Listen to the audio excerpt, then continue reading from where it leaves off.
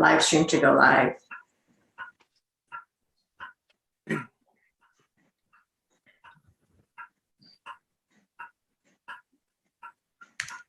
Carolina, did it start?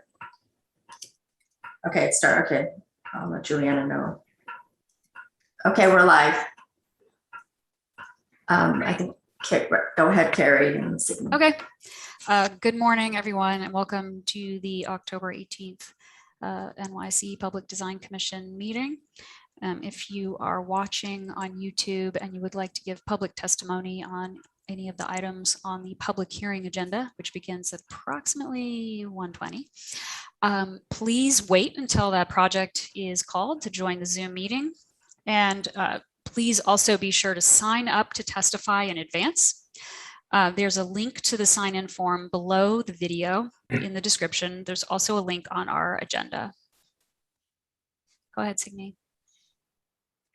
Good morning, everyone. My name is Signe Nielsen. I'm president of the Public Design Commission. We're going to start with a roll call to confirm commissioner attendance. Commissioners, when I call your name, if you could please say here. Phil Ahrens. Here. Lori Hawkinson. Here. Deborah Martin. Here. Karen Keel. Here. Manuel Miranda. Here. Susan Morgenthau. Here. Ethel Sheffer. Here. Meryl Tisch. I think she's rejoining. And Mary Valverde. Here. So we will now commence with the committee meeting. Commissioner Martin and I are both recused from the first item, so we will leave the meeting, and I'm turning it over to Vice President Phil Ahrens. Thank you. I'll be back. Good morning. Thank you, Signe. The first committee item is the construction of a boathouse at Sherman Creek. We will not hear public testimony or vote on this project. We can start the presentation. Thank you, Phil. I'm going to give control to Ryan. Please unmute Sam, Biederman, Rachel, Citron, Katie Riley, and Jim Barnes.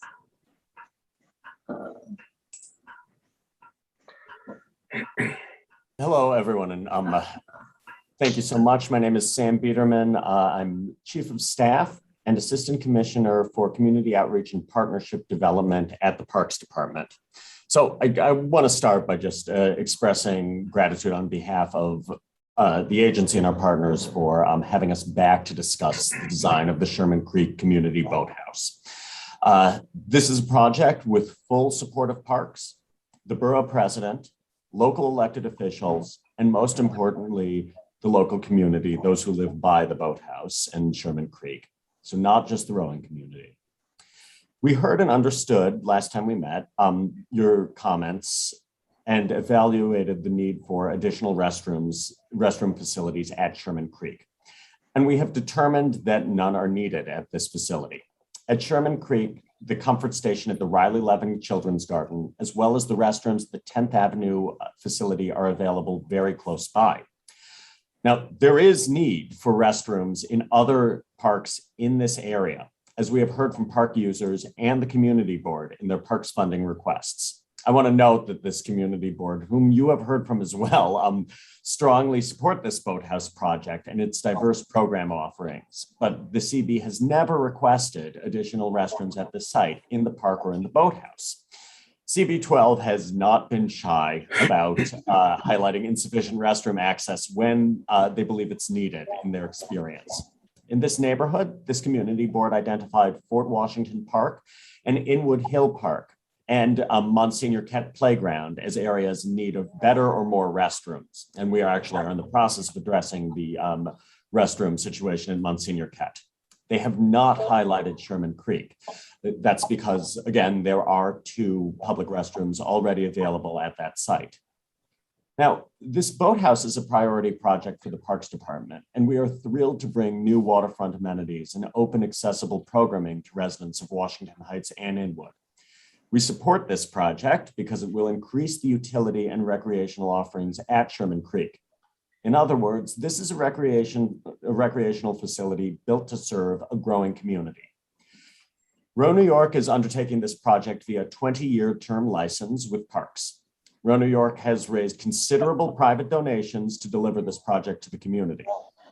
The completed project will be owned by the city, representing a significant private investment in the public amenities of this area. Parks will grant Row New York a small licensed premises of approximately half an acre out of the much larger 15-acre Sherman Creek Park. This is nonprofit funding going towards a fabulous new public building and accessible programming in an area that really needs it. This is an underutilized space as is.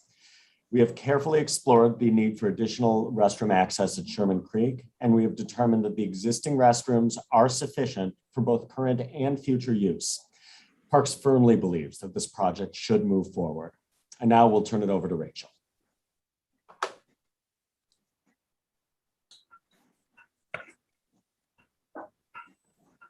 Thank you, Sam. I had a little challenges on unmuting there. I'm Rachel Citron, Executive Director of Row New York. Thank you for having us back to discuss this important project for the community.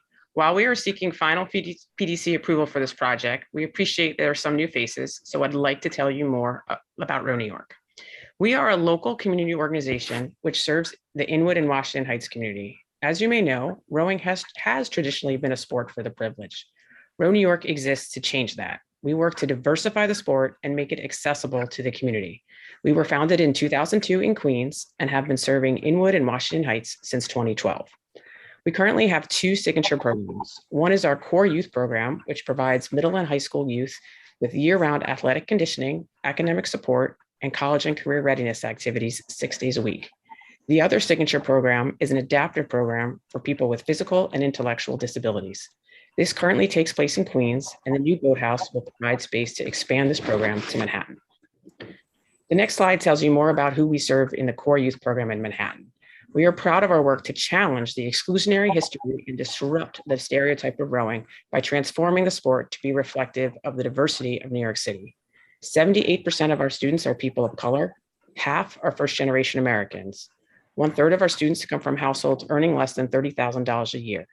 And I have to say, we aren't looking just for the best athletes. 90% of our students have never even participated in a sport. We also know that it's difficult for students to receive college access services at their public schools, so we provide extensive services, including college visits, free SAT classes, and in-depth assistance applying to college, financial aid, and scholarships. You can see on this slide the impact of our program and how successful it is. 100% of our students graduate high school on time, 96% enroll in college as compared to the citywide average of 57%. And I'm also pleased to announce that we have increased our services supporting students in college, and approximately 80% of our students complete college. One of our alumni, Fernando Diaz, is on track to become the first in his family to graduate with a college degree. I wanted to quote his experience in his words, quote, "I am still growing and learning, but I know that if I didn't have a strong foundation from Row New York, I could have ended up on a completely different path."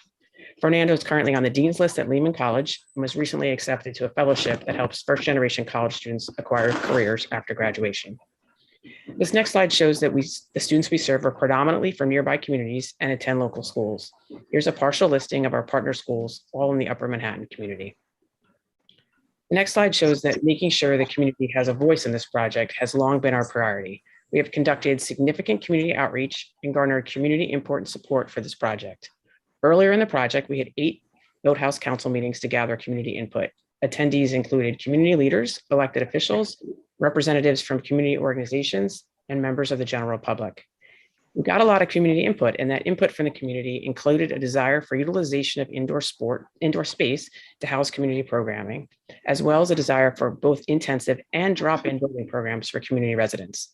We are meeting both of those requests in current facility and programming plans. The project also has letters of support from Community Board 12, Council Member Adonis Rodriguez, Manhattan Borough President Gail Brewer, and Congressman Milano Espaillat. In addition, the project has been allocated city funding by Adonis Rodriguez, Gail Brewer, Council Member Carlina Rivera, the City Council Women's Caucus, and Speaker Corey Johnson.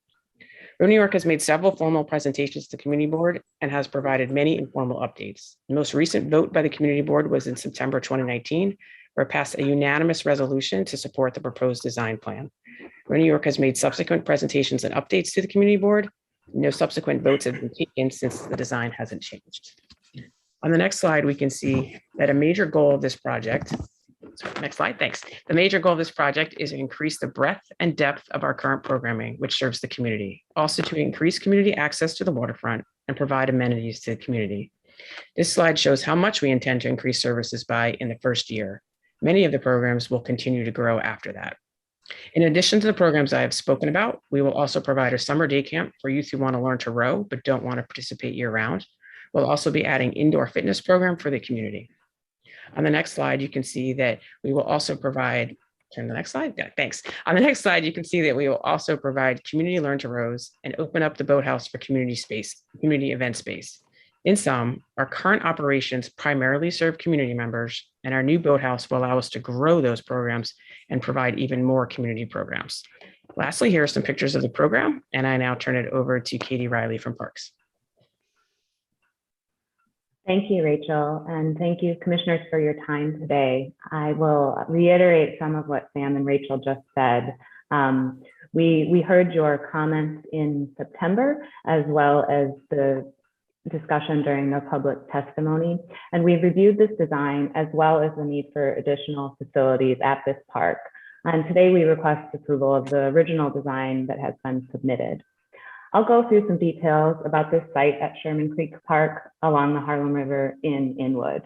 On the screen right now, we can see a view of the site that includes the Sherman Creek Boathouse on the upper right, as well as that apron area going out to the dock access. To the right of the screen is Swindler Cove Park, including a comfort station. The large building in the center of the site is the PS5 school.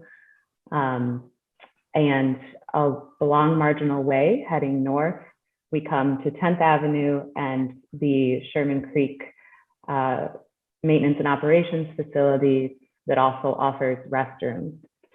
So in our review and study with our teams and the design team for this boathouse, we note that there are no specific metrics that Parks uses for additional restroom facilities. In general, we plan for new restrooms based on park size and use and community interest and requests for funding. There are no requests for restrooms at this location, nor any community lobbying for funding. As has been said, in this neighborhood, the priority for restrooms has been identified in Fort Washington Park near the Discovery Playground and in Inwood Hill Park near the Dyckman Field. The new comfort station at nearby Monsignor Kett Playground will open in late 2023 and is about 5 blocks away from Sherman Creek Park. So we've determined that no additional separate restrooms are needed at this site. We can go to a few slides showing some views of the current site and these facilities. So here we have a view from near the shoreline, and you can see the Riley Levin Children's Garden on the left, the comfort station outline in the center, and the PS5 school. The site of the future boathouse is about 150 feet from the Riley Levin comfort station and the Swindler Cove portion of Sherman Creek. Go to the next slide.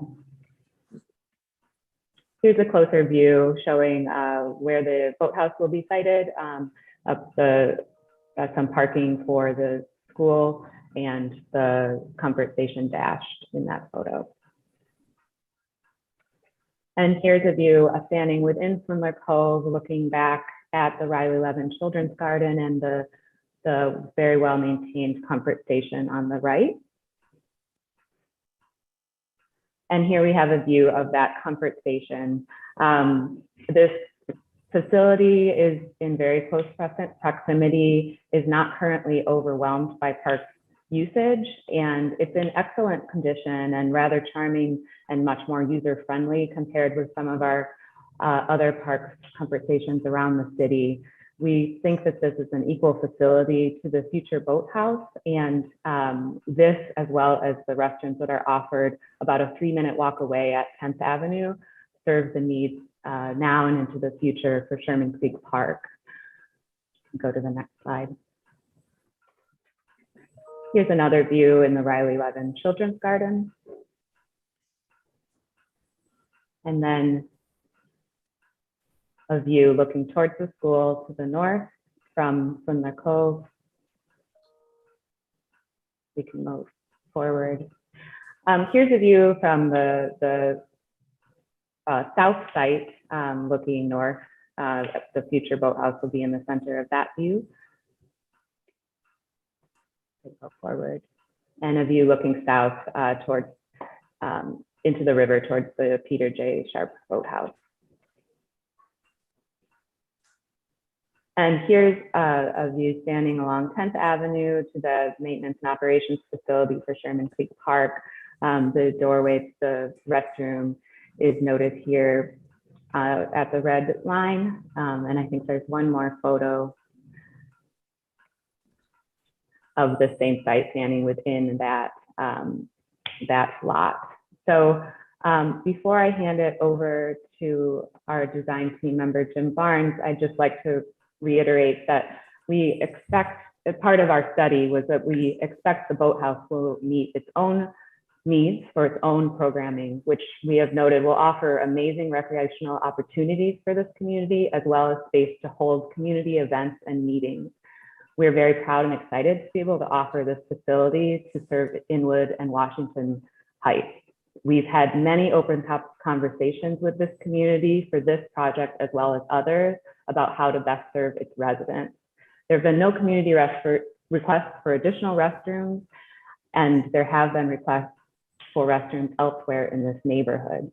As I said, I'll now hand it over to Jim Barnes, who will talk about our study of the boathouse design. So take it away, Jim. Katie, thanks very much. And thank you to the PDC for allowing us to come back and have this further conversation. After our last meeting, we felt it prudent to just explore what it might mean to try and incorporate some restrooms into the existing design facility. I'm just going to walk through the 3 plans of the boathouse and just outline some of the studies that we looked at. The first here is the lower level. As you can see, that there is the workshop bay to the southern side of the plan. Unfortunately, we can't accommodate any restrooms at this level because the whole lower level of the boathouse is designed to flood. And so putting a restroom in here wouldn't be appropriate or indeed allowable by code. So we had to move from this floor and start to study both the mezzanine and the second floor above in terms of potential locations for a public restroom. The next plan, Ryan, if you can move on. So this is the mezzanine floor, which is a very small floor, which houses the small reception and deals with the level change going down, obviously, to the boat bay level and up to the main space on the second floor. Predominantly, that mezzanine floor is overtaken by the mechanical room. So in order to accommodate a public restroom in this space, we would have to remove and relocate the mechanical equipment currently located in this area. It's not a study we've undertaken, but it is something that would take a considerable amount of time and thinking. And the reality is, to make the space for the restroom would mean that the mechanical equipment would have to be housed on the roof of the building because we're unable to move it down into that floodplain level. That in turn is going to significantly change the overall height of the building, that roof elevation, and the look and feel, and indeed the roof line of the canopy as currently designed. So in truth, didn't feel that was particularly appropriate and could have some significant knock-on effects to the overall architecture and planning of the building. The last floor, therefore, that could accommodate the public restroom would be up on that main floor. We have the main public spaces and the spaces to be used by row of the multi-purpose room and the classrooms. And really it was felt that if a public restroom was to be accommodated on this level, it would have to be over on that northern side, the left-hand side of the plan, where you currently see the washrooms and changing rooms for all of the children and users of the boathouse. The first thing to say is this obviously presents quite a sort of safety concern for us. The idea of the children using the restrooms and having the mixing of public coming unsupervised into the boathouse to use a restroom in that same facility. So the only way would be to create a separate public restroom adjoined to that area, which would in turn reduce the size of the changing rooms and the restrooms for the users of the boathouse, which would be unpractical and provide inadequate facilities.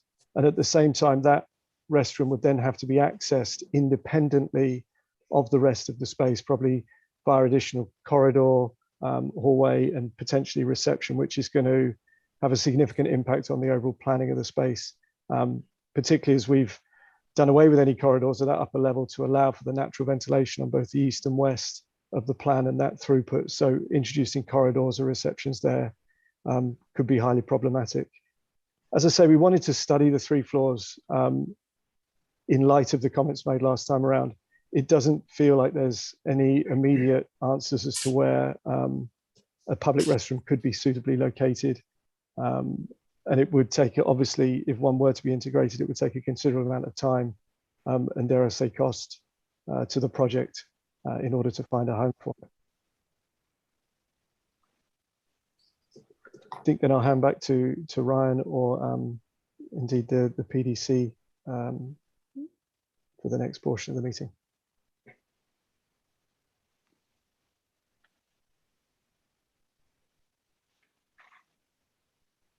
Does that conclude your presentation?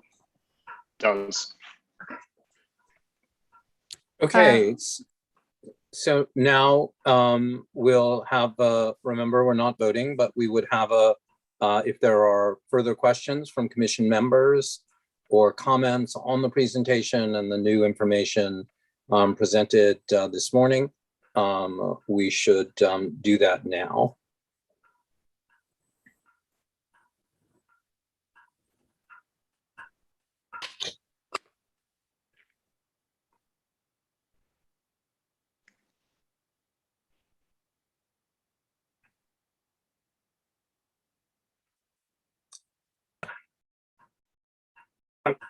I guess I would like to say that I think we're grateful for the thoroughness of the response to the commissioner's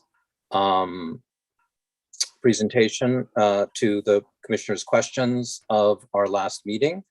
And certainly the new information that's presented, both in terms of demand and feasibility. And obviously, we never questioned under any circumstances the important and valuable mission being presented by Row New York. So I think that's been very helpful. Are there any other questions from or comments from commissioners?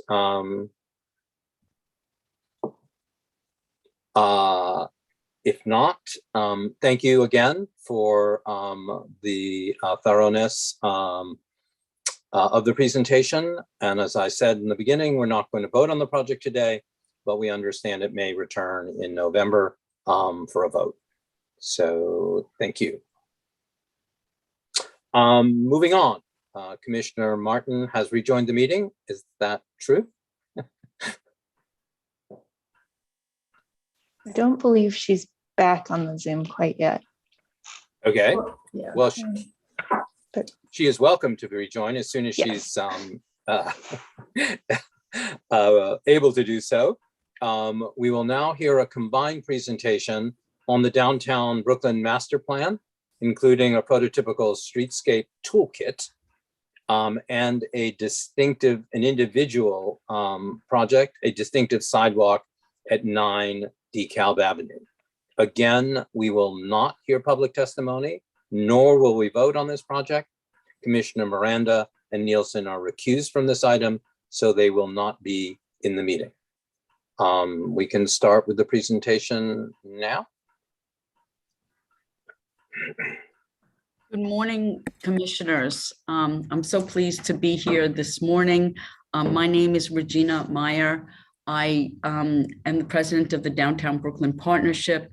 We had the pleasure of meeting on some early work we did last year and received great feedback from you. And today we're here on a much larger overall plan. I'm looking forward to discussing this with you.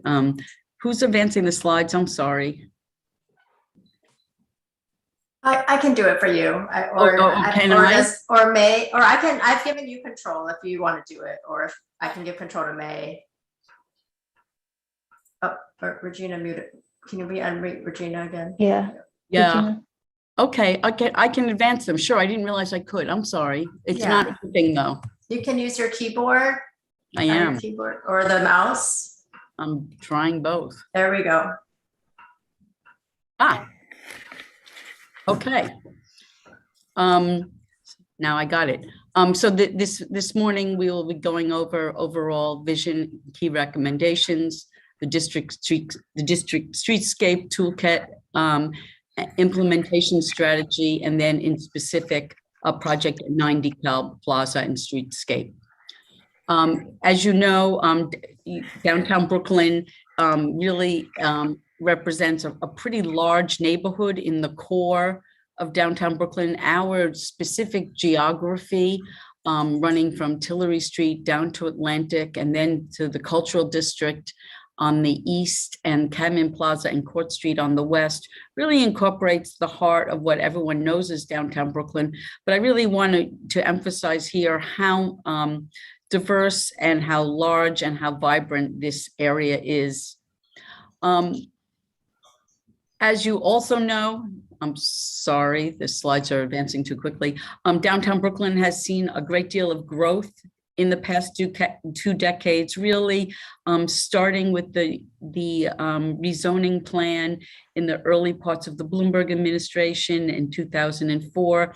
That set the stage for a good deal of residential and commercial redevelopment in the core of downtown Brooklyn, primarily south of the Metro-Tech area, in the cultural area, and along Skimmerhorn and Livingston streets.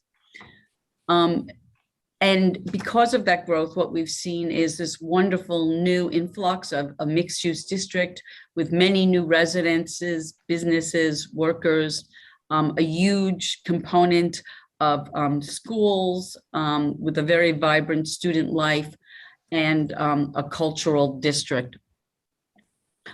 Just in the past decade, we've seen a 24% increase in population, 20% or nearly 20% increase in new businesses, and 16% increase in new jobs. But as much as the city has worked to improve downtown Brooklyn, especially along the arterials, and you all have seen all the great work on Flatbush Avenue up to Tillery Street onto the Brooklyn Bridge, we've still believe that there's a lack of green space, there's multimodal conflict and congestion, narrow and substandard sidewalks, disorienting street grids, and inconsistent streetscape design. And this really is vestigial of a area that developed really and had a heyday in the post-war era.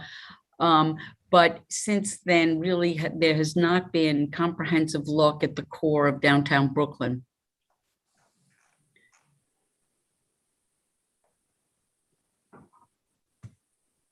I'm still having trouble with my slides, I'm sorry. Oh. No, went the wrong way.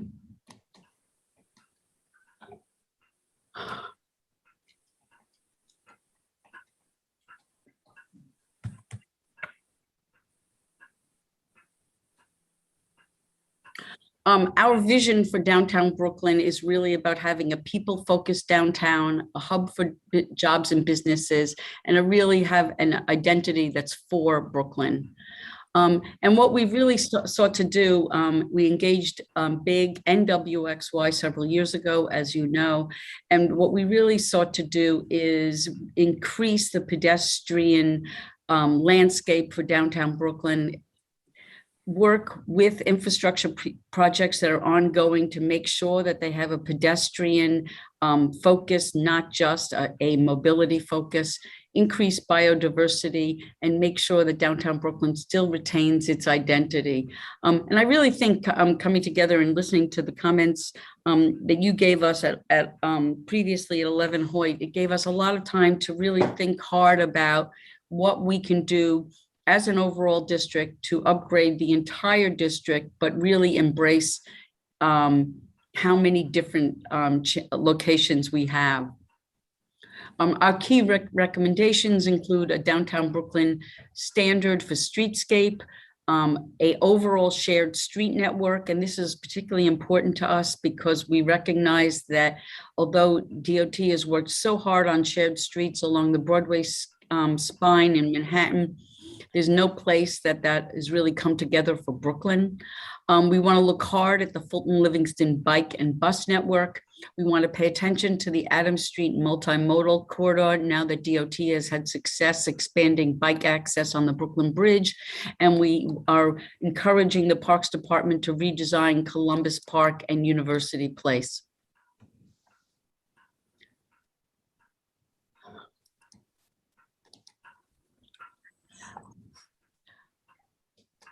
The action, I went wrong way again, oh golly.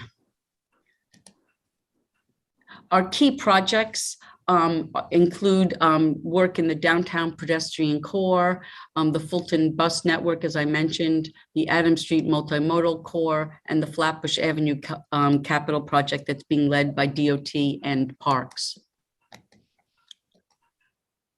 The shared street network that we are seeking to promote with our work with DOT takes the neighborhood that has many, many narrow and substandard sidewalks. You see that on the image on the right in red. And what we do seek to do is expand the sidewalks in nearly every location south of Metrotech down to Livingston Street by improving each sidewalk and enlarging them where we can. We also want to improve the bike network. Largely, the bike network has succeeded only north-south to the Brooklyn Bridge and the Manhattan Bridge, and want to pay particular attention to east-west connections in downtown Brooklyn to connect neighborhoods. In terms of the bus network, we're working with DOT and New York City Transit to improve the bus network that primarily focuses on Fulton Street now, and have a smarter bus network that uses Fulton Street and Livingston Street to be more efficient. In terms of this comment, what does infrastructure for people really mean? And that really means is that as we look at things like protected bike lanes, we want to make sure those include connections up and down Adams Street, new westbound bike lanes on Fulton Street, which are already used illegally as a major desire lane, Fulton Street, and buses to be reorganized, and improvements that work together. In terms of biodiversity, there's huge gaps in the tree network, mostly because of underground infrastructure. What we're seeking to do is plant 1,000 new trees in the core of downtown Brooklyn. And as you know, and you'll hear later in the presentation, a good deal of those do need to be in planters in order to be accommodated. We are using in-ground planters, above-ground planters, rain gardens and bioswales, and green walls and facades as ways to green downtown Brooklyn.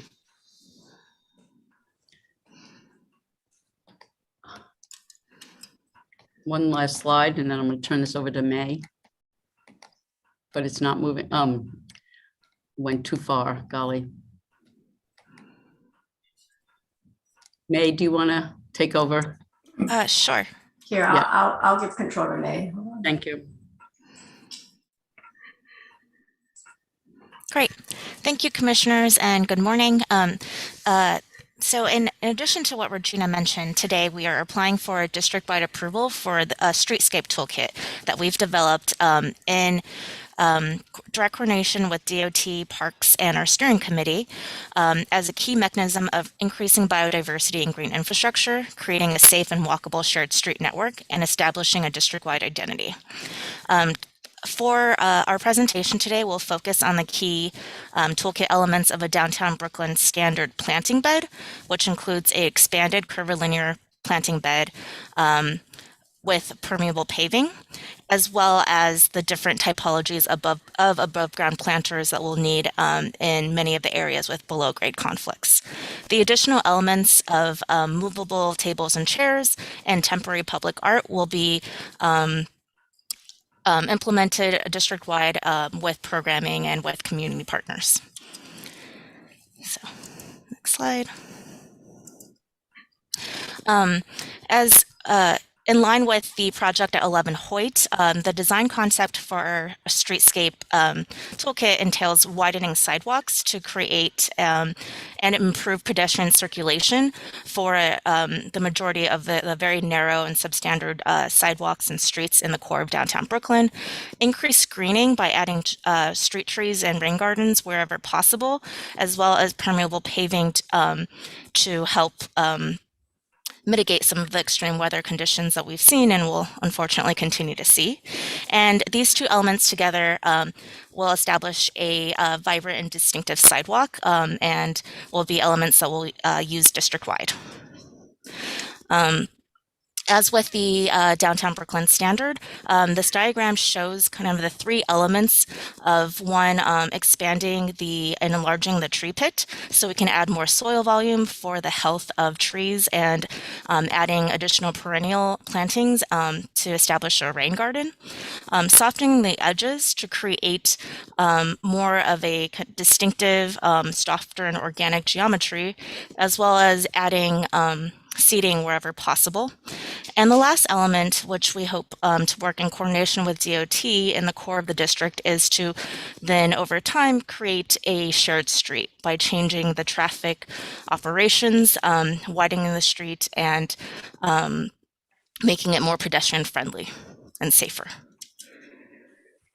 The downtown Brooklyn standard includes a variety of materials that we've looked at closely with our design team.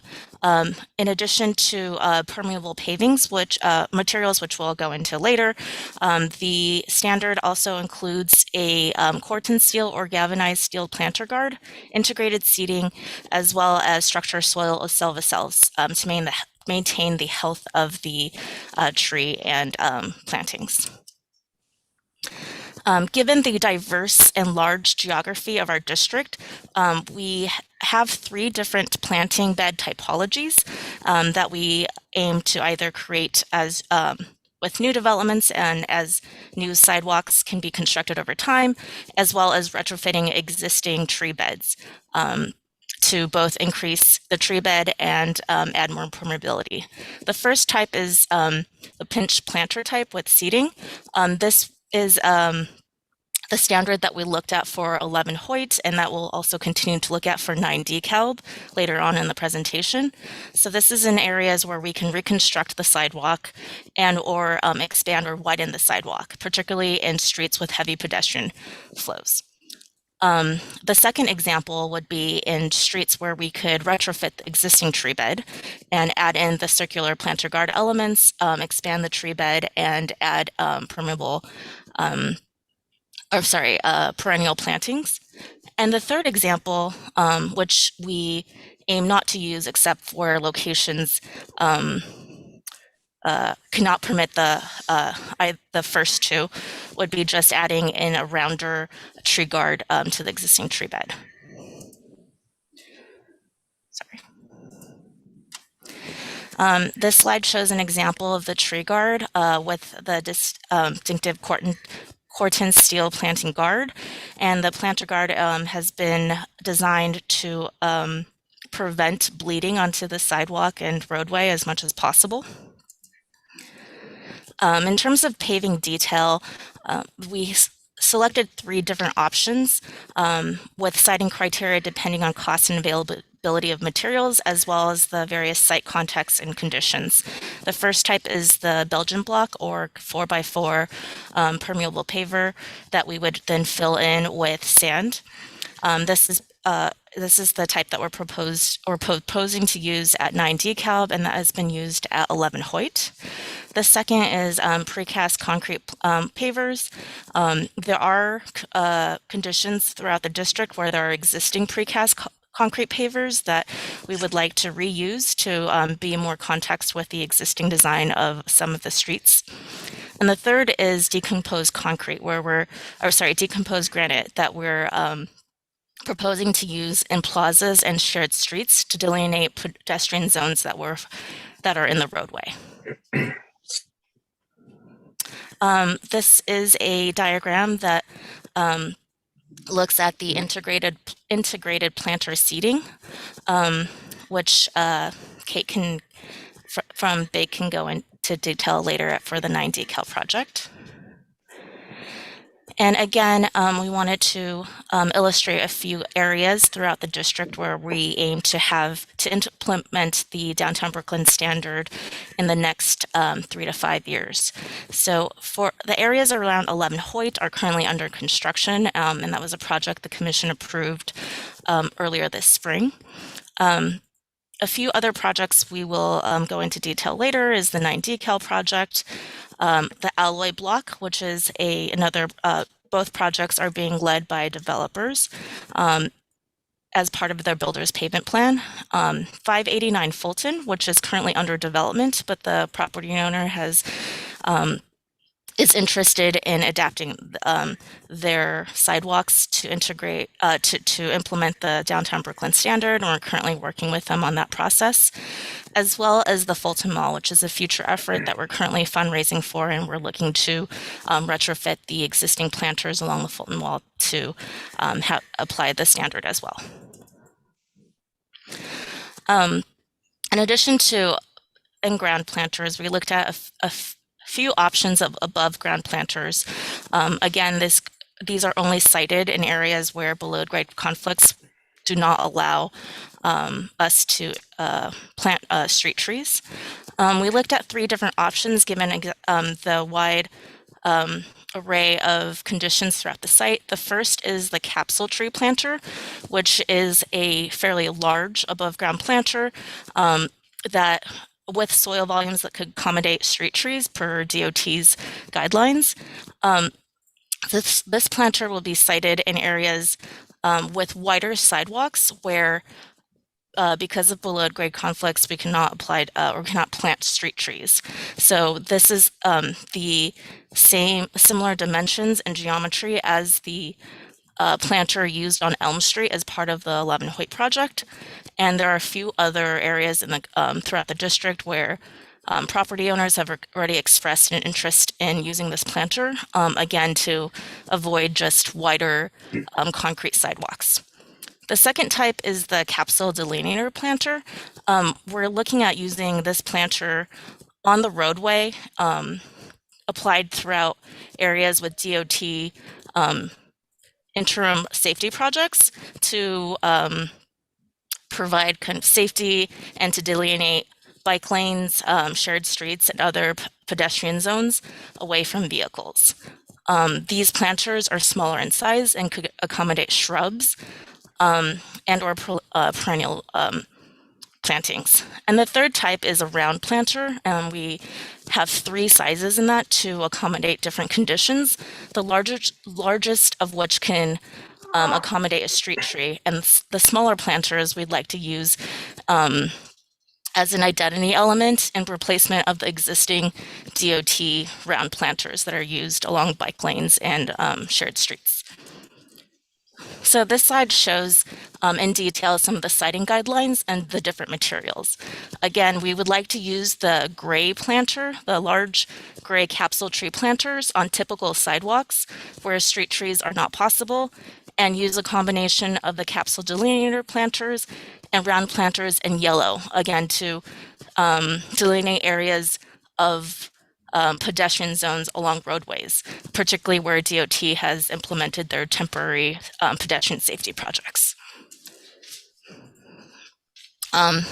This shows two different examples of how we can apply those different geometries and sizes.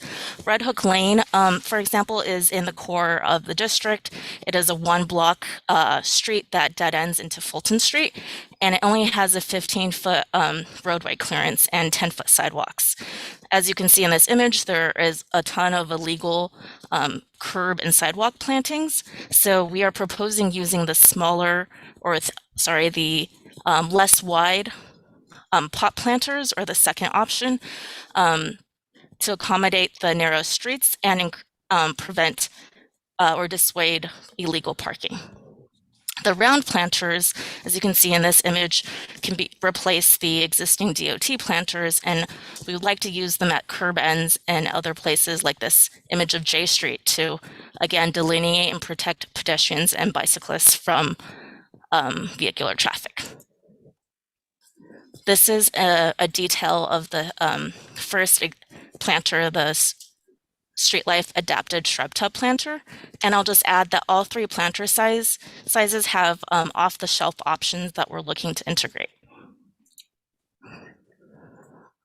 So this image indicates areas where we would like to apply the different planters. Again, blue is used to indicate planters that are movable, that are used to protect pedestrian safety zones, particularly along DOT interim projects. And then the orange, again, would be used in areas where there are wider sidewalks, but below-grade conflicts prevent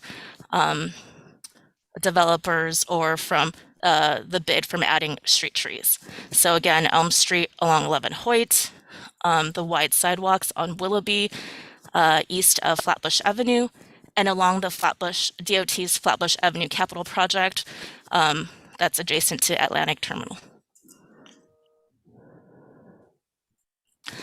So briefly going into our implementation strategy.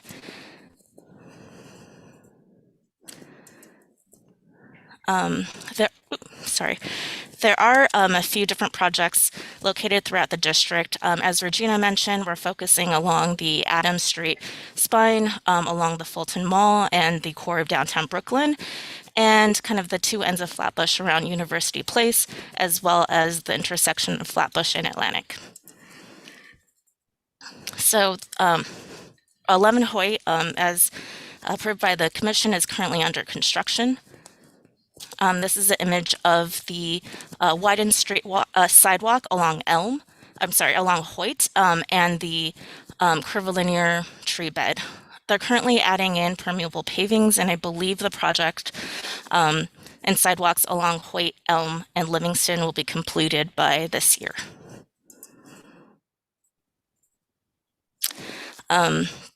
This is a rendering of 9 DeKalb and Fleet Street, where we'd like to add additional plantings, both in ground and above ground, and I'll let Kate Sella speak more to that in a minute. Along Flatbush Avenue in the Alloy Block, this is a conceptual sketch that we're still working with the property owners and with DOT to refine, but this gives you a sense of the permeable pavings, the above ground and ground trees, and using similar elements. And then the second type of project would be the shared streets that the bids are working with DOT to implement using DOT operational or expense funding. And this is an example of that on Elm Street, on Pearl Street, where we would like to define the pedestrian zones of the shared street a little bit more and expand the shared street down to Pearl Street. And an image of the Atlantic or the Flatbush Capital Project, which DOT has secured funding for and is in the process of sharing the scope with DDC. So similar to the toolkit used district-wide, we're proposing that the city add above ground planters and use the similar design elements in their Hanson Ashland Place Capital Shared Street. So for future efforts, these are projects that we're currently fundraising for, both with DOT and for city capital or expense funding, as well as advocating to our bids and other private sources for funding. This is an image referring to retrofitting the existing tree beds on the Fulton Mall with the downtown Brooklyn standard, and reevaluating or redesigning the bus loop and the current bus route along Fulton Street to accommodate bikes. The Adams Street Capital Project is also one that we're advocating for, and we're proposing that to complement DOT's recent efforts of adding the bike lane along the Brooklyn Bridge, that we extend the bike lane from Tillery down to Joralemon and adding kind of a green median to better serve the commuters to and from Manhattan. Lastly, as Regina mentioned, we have some concept sketches that illustrates kind of the design potential of future investment at University Place to add more greening and more programming in this park's property, as well as opportunities to redesign and upgrade Columbus Park. Again, these are illustrative images that would still need further design development and approvals from the Parks Department, but we're hoping that these can inspire parks and other city stakeholders in reevaluating these really important public spaces. And now I'll hand it over to Kate Sella to speak to 9 DeKalb. And Kate, I gave you control. Yes, great. Thank you. Thank you for having us here today to talk about 9 DeKalb. Well, okay, here we go.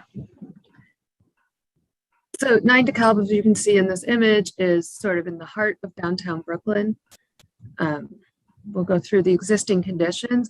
It's sited between Fleet Street, adjacent to Albee Square, as well as DeKalb and Flatbush Avenue. So these are existing pictures of DeKalb from Albee Square and also from Junior's at the corner of Flatbush Avenue. Junior's is outside of the project scope. These are existing pictures of Fleet Street, which you can see has suffers a little bit from the construction fence. And also at the corner closer to Flatbush serves as loading for both City Point as well as 9 DeKalb in the future. So it's a very busy loading area at the end of this existing pedestrian street. These are existing pictures of Albee Square. So Albee Square currently has these great little pockets defined by curvilinear benches and movable seating. So we're really trying to build on that existing design. This is just an overview of the distinctive sidewalks surrounding City Point, sort of with the distinctive concrete scoring as well as color in the existing permeable pavers.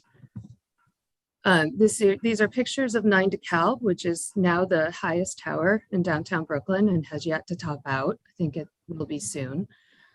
So it's very, you really do notice this in the skyline now. And it also incorporates, the tower on the ground floor incorporates Dime Savings, which is a landmarked building, both interior and exterior, and is a future sort of F&B retail space.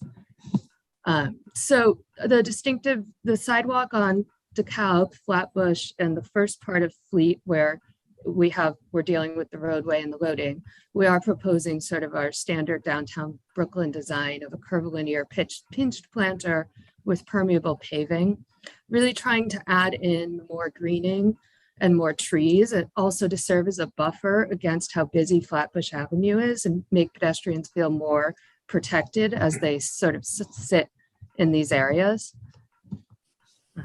And then Fleet Street, as I mentioned, is the existing sort of pedestrian street. And currently the existing trees are sort of in LA. They frame the sides of the street and truly really draw your eye towards the loading beyond by Flatbush. So we're really trying to build on the existing design of Albee Square and activate the front of Dime Saving, which faces Albee Square.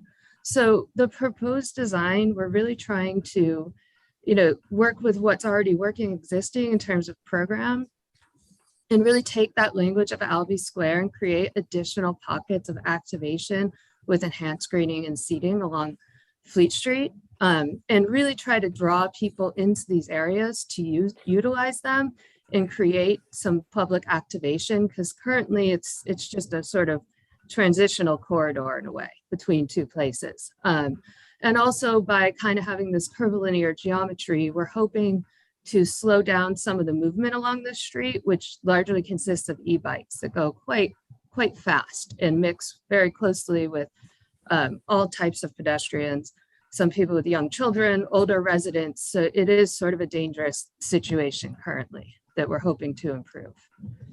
And then also we are dealing with the sewer main. So we're trying to provide a really increased tree canopy. And in certain areas, we do have to do it in raised planters because of the existing sewer below. So really trying to work with permeable materials of a stabilized decomposed granite that would match the concrete, raised movable planters for trees, and movable seating. And as many in-ground trees as we can sort of manage. So this is the existing plan where you can kind of see Fleet Street is a little bit of a mismatch of where sort of how this paving meets each other. So in our design, we're really proposing to increase the seating areas, extend Albee Square up, resolve the paving so it all seems sort of seamless and goes together from the plaza all the way to the loading areas on Fleet Street. And as well, trying to take the existing trees along DeKalb and really enhance that understory planting to sort of create more opportunities to capture storm runoff, since that's increasingly becoming a problem. And as well, add in more trees on Flatbush and enhanced greening to just make it feel safer from a pedestrian point of view, as if there's a separation from the very busy roadway. So this is just an overview of sort of the planting strategy, where we're adding new trees in either the types of trees, the full shade planting versus the part sun planting. So we really have studied this. And we're also quite excited to add a large amount of in-ground trees in front of Dime Savings, which is a very sort of sunny area. And there are a lot of umbrellas there currently. So we're hoping the tree canopy can reduce that heat island effect and kind of provide a more natural green setting. So this is an enlargement plan of Fleet Street, kind of showing you this curvilinear design and how people could potentially inhabit it. We're really trying to keep all of our sight lines open, as well as plenty of circulation for pedestrians. So we're not creating any additional pinch points or difficult movement through the space. We do have an idea to kind of look at catenary lighting on this street. Since it is a pedestrian street, we wanted to kind of do something to enhance the lighting. Right now, the lighting quality, granted some of the pedestrian lights are out of service due to construction, but it does feel dark at night. So we're trying to look to enhance that as well. So these are sections through DeKalb, Fleet Street, and Flatbush Avenue, sort of showing that we are trying to sort of have good landscape practices, use silvacells, and really target a tree life of 50 to 70 years, as opposed to the standard more 7 to 10 years. And these are views. This is a view from Dime Saving looking out into Albee Square. So everything in the background is already existing. It's the existing trees, the existing seating and planting. So we're really trying to kind of seamlessly extend Albee Square to the doors of Dime Savings, so it all feels like one continuous public space.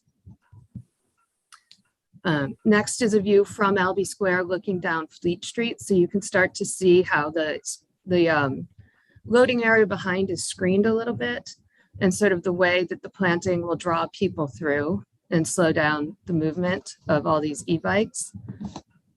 And then this is from basically the loading dock is behind you in this view, looking back towards Albee Square. So trying to add in raised planters for additional tree canopy and also for some additional sort of color and greening.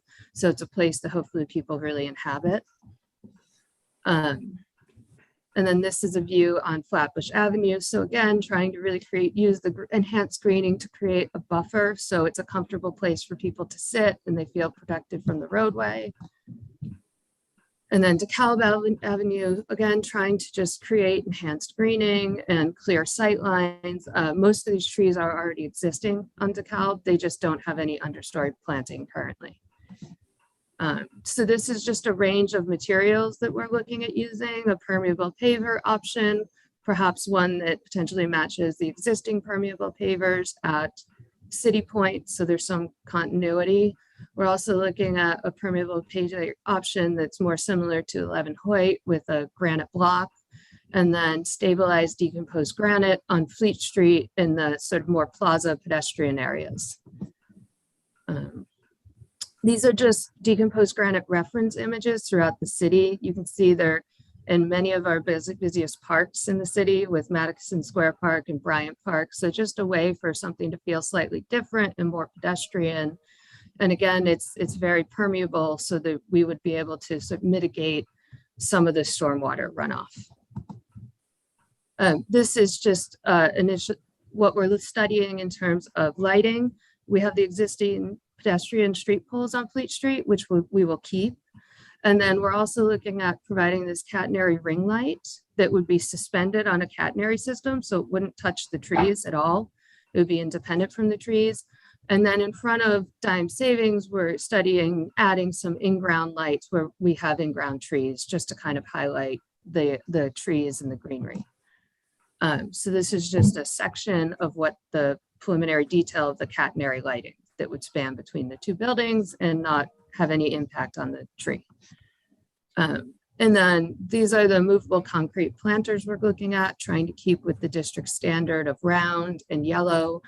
And then the planter guard with the integrated bench. This is also something we presented on 11 Hoyt.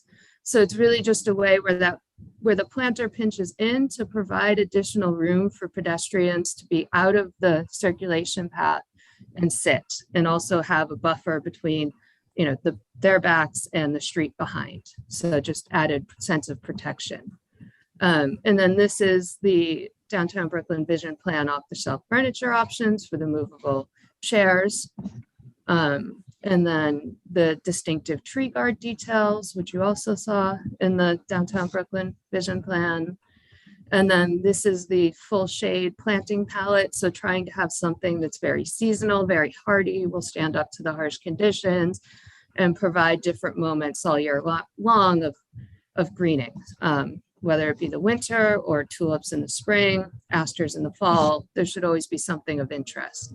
And then this is the part sun, part shade palette, which complements the full shades, the same idea of having this, all year round interest of some sort in the planters. And again, the trees as well. So that's the end of the presentation. Thank you very much for having us here today.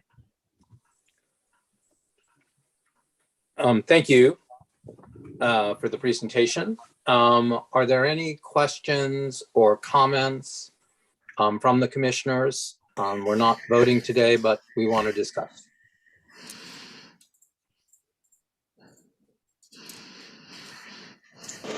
I have a comment. Hi, it's Lori Hawkinson. I have a comment about the at 9 DeKalb at the Dime Savings Bank, if I'm understanding it correctly.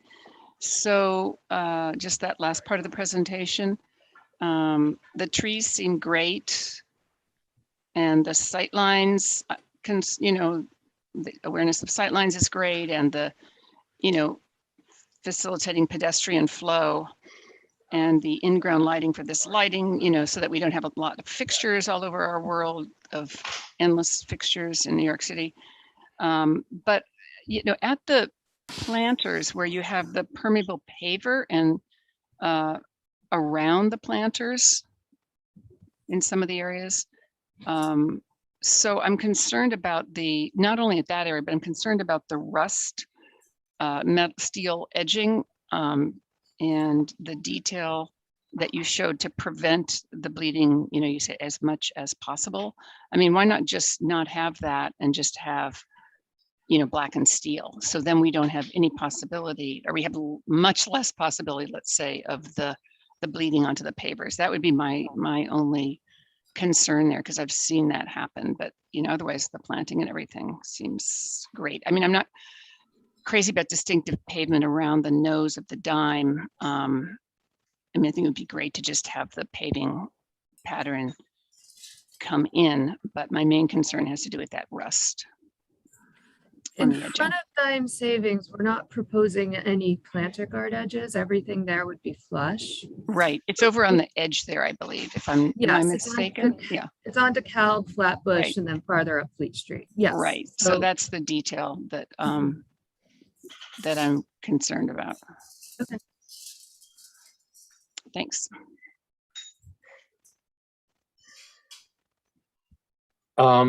Any other comments, questions from commissioners? I do have a question, Phil.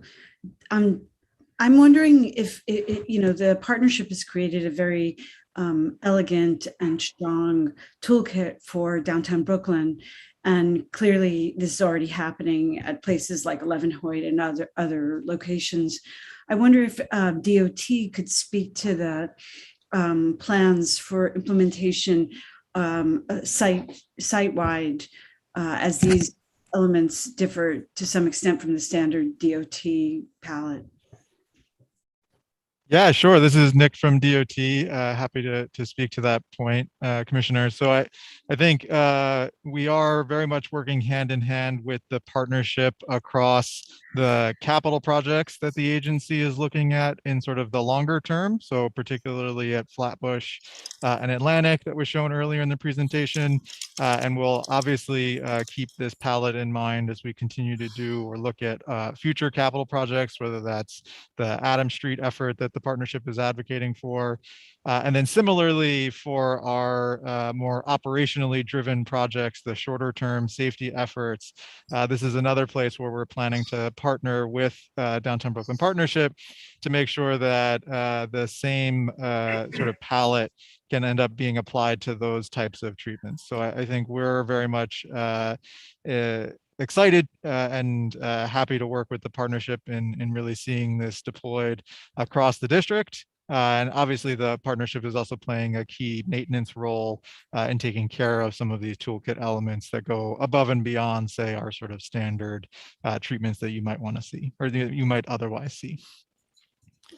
So does that mean that if some of these elements get implemented by DOT, that DOT would be looking for the partnership to maintain in an unusual arrangement that DOT would not maintain? Generally, yes, and that is a pretty typical arrangement for where we have business improvement districts as our partners. So again, we as the city can implement it from a capital perspective, or in even some cases operationally, and then we would rely on the partnership to take care of those elements throughout the district moving forward.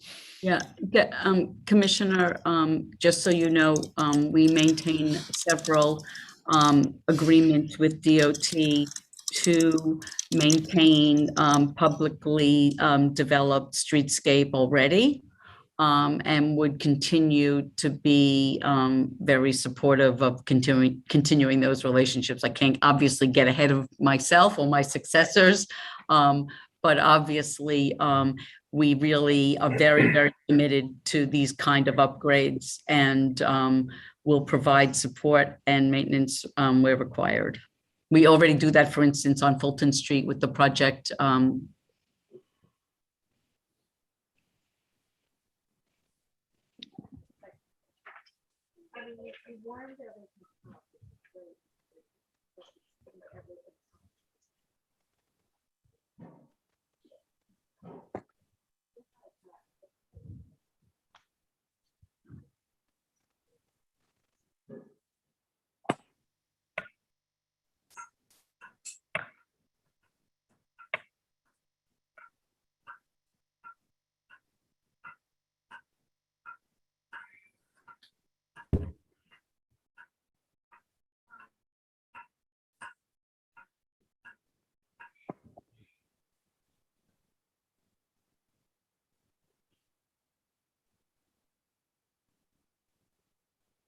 Are there any other questions? Not for me. Thank you. Are there any other questions from any of the other commissioners? Okay, Thank you for that comprehensive presentation. We appreciate it. Now President Nielsen and Commissioner Miranda will or have rejoined the meeting. And President Nielsen will now chair the remainder of the meeting. Jenna and Carolyn, can you admit Signe and Manuel?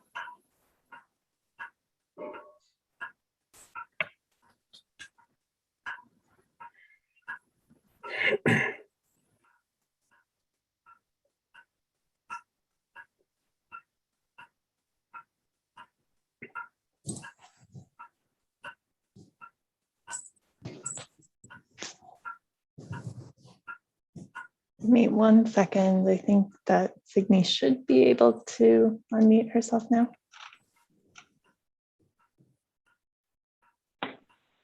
Hello. Thank you. Let me put myself on video here. So thank you. Next on the agenda is the reconstruction of an esplanade at the Battery as part of the Lower Manhattan Coastal Resilience Plan. We will not be hearing public testimony or vote on this project. So presenters, please feel free to begin.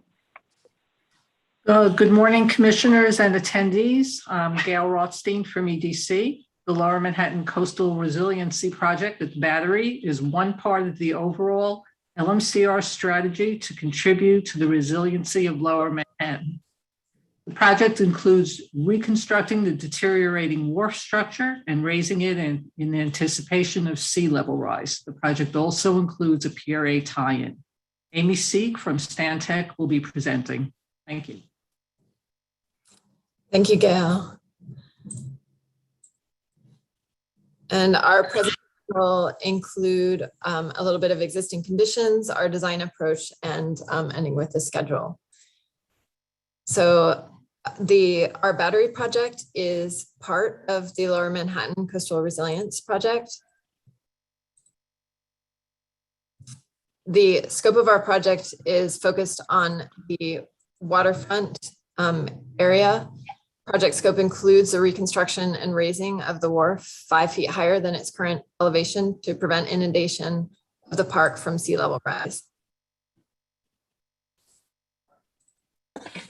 Since we're being coordinated with adjacent resilience projects, the wharf elevation at +11, which is shown in green, provides a first layer of protection right at the waterfront from 2100 sea level rise, while projects east and west of ours, shown in pink and blue, are considering 100-year storm surge and protection of properties further inland, making those design elevations much higher.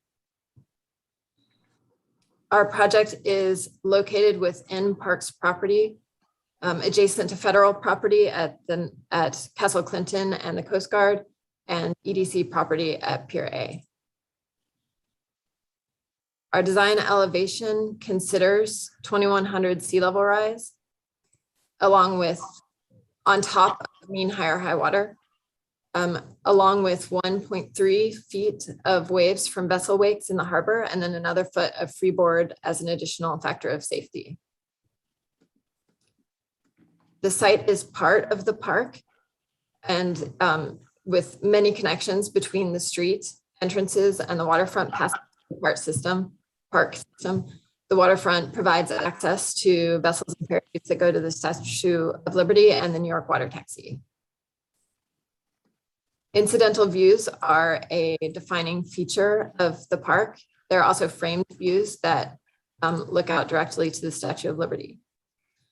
The park is full of artworks and memorials, but within our site area, we have the Gardens of Remembrance, shown here in pink, the river that flows 2 ways, which is an artwork within the Sea Rail, the East Coast Memorial here in blue, and the American Merchant Mariners Memorial. Castle Clinton is not within our site area, but we're still considering potential impacts to that landmark. This diagram is showing the existing conditions. The wharf currently sits 2.5 feet lower than the park, accessed by stairs, ramps, and sloped walkways. The Gardens of Remembrance sit at the high point of the park, overlooking the lower wharf, allowing for views of the water over the vessel activity. Vessel operations occupy the slips along the west part of the site with the view at the Battery Restaurant at the east end of the wharf. In our proposed conceptual plan, the wharf now will sit 2.5 feet higher than the park. And we've added ramps shown in yellow alongside every set of stairs to increase universal accessibility. The Gardens of Remembrance still sit at the high point of the waterfront, but there's no longer a significant grade difference above activity on the wharf. Vessel operations remain at the waterfront.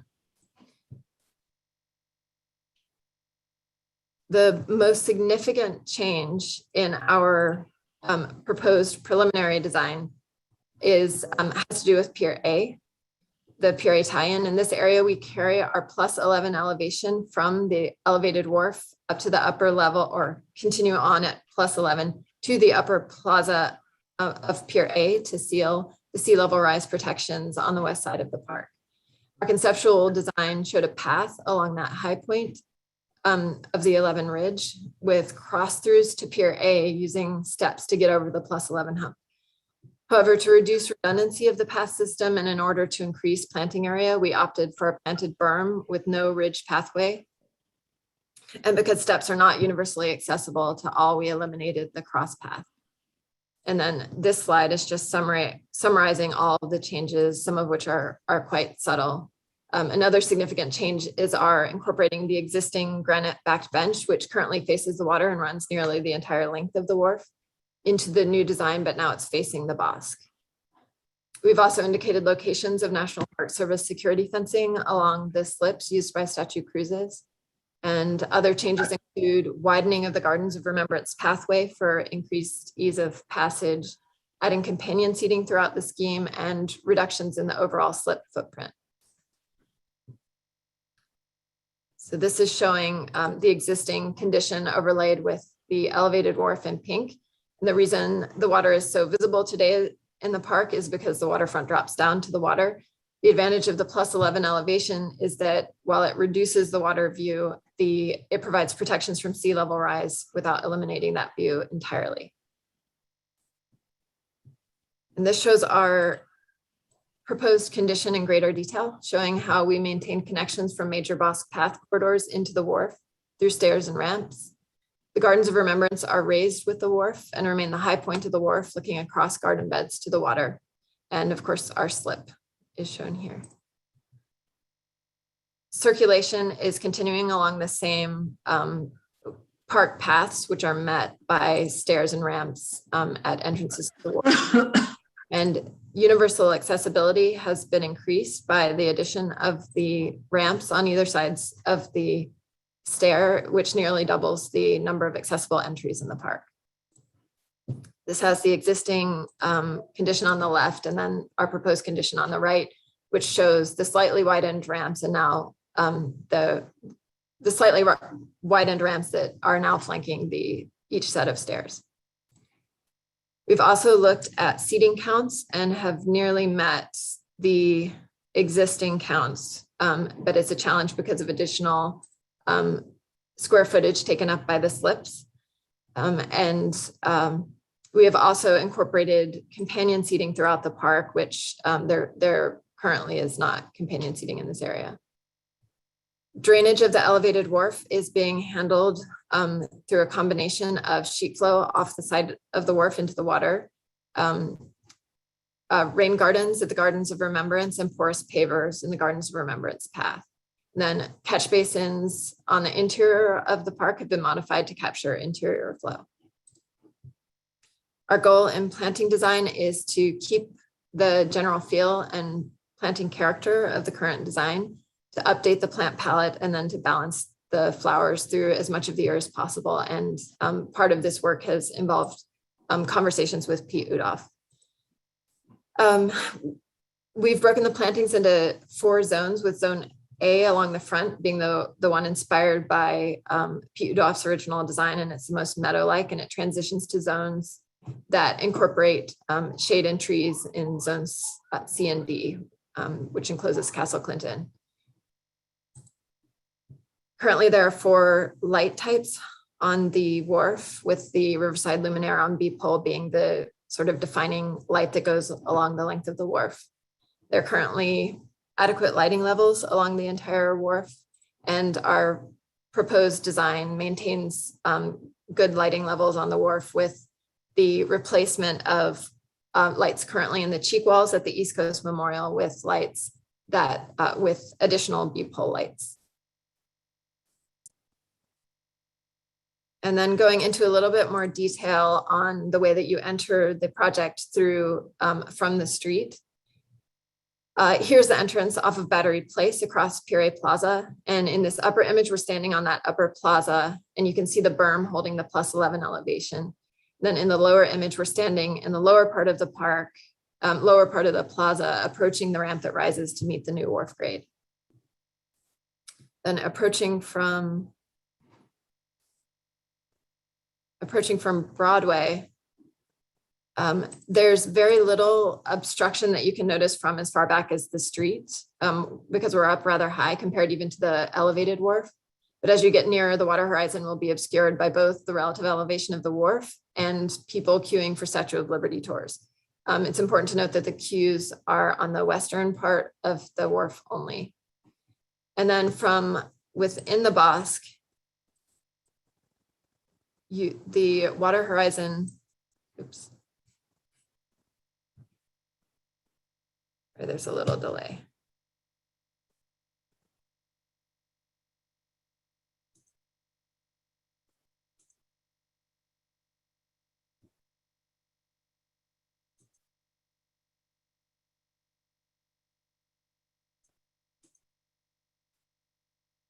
Okay, from within the Bosque, it will be possible to still, from standing, see the water horizon.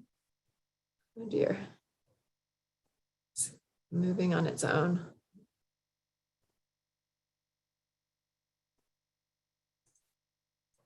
So it will still be possible. I think it's going to go to the right slide here in a second.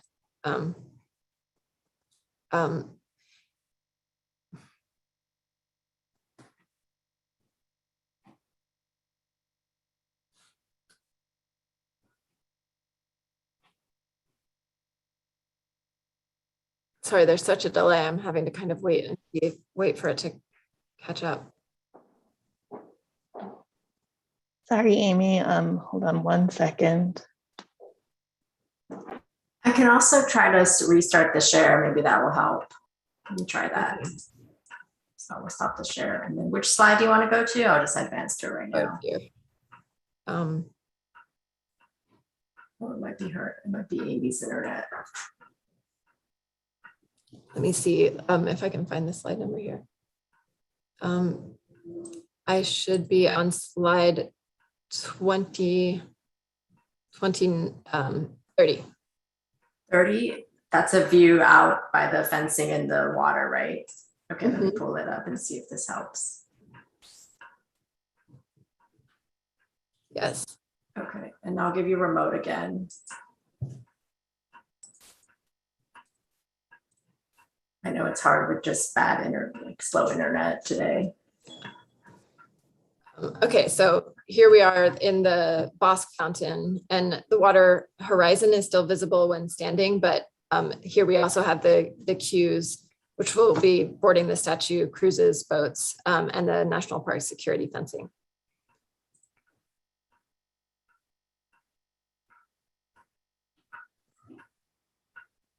Okay. Here we are in the Gardens of Remembrance pathway, which runs along the high point of the elevated wharf. It's a continuous path in keeping with the concept of that path as remembering a coastal past of the New York waterfront. And we're showing also the reintegration of a range of granite details at the front of the wharf. And standing within the Bosque here, you can see that granite backed bench, which we've reincorporated from the front of the wharf to the back of the wharf, along with companion seats, which we've integrated into that design. Then entering from the street again, visual obstructions entering the park from State Street are noticeable only when getting closer to the water's edge. And here are sloped pathways provided up to the wharf, and the water is visible through the sea rail. And on this end of the wharf, there will be no queues or fencing to obstruct the view. From the East Coast Memorial, the water and the Statue of Liberty will remain quite visible. Our C-rail design takes from the existing C-rail design with a bollard in the center flanked by 2 artwork panels. We have closed gaps that are larger than 4 inches and are utilizing a vertical picket design for greater durability. We intend to reuse as much as possible of the wood top rail. And so this is showing in magenta the reused wood top rail along the waterfront. And then on the insets, that will be metal top rail.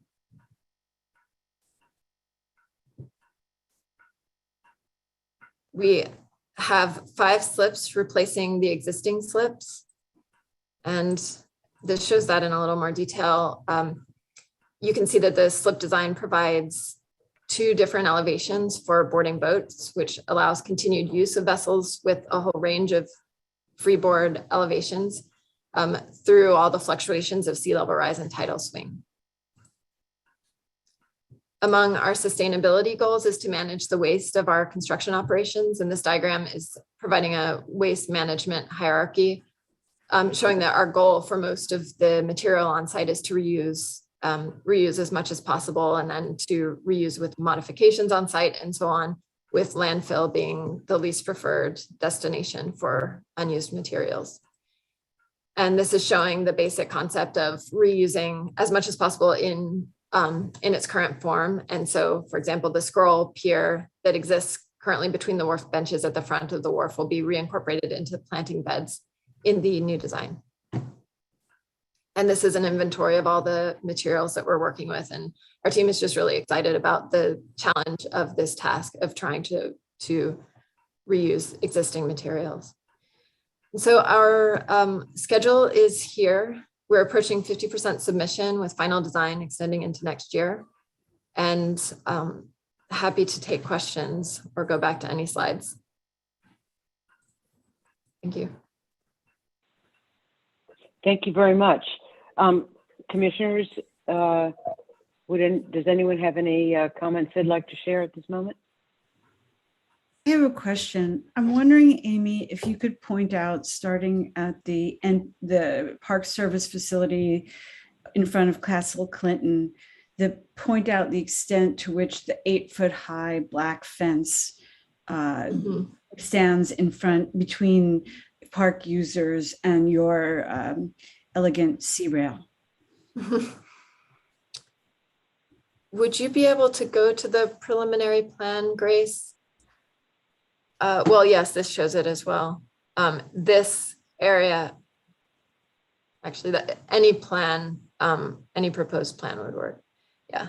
So this is showing those 8-foot. These blue lines are showing the extent of that.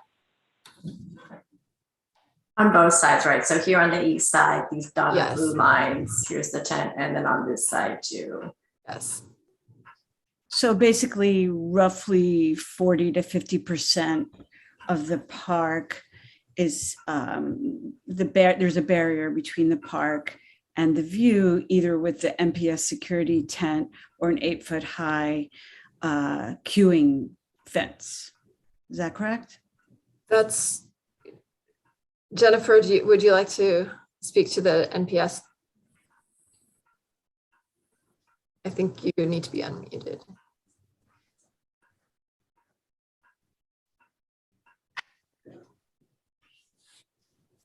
Grace, could Jennifer? Okay, then now I'm unmuted. Thank you.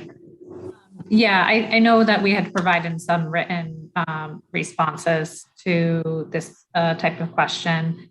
I just wanted to reiterate that the NPS security components are not actually part of this project. We're just reflecting them on the plans to show you how they will be situated on the future site. The project at hand is to replace the wharf and provide a tie-in on either end of the wharf. But the National Park Service security measures are, they have a screening tent there now, as you are most likely aware. And what we have shown here is what they have indicated would be required. We are trying to provide as much accessibility to the public on the wharf as possible. Amy, could you go to that drawing that shows the standoff requirements? Try to point you to the. I'll try to point you to the slide, Grace. Excuse me, Jennifer, are you with the, can you just say what your? Oh, yes, sorry, I'm with EDC. I just realized it's not on my tag. I'm managing this project for EDC along with Stephen Nelson and on behalf of the Park Service. I'm sorry, on behalf of New York City Parks. Thank you.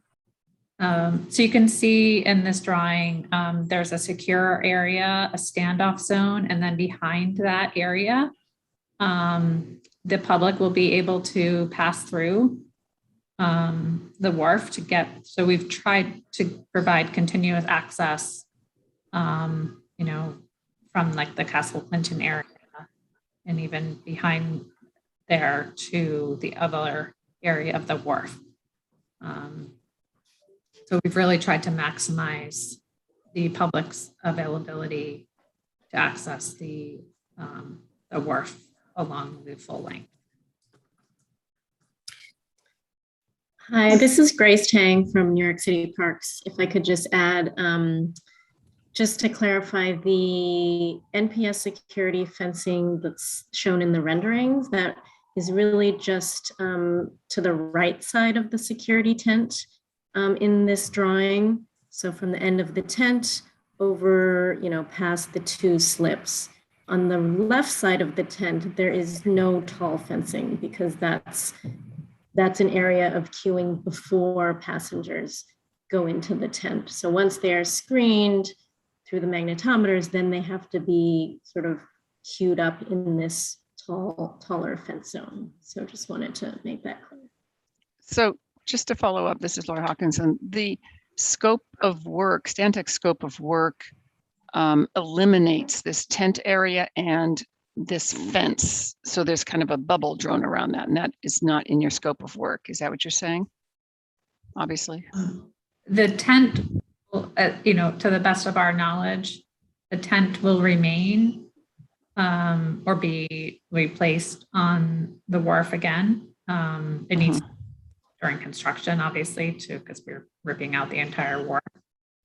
But what we're saying is that is not the scope of this project. That work is being done by the National Park Service. Right, but it's this elephant in the room right now because it's this gigantic, ugly. It's an existing condition, right? That we can't do anything about. So I assume I'm preaching to the converted here, but what can we together do to reach out to the National Park Service to reconsider this tent? If it has to be temporary, could it be somebody design a prefabricated or a temporary pavilion? You've taken so much care with this whole area, both the Parks Department, the Battery, everybody, obviously, and the designers here.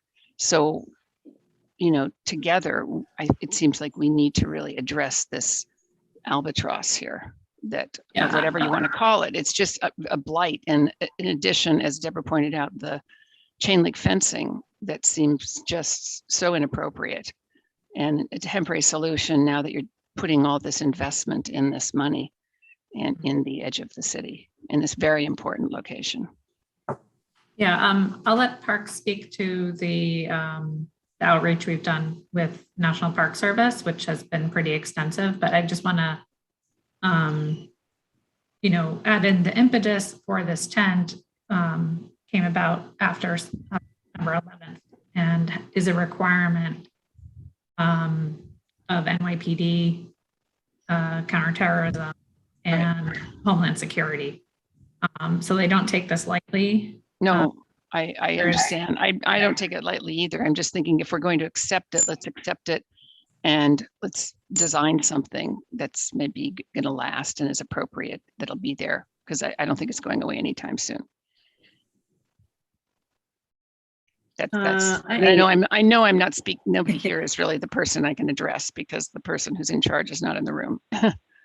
I can just add, this is Grace again from Parks. I can add that we have, as Jennifer mentioned, we've been coordinating really closely with NPS. We just had a meeting with them last week. They have consultants on board to look at both sort of temporarily relocating it during construction and shifting it back to its current location. So they have designers on their team. We're working very closely with them.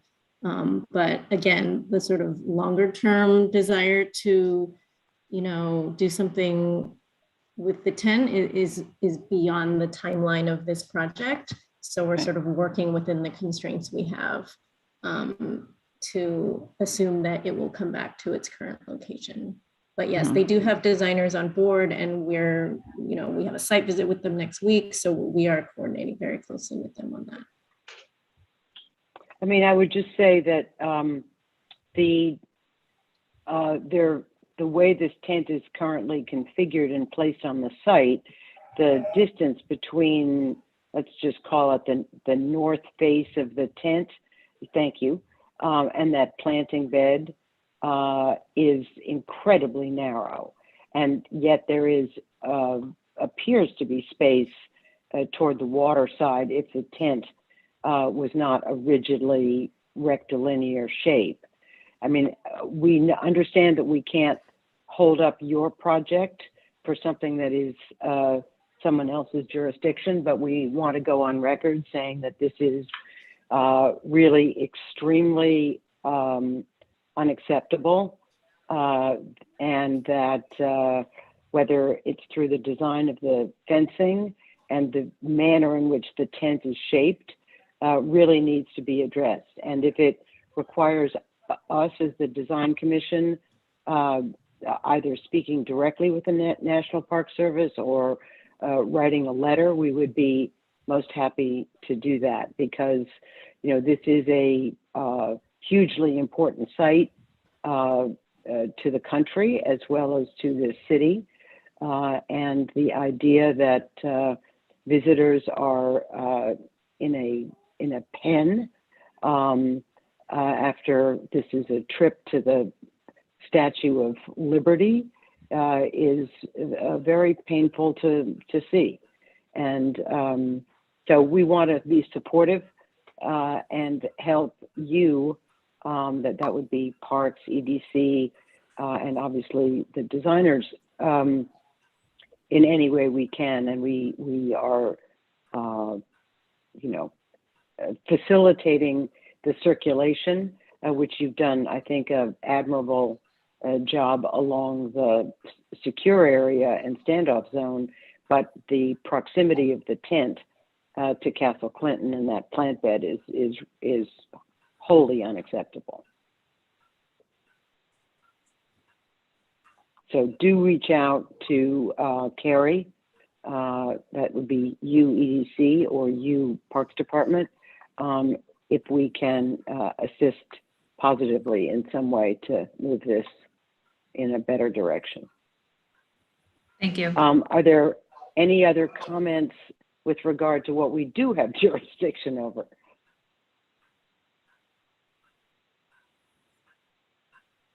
I mean, I'll just say I think that you have made great efforts to make this, as you have stated, more accessible, and I'm very pleased to see the seriousness with which you've taken the reuse of materials, and so you are to be commended for that for sure. Any other comments from any commissioners?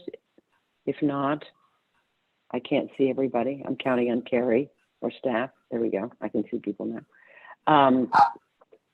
So thank you very much. And again, do let us know how we can be helpful.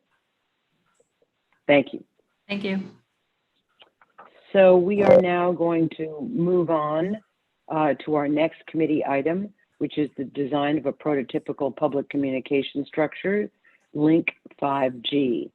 Commissioner Tisch is recused from this item and she will leave the meeting. And again, a reminder, we will not be hearing public testimony or vote for this project. So please feel free to begin the presentation. Thank you. Thank you. Good morning, President Nielsen, commissioners and staff.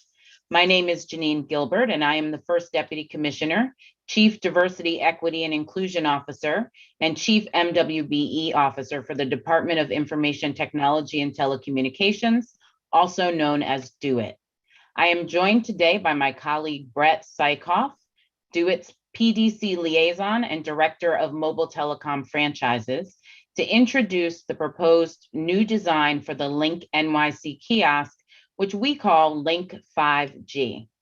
Before Brett walks you through the details of the new design, I'd like to offer the Commission context on the importance of digital equity to the Link NYC program, which is the crux of why we are seeking your approval for the new design. The Link NYC program was devised in 2014 as a forward-looking way to replace payphones and was designed to meaningfully attack the digital divide. The program proposed to do this by replacing the city's outdated payphone footprint with kiosks that offer 1, free nationwide calling, 2, free access to 911, 311, and other essential government services, and 3, free, publicly accessible, high-speed Wi-Fi access points, all at no cost to the city. The plan, unfortunately, was based on an unrealistic underlying assumption that the kiosks would sell nearly $3 billion in advertising over 15 years to pay for the program. And CityBridge would in turn pay the city a minimum annual fee based on advertising revenue for use of the city's streets and rights of way.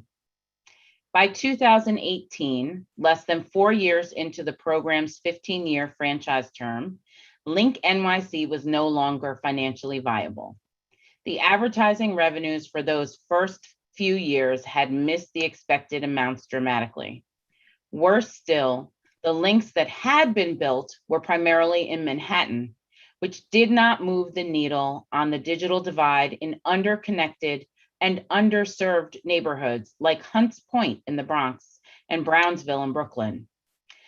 The program had to be rebooted financially and crucially with a focus on building links where they were needed most, the outer boroughs and above 96th Street in Manhattan. In June, the Franchise and Concession Review Committee, or FCRC, approved an amendment to the Link NYC franchise, which kicked off the program's reboot. The amendment pivoted the program to a new revenue model utilizing both advertising and 5G. Moreover, in the amendment, new requirements have been placed on where links must be built in the city. Now, 90% of the approximately 2,100 links must be built outside of the Manhattan core business district, aggressively tackling the problem created by the program's past failure to meaningfully reach the outer boroughs and upper Manhattan north of 96th Street. In fact, there is a required minimum build of kiosks in 13 community districts across all 5 boroughs, determined by the community district's lack of existing broadband options, lower median annual income levels, limited to no existing links, and high levels of pedestrian traffic. Lastly, and critical to the reboot, links will now house 5G cellular technology, attacking the digital divide with not just free digital calling, free access to critical government services, and free access to high-speed Wi-Fi, but also with the next generation of high-speed cellular technology where it's needed most, in underconnected and underserved neighborhoods outside of Manhattan's core business district. The last year and a half have proven without a doubt that connectivity, especially the access and speeds offered by 5G, is essential in a modern world. From remote learning to telemedicine to working from home, the benefits of a fully connected city cannot be overstated. And to be clear, True connectivity isn't about just one approach. It's about a comprehensive strategy that leverages complementing technologies to achieve real digital equity. Link 5G is an important component of the city's plan to eliminate the digital divide and make sure New Yorkers in every zip code have access to continuous, high-speed, quality coverage. PDC approval will relaunch the right-sized and newly imagined Link NYC franchise as a tool to close the digital divide and bridge the connectivity gap. We have gotten 5G off the ground with the Commission's approval of a 5G covering for our successful mobile telecommunications franchises, and Link 5G complements this build-out. Taken together, the Commission has an opportunity to be our partner in paving the way for one of the most aggressive and equitable build-outs of 5G in any city. Thank you for the opportunity to address the Commission. And with that, I will turn it over to my colleague, Brett Sykoff. Thank you, Deputy Commissioner Gilbert, and good morning, President Nielsen, Commission members, Executive Director Butler. My name is Brett Sykoff. I'm the Director of Mobile Telecommunications Franchises with DoIT. I am delighted to join my colleagues at DoIT and our franchisee to present to you today a truly transformative design proposal that will enable the city to expand wireless service offerings throughout the 5 boroughs with an intense focus on delivering digital equity. The goal of this project was to design a new kiosk that provides New York City with the new wireless technology that every New Yorker deserves, packaged in a structure that fits in with other street furniture and wireless enclosures. Consistency with existing streetscape designs is evident in all aspects of the new Link design, from the overall height to the thoughtfully considered colors and materials. DoIT's Link NYC franchise was designed to replace the city's decades-old public pay telephone system with free calling and high-speed Wi-Fi at absolutely no charge to the city. Additional features include video relay service for the deaf and hearing impaired, access to all social services hotlines, and access to 911 and 311. Since 2016, over 10 million users have access to Link NYC Wi-Fi network. Link NYC remains the largest free public Wi-Fi network in the country.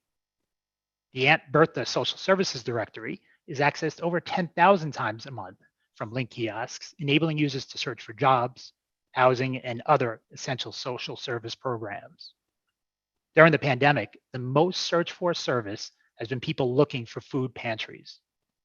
In addition, there's been over 5 million phone calls initiated from Link kiosks over the past year, with the most dialed number being the EBT hotline. And finally, Link kiosks offer free advertising for small and local businesses. As Deputy Commissioner Gilbert mentioned earlier, a new revenue model was needed for the Link program to continue. A mixed revenue model of 5G and advertising is what necessitates a new design to accommodate additional functionality. The terms of the Third Amendment to the franchise agreement will help enable the city to realize its goal of having the highest quality and most equitably distributed telecommunications infrastructure of any major city. The reboot of Link NYC means that underserved areas will finally have better access to the best telecommunication services available. 90% of new installations, all of which will have free digital calling, free high-speed Wi-Fi, and are 5G enabled, will be built in the outer boroughs and above 96th Street in Manhattan. Additional benefits include expanded connectivity to high-speed Wi-Fi for pedestrians and businesses, and more free advertising space made available to the city. The digital divide. 40% of New York City residents, 40%, an estimated 3.4 million people, live without either home or mobile broadband service. To put that in perspective, that's more people than the entire populations of Philadelphia and Phoenix combined. The next 2 slides show precisely where in the city those underserved areas are located. See here, households with no internet access and households with no broadband access. The Link NYC program's own surveys of Wi-Fi users found that 30% of respondents indicated that the Link kiosks were those users' only access to the internet with a broadband connection during the pandemic. How will Link NYC address the digital divide? Link NYC will expand the free, fast, and secure Link NYC Wi-Fi network and bring mobile broadband and fiber infrastructure directly to underserved communities. The overwhelming majority of Link kiosks will be installed in the areas where they are needed the most. To address the inequities and to advance digital equity through Link NYC, DoIT not only identified and mandated a concentrated build in 13 community districts in the last contract amendment, we are using maps built by the Mayor's Task Force for Racial Inclusion and Equity to target community districts determined to be most in need of improved wireless infrastructure to support our economic recovery. These community districts will remain a priority for the deployment of links, in addition to other wireless infrastructure. The 13 community districts were chosen in part due to the lack of existing broadband options, lower median income levels, and high levels of pedestrian traffic. As mentioned earlier, and worth repeating, 90% of all new Link kiosks will be above 96th Street in Manhattan and in the outer boroughs. See here, priority areas outlined in red track with many of the community districts without internet that we saw in the previous slides. Once again, community districts outlined here have been targeted by the city to receive Link kiosk installations. As we sought to transform the appearance and functionality of the Link kiosk, several fundamental requirements were established. The new Link design had to accommodate both multiple wireless tenants and technology services, inclusion of 5 transmission bays for multi-carrier and Wi-Fi services, space for electronic equipment integrated in the structure, a robust structural integrity, minimum height requirements as set by the FCC safety regulations, must provide all existing Link services and align with the existing and award-winning Link NYC aesthetic, must be safely maintained and sustainably maintained, and maintain the least possible impact to pedestrians and the streetscape. We are excited to present to you today Link 5G. The new design maintains a consistent look and feel with the existing kiosk, with a familiar user interface. Link 5G's 32-foot height is comparable with the height of most street poles and is the minimum height required to provide adequate space to house the equipment needed for multiple technologies and multiple 5G transmitters. This slide, you can see the layout of various equipment and transmission bays, which are all embedded in the structure. The proposed design of the Link 5G was an iterative process that resulted in what we believe is the right piece of infrastructure for New York City. With refinements and improvements offered by Antenna, the design firm behind the original Link kiosk, the final proposed design continues to support all of the technical requirements necessary to support an equitable deployment of wireless services, packaged in a sleek design that is generally consistent with other street furniture. Thanks to the Commission's initial feedback and ongoing consultation by Antenna, the Link 5G design was improved with several meaningful changes, including the antenna shroud, which was changed to a lighter gray or blue that reduces the perceptual impact. The structure and frame now include stainless steel finishes, which reduces the apparent volume. The black stripe on the front-facing portion of the kiosk stops at the bottom of the touchscreen, making it appear lighter and creates focus on the interface. And notably, the ad panel displays were lifted off the ground and minimized to make it appear lighter. Complete connectivity for New Yorkers means having access to a wide range of wireless technologies. This technology ecosystem requires infrastructure that supports millimeter wave 5G, lower band 5G, 4G LTE, and Wi-Fi. Together, they serve as essential building blocks that provide different layers of coverage. Overlapping Wi-Fi and 5G coverage provides users with a complementary wireless experience. Simply put, 5G is for users on the go, while Wi-Fi works best when users are more stationary and within range of a Wi-Fi hotspot.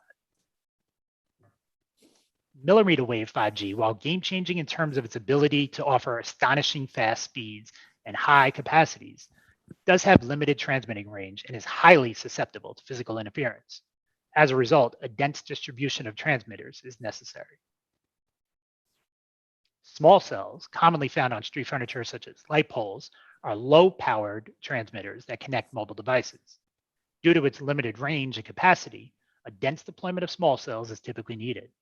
Essentially, small cells strengthen coverage and speeds where mobile devices might otherwise be competing for bandwidth.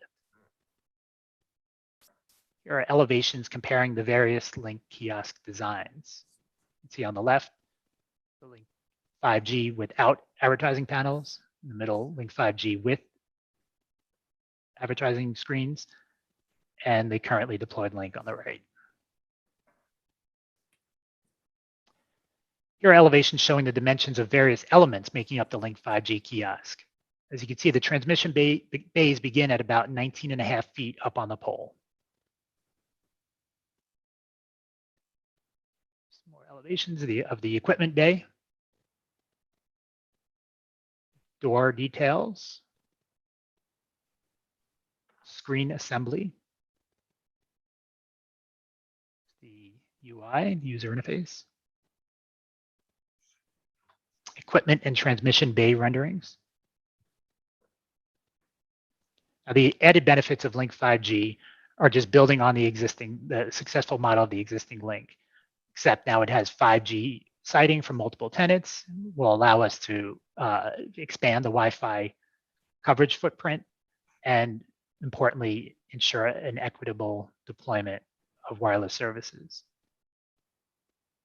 Next slides show the current Wi-Fi coverage in a use case scenario in Brooklyn Community District 9. As you can see, with the links deployed originally and with enhanced coverage, projected enhanced coverage resulting from the installation of new links in Brooklyn CD9.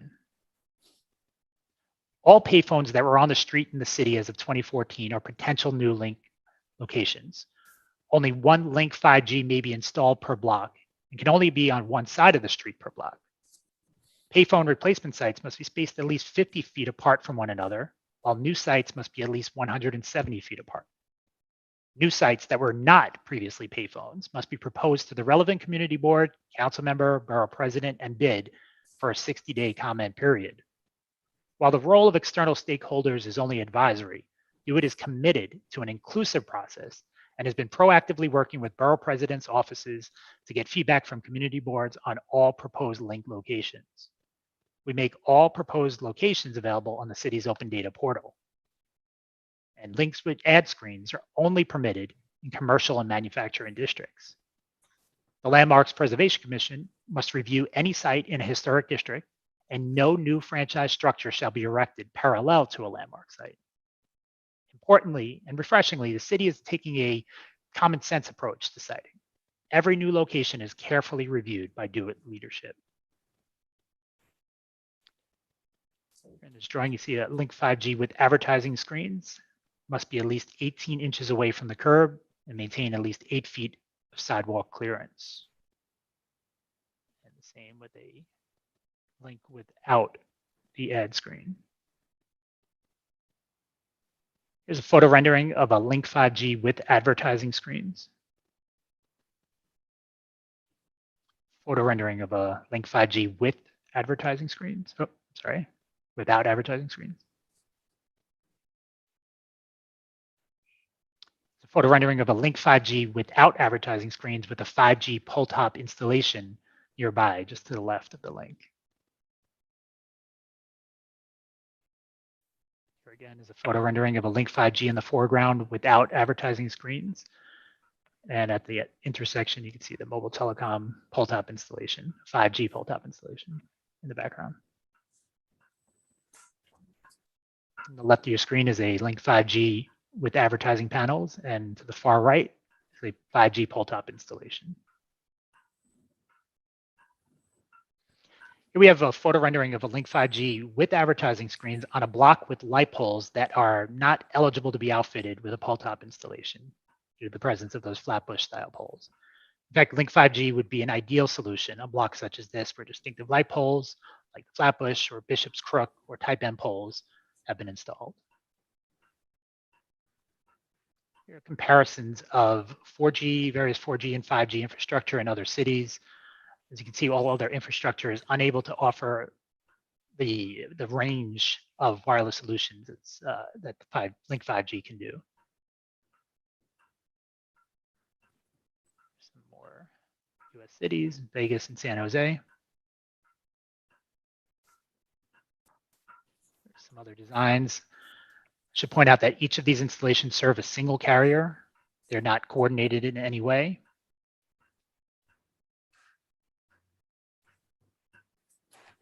New York City is on the cusp of meaningfully tackling the digital divide. The pandemic has made clear that we do not have the luxury of time to bridge it. We must act now. This proposed design is necessary. It is the only path forward to sustain the future of the Link NYC program and support new build-outs in neighborhoods that will most benefit from free, high-speed internet and 5G. This design reflects the technical realities of 5G, yet takes into account design considerations meant to minimize impact on city streets. In other words, after extensive consultation with engineers, designers, and technical experts, we are confident that this is the best possible version of what any 5G capable Link NYC kiosk would look like.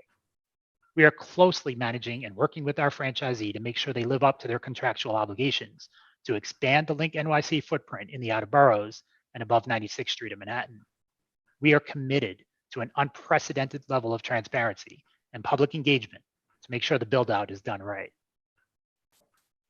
Without Link 5G, the city risks leaving the most vulnerable among us without critical access to broadband connectivity, a publicly accessible option to connect to 911 and 311, a substantial source of revenue to the city, advertising space for the city to promote initiatives and PSAs, and functioning Link kiosks throughout the city.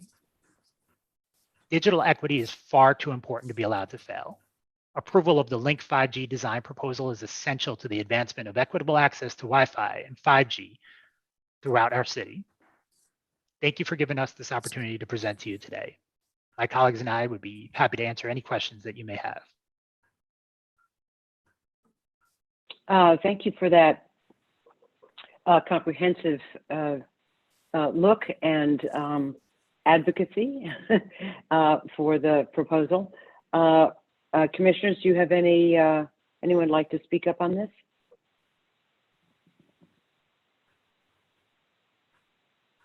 I have a question. You said, Mr. Sykoff, that right now 40% of it, first of all, let me just say I couldn't agree more that digital equity is long overdue and critical to social justice in our city. So I applaud DO IT for working hard to achieve that. What will it, if it's 40% now, if Link 5G is implemented across the city as you have presented it here, what would it be then? Thank you, Commissioner. It's a great question. So this is absolutely, at the core of what we're trying to resolve, which is connectivity is an essential element to our way of lives, right? There's no other way to say it.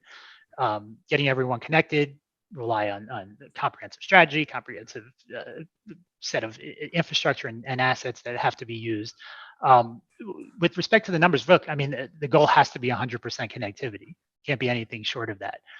We're working towards that with the design approval from last year for the 5G pole top shrouds, together working with you all on the Link NYC 5G, the Link 5G proposal here, working with our partners at the Department of Buildings on rooftop installations and making equity a central element to everything we do. Every decision we make is focused on equity. We cannot let the days go by where carriers would focus solely on Midtown Manhattan or the other areas where they would prioritize. We have direct control over where these things will be sited, and we're going to maintain that throughout the contract term. So in terms of putting a number on it, I do hesitate to put a number on, the various intervals at which point we would really aiming to get to that 100% mark where everyone has the access they deserve, that they need. But we will try to get back to the commission with respect to how quickly we'll get to that and at what point we expect to get to 100%.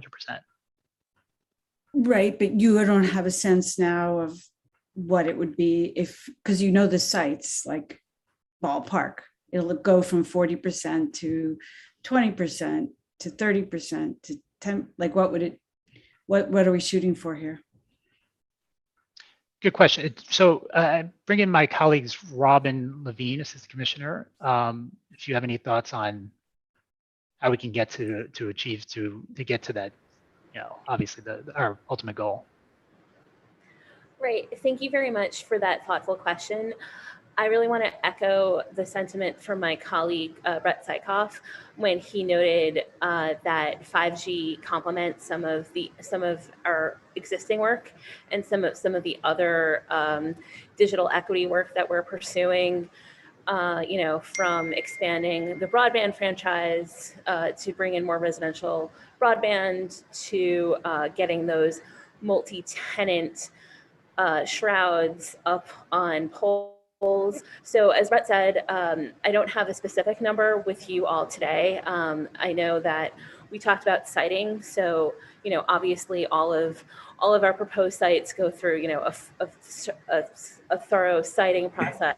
So I can't give you, every single location today, but I'm happy to follow up with the PDC to get you some more figures. But again, I really do want to echo the sentiment that that this will be a way to expand 5G, to expand broadband in underserved areas, and really will complement some of the other work we've been doing in the landscape around this. Thank you for that answer. And it would be great to follow up. And a quick follow-up question to that answer is, Deputy Commissioner Gilbert mentioned that the initial installation of Link NYC was based on an unrealistic revenue assumption. And I wonder if DoIT, given that it's this, I'm understanding the same vendor, if DoIT feels assured that the current revenue assumptions are not equally unrealistic. Thanks, Commissioner. Yeah, I'll go ahead and take that. So yeah, we're very mindful of the past, and we don't want to repeat it. Certainly, so under the Third Amendment of the franchise contract, DoIT maintains the authority to default or terminate the franchisee if their build-out obligations are not met, if revenue projections are off, or if they're, we do have the right to do it audits as well, internal audits. DoIT can assess liquidated damages or draw down a letter of credit if, again, they don't perform adequately. And then what I would just say is generally that we will be very, very involved, very heavily involved in the management of the deployment to ensure that equity remains a top priority, and as well to enforce all contractual obligations. Would these remedies be implementable prior to the installation of the hardware, essentially? Like how, yeah. You know what I mean? Like, would it be, it's not meaningful if it happens after it's all out there already. Yeah, understood. And we're absolutely working closely with them to make sure we don't get to the point where any kind of remedial efforts are come into play. But we do maintain that complete authority to ensure that the build out is going as planned, and we will closely monitor it. Not just monitor, we are working hand in hand with the franchisee to make sure it's as successful as we expect it will be. Just a quick follow-up question. So instead of advertising revenues, or in addition to advertising revenues, the commercial carriers of 5G will provide the revenues to support the program, correct? In other words, there's nothing in what you're suggesting that provides free 5G to the neighborhoods that you're in. It's a commercial funding source, which in your view, and it's not unimportant, will allow you to continue to build Blink kiosks in underserved neighborhoods where people could go to use broadband, i.e. Wi-Fi, for calling and internet access, right? So when we talk about digital equity, as you so frequently mention, right? This is not a program to provide free 5G or to households, which are underserved perhaps because quite simply they can't afford it, but is providing an outdoor place to go on the street where they can charge their phones, make 311, not unimportant at all, but different than the way in which I feel it's being presented. And that's just was something that I needed to clarify for myself. And if I'm wrong, please correct me. No, Commissioner, I think that's absolutely right. And I think that's the whole true benefit to this program is that at no cost to the city, the Wi-Fi will be expanded, which has been extraordinarily successful over the years, very heavily used. And you're right, ultimately the 5G service and just in general, the wireless services that are provided to the public at locations that we are choosing, that we are selecting, will ultimately fund this deployment and its future over the coming years. Yes, you're absolutely correct. Okay, I have a follow-up finish question. up on. I'm sorry. Go ahead, Mary. I have a follow-up Go ahead, question. Mary. If that is the case, and if you know, the design as we see it today is not the same exact or design as what is in Manhattan. So if what you're providing that is free for the community or for these neighborhoods is only similar to what is in Manhattan in the Lynx NYC kiosks that does not have the giant tower attached to it, why can't those be the same designs that are implemented in the outer boroughs? And then later on, if those prove effective in terms of advertising and design, have that, like as someone else mentioned, be connected to towers on the roofs or buildings. And because I'm sure that by the time all of these things are implemented, that there will be probably better technology that would probably streamline these designs and make it more beneficial to the outer borough communities instead of having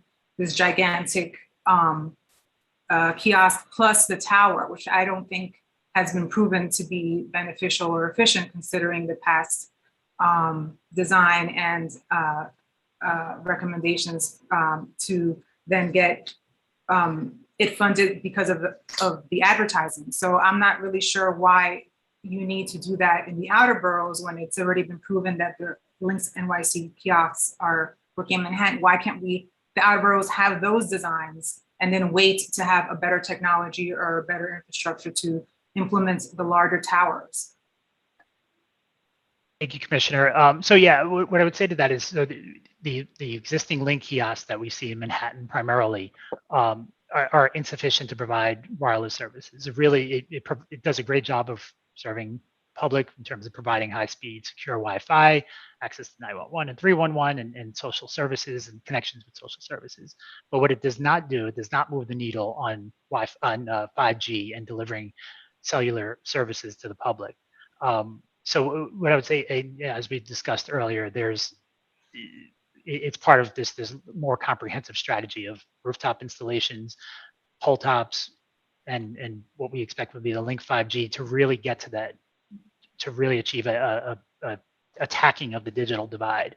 And I think it's important to note that Link 5G is going to go into those outer boroughs. I mean, they could start in Manhattan, but it really won't solve the digital divide problem. There is less of an issue in terms of cellular coverage and wireless coverage in general in Midtown Manhattan. It's really in the outer boroughs, where East New York and Canarsie and Jamaica, where these Link 5Gs will really realize the true benefit. I'd like to speak to the design of the, I'm sorry. No, you go ahead, Manuel. I'd like to speak a bit more to the actual design of the tower. Could we look at that on the screen, please? One of the renderings or maybe the page with iterations. Okay, so I support all the notions of equity in the presentation. I also, I'm grateful to Phil for pointing out that, to have this equity, we're actually, giving up these kind of like streetscape spaces, for this paid commercial 5G service. And I think with what Mary was going towards in this, this is just, you can't say that there isn't impact on the streetscape, that there isn't a cost to this, because, this is a very intrusive object on the streetscape. And I just think that, regardless of the access that this gives, I just think that there needs to be a better design to this. Like if you look at this structure here, and I think that Link NYCs were very well designed. I'm familiar with Antenna's work. They've done a lot for the city, but I think just looking at this design, there are like 3 different things going on, 3 different functions. There's advertising, which clearly looks separate from the function of the kiosk. And then there's a tower itself, and it's just a kind of complicated structure that's also just really intrusive. And I can't help but wonder, like, is there a way to make this a bit more integrated, one, into the streetscape, and then 2, as just an object in and of itself? Thank you, Commissioner, for those comments. So yeah, what I would say is that this design, as you see it, there is really the result of an iterative process spanning more than a year. It wasn't haphazardly put together in any way by any stretch. The design team included industrial designers and technical experts, and it borrows pretty heavily from existing street furniture to maintain this kind of just broadly uniform aesthetic. Which is exactly what we were going for. The folks from Antenna, you mentioned, played an integral role throughout the design process. And we really do feel confident that this is the best possible design that we could arrive at that merges the best possible aesthetics with the technical requirements to deliver the services. I'd like to bring in Nick Colvin, our CEO of the franchisee City Bridge. We'll talk a little bit more about the design, and I'd like to also hear from the folks at Antenna, Masamichi, and Siggy. Sure. Thank you, Brett, and thank you, commissioners, for your time today. So, as Brett mentioned, this design is the result of many experts in various fields, from industrial design, UX design, RF engineers, structural engineers, geotechnical, climate experts, mobile network operators, antenna manufacturers who are different than antenna design, radio transmitter manufacturers, and industrial materials experts. And we had to bring all of these people together to come to the design that's for the commission. This design, it really packs the maximum amount of functionality in the smallest form factor that is possible, technically, and also from meeting safety regulations from the FCC and all of the requirements for supporting 5G density as we want to deploy it. What you get in this structure in the form of all of the Link NYC services, including the tablet and the phone calling 311 911 USB charging, is something you don't get with any other piece of 5G infrastructure. Not to mention the Wi-Fi, which is also not something that you can even support in any of the other 5G pole top solutions, and is not included in any of the building deployments that have been mentioned. So this design is really the only thing that is going to solve the digital equity issues that we see. And while the 5G is a commercial offering, the infrastructure that this brings out to these communities will also drive competition in these communities and bring down prices for other commercial offerings that may be affordable, and definitely bring down prices across the board in these communities. I think this design is in line with the existing Link NYC kiosk. Our partners at Antenna Design came in and really helped refine this. Worked with us at a technical level, worked with our wireless engineers and other engineers to make this essentially a shrink-wrapped piece of infrastructure. Masamichi and Siggy, I don't know if there's anything else you want to say with regard to the design and how we work to make this fit into the existing Link NYC look and feel, as well as other streetscape elements, and really kind of again shrink wrap this design. Sure. Let's see. Thanks for having us here. And it is certainly need to be seen as the balance of the benefit and the price tag. And it is large structure, no question about that.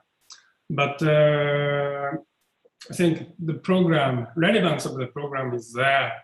And our role here is to make it as acceptable as sort of a human scale as possible. to make this large structure? Because it is a large structure no matter what. So our approach here really was, how can we try to reduce the visual impact? And our approach was to actually break the structure down into, articulate them in different elements, so that you don't read it all as one big thing, but rather we have the elements that are more geared towards the human scale on the sidewalk level, where we have the displays and also the interface.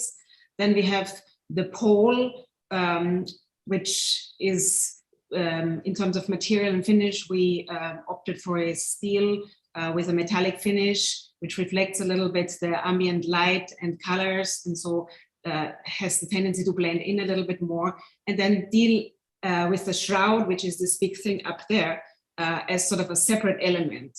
So you don't experience it all at once.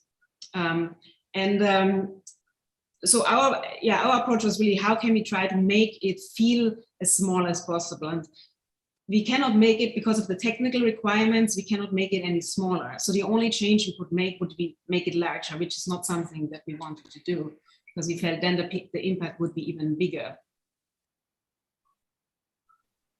This is Lori Hawkinson. I appreciate the designers' work, and they're working within obviously this existing envelope. And my question, and maybe it's irrelevant, but you had shown some examples from Las Vegas and Houston, the first one from Houston, but I guess that number underneath means they don't provide as much power. So I don't understand why we're seeing those.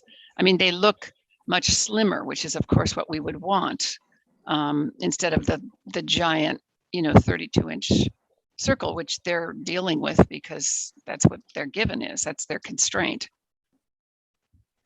Is that the case? Yeah, thank you, Commissioner. I think that's right. And what I mentioned earlier in the presentation is that each of those examples that you see on the screen and in the other slides represent just a single carrier's piece of equipment. So just Verizon, just AT&T, just T-Mobile might be at one of those locations. And then you may see a different carrier across the street, the different aesthetic. So I think that's what we were trying to get away from, is something, a hodgepodge of various different looks and feels, so that we could have one uniform aesthetic that can go exactly where multiple carriers can need their service at a single location. So I think this extremely intentional, so as not to have disparate looks and aesthetics scattered throughout the city. I mean, I would just hope that and that's why I'm worried about rushing something, although we want to provide service to everybody. I want to have the most cutting edge technology here, right? Because if we swap this out, we're left with this giant, monster, and then we just start adding more. So it's not really the designer's fault. It's really the question of the technology that I'm questioning, and I'm obviously not a technologist, but. And thank you for those thoughts. And I'll turn it over to Nick or maybe Andy Penley, if you want to talk a little bit more about the technology behind and the reasoning for the technical requirements that make the aesthetic look the way it does. Sure. Sure. Oh. I'm sorry, go ahead. Okay, just to jump in really quickly, and then I'll hand it off to Andy. Thank you for that question. It's a great question. I'll note that the team has really designed this, as Brett mentioned, for a consistent look across the city from site to site. There are different radios used for different technologies and different pieces of the spectrum by every carrier. And the bays were actually designed to be forward-looking and to support future technologies. So each bay is modular while maintaining the same consistent look and feel, just with swapping out the shroud material. So Andy, would you like to maybe chime in a little more on the technical side? Yeah, even beyond being able to, when you look at the different frequencies used by the different carriers, and we talk about future-proof, I think generally what we've seen impact the viability of structures that were designed previously is the FCC releasing new frequencies, and therefore the radios are different. They have to be housed completely differently, and the thermal requirements are different. So everything in that top of that structure is very modular. So the shrouds, they need to be a certain depth for each frequency. We can take them apart at each level there and provide that optimal depth, which, by the way, when you provide optimal propagation, you reduce the need for the total number of structures in the single area to serve the same capacity. So as we see new frequencies come out, we can do that. New radio design, the thermal load management, which in these kinds of structures is always the most critical design element, is completely modular within there. We are creating a really energy efficient and quiet thermal load management system for each individual radio. And if there's new radios and new frequencies that come out next year, we'll be able to replace them and use that modularity to integrate them into the system. Can I ask a question? Hi, Ethel Sheffer. Thank you very much for the presentation. I am a lay person, of course, but one of the big things that struck me as I read and studied all of this was the height and how much is packed in, but the height is quite remarkable, especially in comparison with that which had been approved previously and which has been installed in Manhattan. I also link my concern to what Lori described, and that is other examples in other places which appear to be providing enough of the technological advantages, but are not as high. And to see the height of what you are proposing here makes me wonder, especially indeed, we want you to, I do want you to move quickly for social equity in so many of the areas, which also are places of lower rise communities and which have a whole different urban design. And this is exceptionally imposing. And you say that you need it because of the technology. And I wonder if that is the case. The last point related is trying to predict the future with all the technological advances and the need indeed to encompass that. Would you not, in fact, perhaps even have to look back at in a short time to that which you have already installed and revise the height and what you're putting on the poles in, let's say, Manhattan, and that you need to look at that and will soon? Why? It seems as if you're asserting the equity, which of course we agree with, and new technology, but it seems the impact in these communities in terms of urban design is questionable. Thank you, Commissioner Sheffer. So I think I'd start by saying that the 32-foot height, while everyone acknowledges is not small, but it is generally comparable to the height of existing light poles with the pole top coverings that we see out there today. Typical light poles are in the 25 to 30-foot range with another 4 to 6 feet additional in height. So you are putting it in the same context as other wireless installations that we see today. And with respect to the other cities, for comparison, again, I can't emphasize enough that those cities are just a single carrier providing maybe just 5G or just 4G. In this case, we're providing 5G services for every carrier in addition, and that's what essentially what subsidizes and pays for the Wi-Fi services, the free calling that's down on the user interface portion of the structure, access to social services, all the great things, all the great benefits that come with the link itself is being paid for by everything up top. Nick, do you have any additional thoughts on the true necessity of the size and the technology that comes with it? Nick Colvin. Can we unmute Nick? Yep, thank you. I appreciate that. So yes, as Brett mentioned, the comparisons that were shown from other cities are all, or the vast majority of them are single technology, single tenant, many of them not 5G capable, and all of them of a similar size, some of them much, much taller. That flagpole example is on the order of 60 to 80 feet tall. Additionally, thank you for putting that up. So another thing I want to point out, if we go up to, I think the first comparison slide, where you see, let's go down one more. There we go, Las Vegas, that second one. That agglomeration of boxes is all of the equipment, the radios required to support just the two transmitters you see on top. And we can fit, I think, Andy could correct me here, but I think it's something like 3 or 4 times as many transmitters and all of the equipment that would go along with that inside the pole structure. So each of our structures has a much higher density of service that it provides, which means there's less deployment in the public right of way, fewer pole tops that have to be used, and less disruption in terms of construction to pull power and fiber to multiple sites to provide that same level of density, which is going to be required in order to meet the demand of all of the carriers and all of the consumers of wireless services in the outer boroughs. And as we mentioned, also as you drive the capability to support more carriers, you're going to increase competition in those areas as well. So it's a net benefit for the community to have that additional infrastructure as well.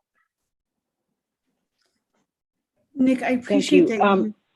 Oh, sorry, Signe, go ahead. No, I just wanted to make sure I understood something here. So we approved the pole top structure for certain kinds of light poles. Several we requested to have excluded from that. So what I just want to have clarified is the situations in which the pole tops are inadequate in providing coverage. Because I understand that you're going after the former phone booths as a kind of low-hanging fruit from the standpoint of connectivity and wiring.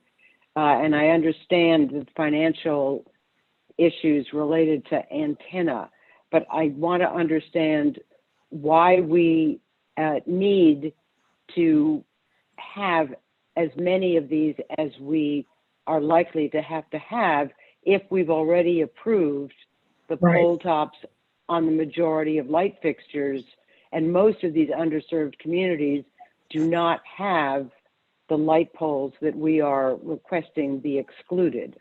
Right.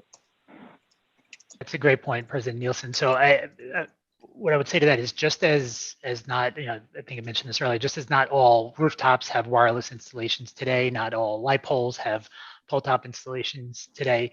Link 5G will just be another asset, another piece of infrastructure that can be utilized, that is at our disposal, and under DoIT's control, to achieve those deployment goals of bridging the digital divide, getting the service to where it's absolutely needed the most. So used kind of comprehensively, all of these different pieces of infrastructure can be utilized in that way, and I think that's how we get to solve those digital inequities that we see today. I don't buy what you're saying though, because what we have as a commission approved the ability to put these large pole tops, which I understand have both Wi-Fi and 5G capacity for multiple tenants, on light poles in these underserved communities because they primarily have Cobra head light fixtures. Why do we need, I understand it's convenient for you, but why do we have to have them if we've given you license to use every goddamn light pole in the city of New York other than, 2 fixtures? I don't understand it. Yeah, no, totally understand. So I would just to clarify, so the light pole installations that are out there today and that will be deployed in the future do not provide Wi-Fi. It's just strictly 4G or 5G service as they get deployed. So and that's all it does, just as the 5G. The Link 5G will do 4G, 5G, Wi-Fi, and provide all the ancillary services that we've described. And I think it's also important to point out, while yes, certainly, the commission has graciously approved our request in the past for attachments to light poles so that we can attack those areas that need them most. Not everywhere, not every location has metal DOT controlled light poles. In many cases, there's utility poles that can't be utilized for wireless attachments, and where we need to be hyper specific to identify locations in the greatest need, that's where we can place a link 5G. We can place it where nothing existed previously. Obviously, light poles are one method of attacking the digital divide, but the light poles are where they are. We can't put in a new one. We can't move them. So where there's a location where it can truly be, serve an entire community with the link 5G or an immediate area, this gives us the ability to be very specific and target it where it's needed the most. So, okay, understand that. Why you didn't design the light pole tops to also have Wi-Fi is beyond me, but never mind. Yes. I appreciate that we have that answer. The thing I would say is, and I think that if we decide to approve this, it's going to have to come with some caveats that not every, I'm going to put revenue aside here because that's not our purview. But looking at this from an aesthetic standpoint and the quality of the streetscape in these neighborhoods is really very, very important. And so I don't want this to be ultimately a blanket approval for you to roll out this structure at your convenience. It has to be very, very carefully calibrated with where there are already pole top lights, where you've got building mounted opportunities, and where, in the case of a timber pole, you can't install a pole top. But it's we will work on crafting some language that I dare say is going to try to control the deployment of this so that equity is achieved, but that there isn't just a proliferation of these for the convenience of your financial arrangement. But again, I think you've heard from every single commissioner here that we are 100%, 120% supportive of creating equity in access for this very, very important form of communication that is essential for everyone to have. But I think, as Commissioner Aaron said, at the end of the day, somebody still has to pay for it. I mean, the individual, the user, ultimately needs to pay for that access to get to their home. And while they're not going to, attend a school session for remote learning on the sidewalk. So this has to be balanced and not kind of over exaggerated as somehow this is going to, immediately solve the inequities of the digital world. So I just want to put that out there. Thank you, President Nielsen. Absolutely, we couldn't agree more with respect to everything you just said. And I should point out that there is extensive siting criteria built into this franchise that requires that to be certain distances and proximity between other items commonly found in the streetscape, trees, light poles, and fire hydrants, things of that nature. I think it's also worth re-emphasizing again that the need for connectivity is we don't identify exactly where a site is needed, right? It's based on existing coverage and capacity, and the carriers tell us where those sites are needed. We tell them where there's folks who are working from home or doing remote schooling who have trouble accessing it. We have those maps. We know where those locations are, and we try to marry the two together, where the carriers' needs are, where the public's needs are, and then we identify those locations and try to cite the links at those locations. So I would also bring in Nick again, if I could, to talk a little bit more about that. Well, I don't know that we have to belabor this. What I would say is that you had some criteria listed in your citing, which you included landmark districts and what have you.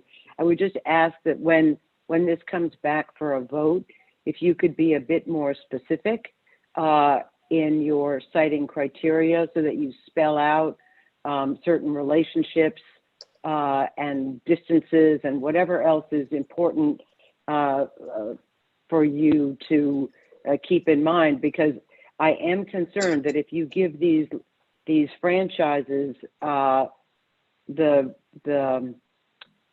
the decision-making to site these facilities, that is not the best approach.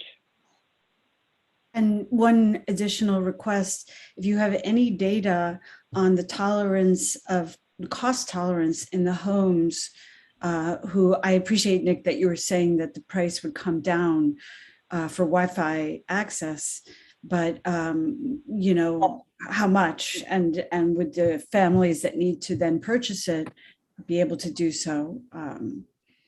Any data connected to that question would be helpful. I'm curious also, what is the radius of coverage? So I'll turn that over to Nick as well, but just really quickly. So it's, oh, sorry. So each 5G, again, we talked about the inherent limitations of propagation of 5G. 5G transmitters will only cover about 400 to 450 feet. Again, it's susceptible to interference, blockage by trees, by buildings. So that's why a dense distribution of 5G is necessary. Nick, do you have anything more to add on that? Yeah. So to Brett's point, there really is a need for dense deployment of radios. That's why all of the various forms of siting opportunities are required to support this. On the Wi-Fi side, I do want to point out that the Wi-Fi is free. It also, unlike 5G signals, will penetrate buildings. So we already have many people who use our Wi-Fi from kiosks that are sited nearby their apartments. Other people put antennas out their window to reach one down the street. So you actually can get a good deal of coverage from a given Wi-Fi radio. The requirement in the franchise is 150 feet from the kiosk. You must provide broadband speeds. In our testing, and it's very dependent on the environment, how far it will go. We've had tests that have shown broadband speeds many hundreds of feet, many times that 150 feet requirement. And with the new kiosk, with the Wi-Fi radio being placed taller in the structure, as well as behind a more optimized shroud, we expect to get even better coverage from each kiosk, which means that, yes, you could go out in the street, you could sit on the stoop and use the Wi-Fi, and then, the closer you are, the better the signal. The reality is you can also be in your apartment, across the street, down the street, and still receive that Wi-Fi signal in a lot of cases. So it really does provide a very broad coverage radius from each structure. Andy actually might be a really good person to address the density need and why so many sites are required to provide the coverage necessary. Sure. So the way we create broadband, like really fast service, right, is we use spectrum for it. The more closely we place the radios to each other, if there's one every 2 blocks, they get to use that spectrum over and over again, right? So if I take spectrum and I cover a really large area with it, then a whole bunch of people are going to share it. If I take spectrum and I broadcast it from a lower power, right, and only a few people are sharing it, then obviously I'm splitting the pie, not nearly as many times, and everybody's getting a bigger piece of pie. Everybody's getting faster connectivity, things like that. One other comment I had is when you were talking about, we have the pole topper and we're doing the 5G and they're not doing the Wi-Fi, but is the Wi-Fi really impacting people's access to 5G? And there's also been a lot of comments about, how do you know right now is the right time of technology? There have been some really recent, when I say recent, since 2014, 2016, things that happened with the FCC that have facilitated not just carriers sharing a pole together, they can share the same radio, right? So there's democratized spectrum and lightly licensed spectrum where we can take that neutral host infrastructure and extend it to the radios. And what this does is it allows a really low barrier of entry to the market for carriers, right? So whereas I needed billions and billions of dollars to buy my own spectrum, I had to be AT&T, Verizon, T-Mobile, right? Now they can share spectrum and layer their services on it, and it'll drive pricing down. It's going to create a lot more competition for 5G, for mobile devices, and things like that. Andy, doesn't though, if you can really broadcast off of one transmitter, then you can have a shorter pole, because the reason the pole is so tall, as you've articulated to us, is you're stacking 5 transmitters so that you can simultaneously lease your space to 5 different carriers, thereby increasing the height of the pole, which is one of our major concerns.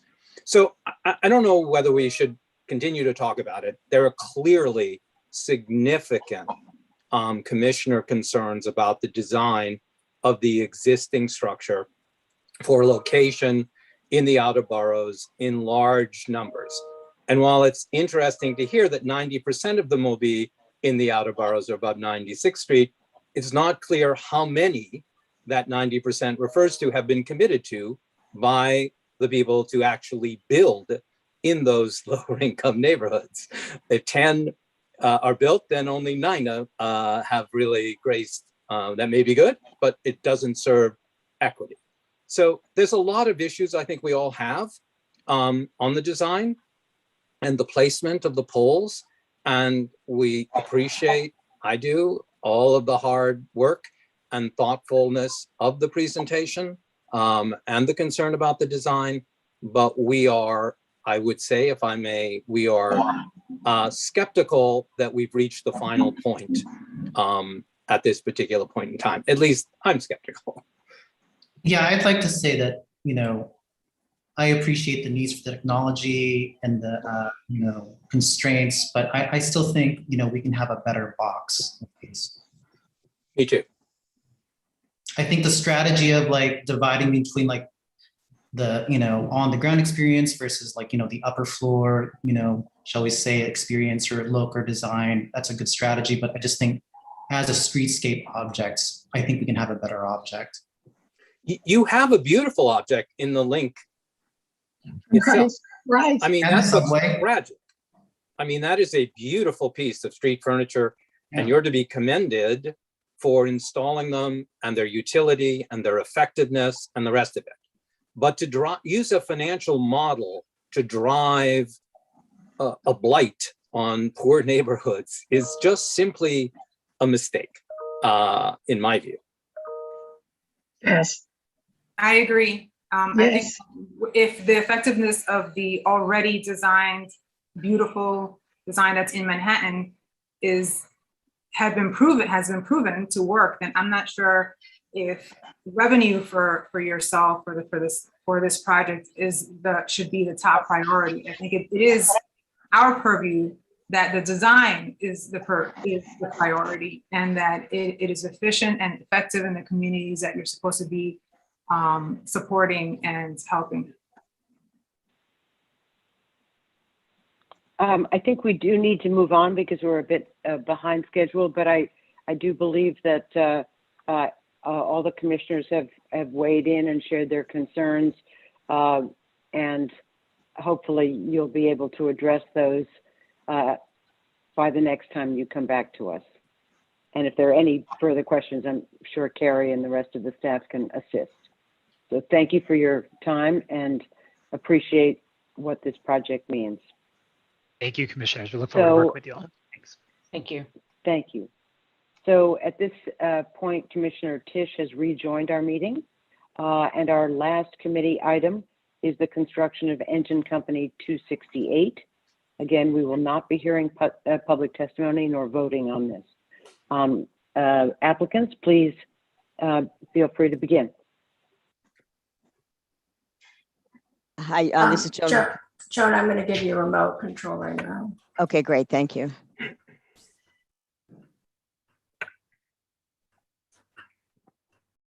I don't see your screen right now. Should I be? Do others see it? I see it, Grace. Yes, Maybe give it 1 second, Jen. Yeah, I don't know why I just lost your screen. Let me try and restart the share again. Yeah, I'm. Okay, I'm bringing up presentation. Yeah, I may need to go out. I can see part of it. There's something funny going on with my screen right now. I'm so sorry. There it is. Let me get this bigger. Okay, I'm on. Okay, got it. Okay, and I just gave you a remote. Okay, wonderful. So does anybody, DDC, anybody want to do an introduction, or should I just jump right in? I think you can jump right in. Okay, great. I'll be quick. I'm sure you're all exhausted and probably hungry. So I'm Joan Krevlin from BKSK Architects, and I'm here to present Engine Company number 268, Ladder Company 137 that we're designing in the Rockaways with DDC and the fire department. And I can click through, right? Yeah, we practice this. And mine is not clicking. Let me see. You have it, yeah. Yeah. There you go. Oh, there we go. Okay, there we go. Yeah. There could So be here- a delay, yeah. Okay, got it. So here we are. Our site is at 11611 Beach Channel Drive at Beach 116. You'll see a slightly closer site here. And you can see that we're right on the edge of Jamaica Bay and kind of at a pivot point in the Rockaway between a very, very heavily residential neighborhood and to the east a bit more commercial. And very much in between walking down Beach 116th Street to the 9/11 Tribute Park to the north of our site and Flight 587 Memorial, which is an interesting kind of civic stretch to be, and recognizing that folks will be walking along the edge of our site as they potentially go to either of those locations. We also are very much in the flood zone, and that's had a fair impact on how we've thought about the design of the building, as well as just being in a location of strong winds and a lot of salt air. So we're trying to design for resiliency, for resilient firefighters to start with, and then for a building that can withstand, take on water and hold up with the amount of salt air in the area. These are just some quick flood maps. And this is the existing fire station a few blocks away that these two companies will be moving from. This is our site where currently this is an old bank building. It looks kind of like a fire station, but it was being repurposed as a training center for the fire department currently. While this project is in design, this building, of course, will be demolished when ours is built. But views from 116th Street on the left, from Beach Channel Drive on the right, Newport Avenue from the southwest, and again from Beach Channel Drive. And looking across, we're very prominently visible from the 9/11 Tribute Park, which you can see from the top image on the right. There's a key plan over there on the left. You can see how we can be seen across Beach Channel Drive from the 9/11 Tribute Park. And we also are directly across, so the number 2 is on the left from a Rotary garden. So in this context, besides being close to the water, we have some very nice green context around us that we're trying to be responsive to. We're in a fairly commercial area on Beach 116 and again, sort of at a kind of pivot point in Rockaway. So this is our site, and you can see our full block site, Beach Channel Drive to the north, Newport Avenue to the south, and Beach 116th to the east, and the location of the 9/11 Tribute Park just across from Beach Channel Drive, and that triangular park to the right. I'm not going to talk a lot about landscape right now because Sandy from D-Land Studio will describe the landscape more specifically, but we do have an opportunity to connect our site to these sort of green spaces. Again, as visitors are walking through, we'll talk about that more later. And specifically, our building is located in the center of the site to allow for through traffic for the fire trucks in and out of the site. It's one of the few sites where trucks can enter in this case from Newport Avenue and out onto Beach Channel Drive. So it's an opportunity for the fire station to actually save some time by having a through station. And in order to manage I think it's the next slide. I'll come back to that. In order to manage the turns and also to get a little bit of rise for flood proofing, locating ourselves in the middle of the site was our best strategy to get as much lift as we can, and we'll show that in a minute, and also allow for the turning radius that needs to happen. We also have on our site parking for the firefighters who will be working in this house, in this station. Our massing is relatively simple. We are trying to make quite a functional building. So we started looking at the stacked volumes. We'll look in terms of the organization of our parts, and then slid the 2 volumes both to scale the building a little bit to give some outdoor space for the firefighters who are working here off of their eating area. And also what's included in our program is tactical training, which will allow firefighters from other houses to come here and have an area where they can do some training so they don't have to go as far as Randall Island or other training sites where they lose time, but to have a location closer to many of their stations where they can do training, so that the shifting of the volume protects what you can see is that little red box to the bottom right, which is a visiting apparatus where the firefighters are here for training. And we've also chosen to express the stairway that goes up to the roof because we see this as a real civic presence in Rockaway and a bit of a beacon, and wanted to proudly situate the fire station here. This is a section just showing, as you can imagine, the endless hours we spent understanding the flood conditions and how to best accommodate it. The only thing that's on the ground level are the apparatus themselves because they can't be lifted. We were able to get our ground floor of the apparatus space up just over a foot so that in heavy waters, we still have some protection, and so that, you know, again, we can keep the waters out of the fire station best we can, but all other program, including the house watch and things, are on a mezzanine level or above to keep those facilities dry. So this is an overview and showing some of the tree removals that we're doing on the site. And this sort of shows how the access works and the studies we've been doing to make sure that we're sited appropriately to allow for full access. So what you see on this plan is you see the the engine and the ladder in the center. We have a fire apparatus for brush removal, which is the small truck to the left. And then the apparatus drive to the right of the plan is where the visiting apparatus will be when they're coming for training. And that tactical training area, which is on the second floor and in the lower level, serves their purposes for training.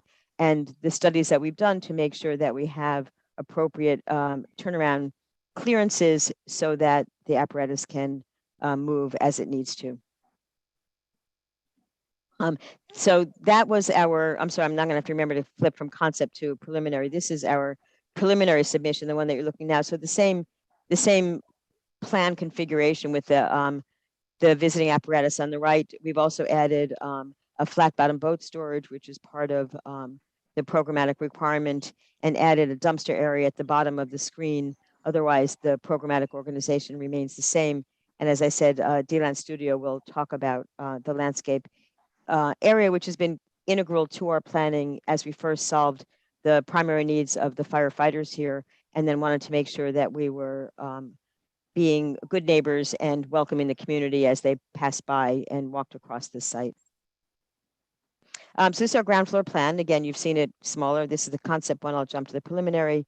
And again, you can see we've been working very closely with the fire station to get bunker gear apparatus and all the programmatic needs that we are concerned with to keep our footprint tight and as efficient as possible while serving their very specific needs.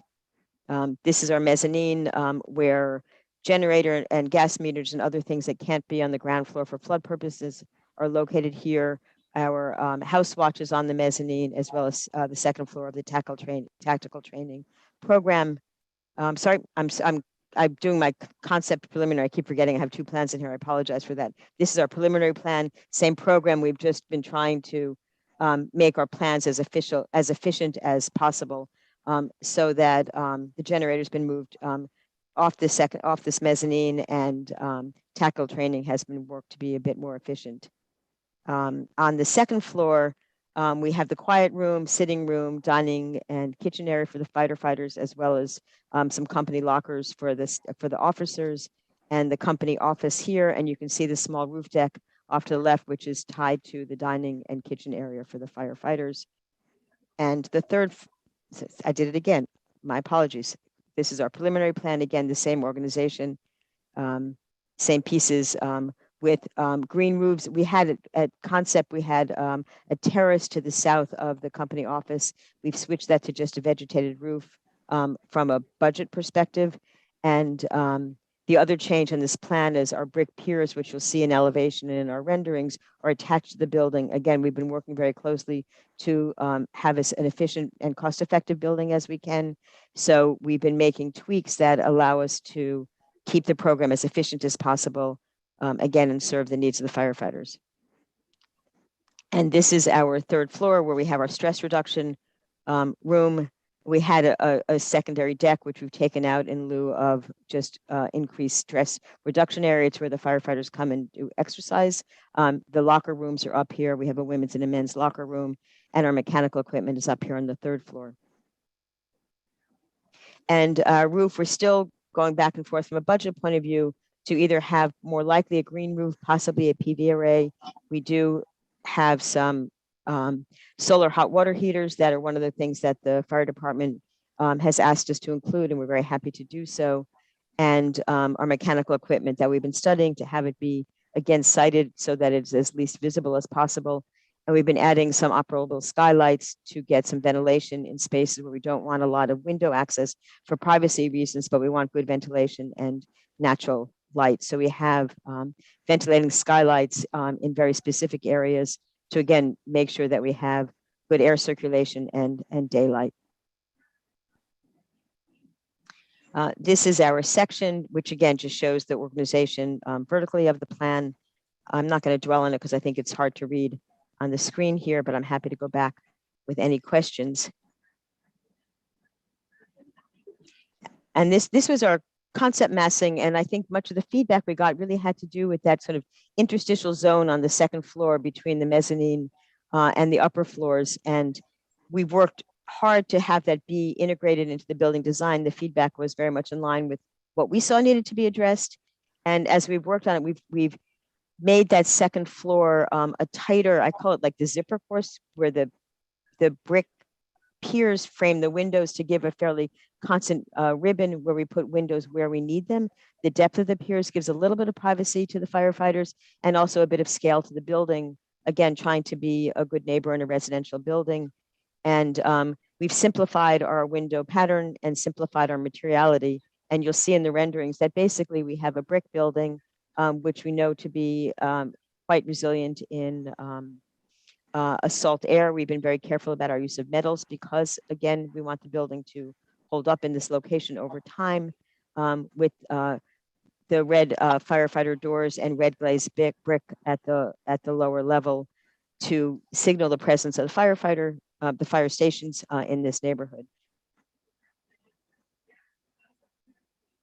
These are looking at the shorter elevations. You're looking at the top at the overhang where the visiting apparatus has some protection behind those columns and underneath that roof overhang. We brought the red glazed brick up along the stair tower to give another level of detail to the building and the fire pole, which again is important to the civic presence of the fire station. So this is our current massing. You can see what's likely to be the green roof on top, the outdoor space for the firefighters looking towards the bay, and the red band of the doors and the red glazed brick on Beach Channel Drive next to the main entrance of the building. And on the other elevation on Newport Avenue, you see the stair tower. That's the concept. Here's the current one. That again, we see as an opportunity to sort of anchor this building in the community here. And again, wrapping some of the red glazed brick around the corner, again, to take the fire department's signature red and make it a design element. Sandy, do you want to do the landscape, and I'll come back and look at the renderings? Sure. Thanks, Joan. Hi, everyone. I'm Sandy Chuck. I'm a landscape architect at D-Land Studio. So this is our initial site analysis, and you see in red what Joan had presented previously for the vehicle circulation, but we also really wanted to add into this thinking about the community and the pedestrian circulation as well. And so we looked at where there's a bus stop on Newport Avenue, and then also sort of the major circulation corridor on Beach 116th that Joan had mentioned was the commercial corridor and also leads to the Tribute Park across the street, as well as the subway station from Beach 116th.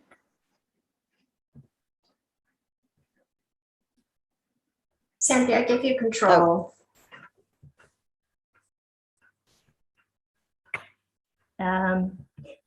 There we go. Whoops. too many. There's a delayed response. There you are.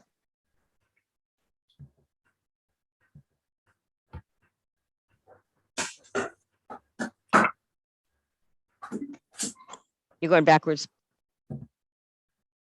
Oh, yeah, there's a delayed response.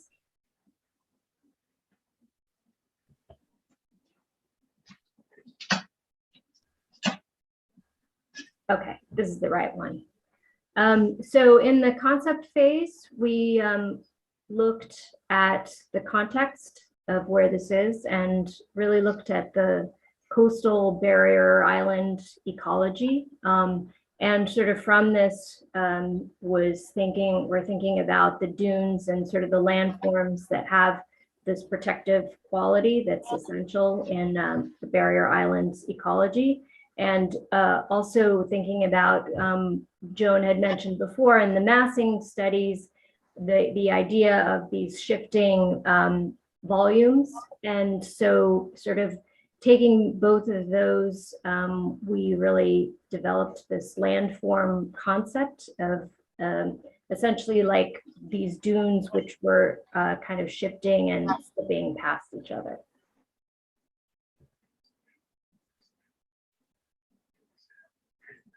So this is the landscape plan. So I guess I'll start from the west side. So that's the parking area, and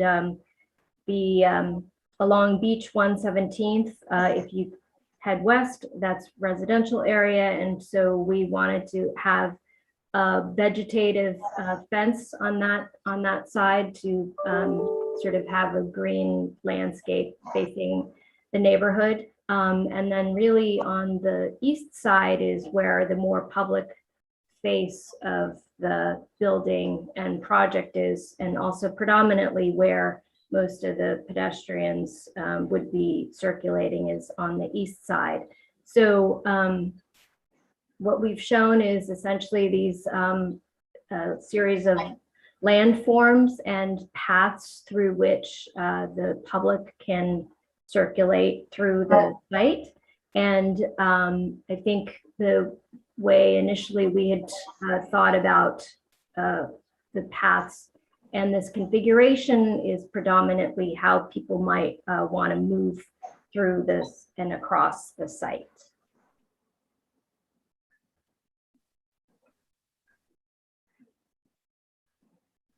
And this is a more detailed planting plan where we call out more, essentially there's street trees, low street trees, because we have overhead utilities on all four sides. And we're sort of keeping more of like the shrubs and perennials and trees sort of in the west and on the center, and on the east side, trying to keep within the theme of sort of the coastal dunes, which would be more lower grasses and perennials and maybe a few pitch pines.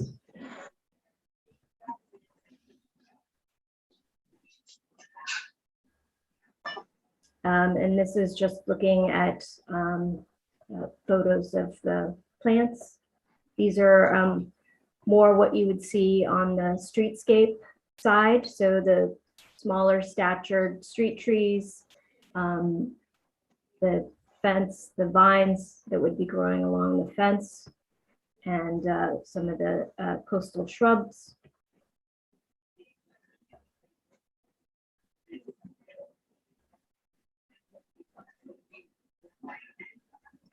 And then these are looking at also additionally some of the types of grasses and low perennials that would be on the east side.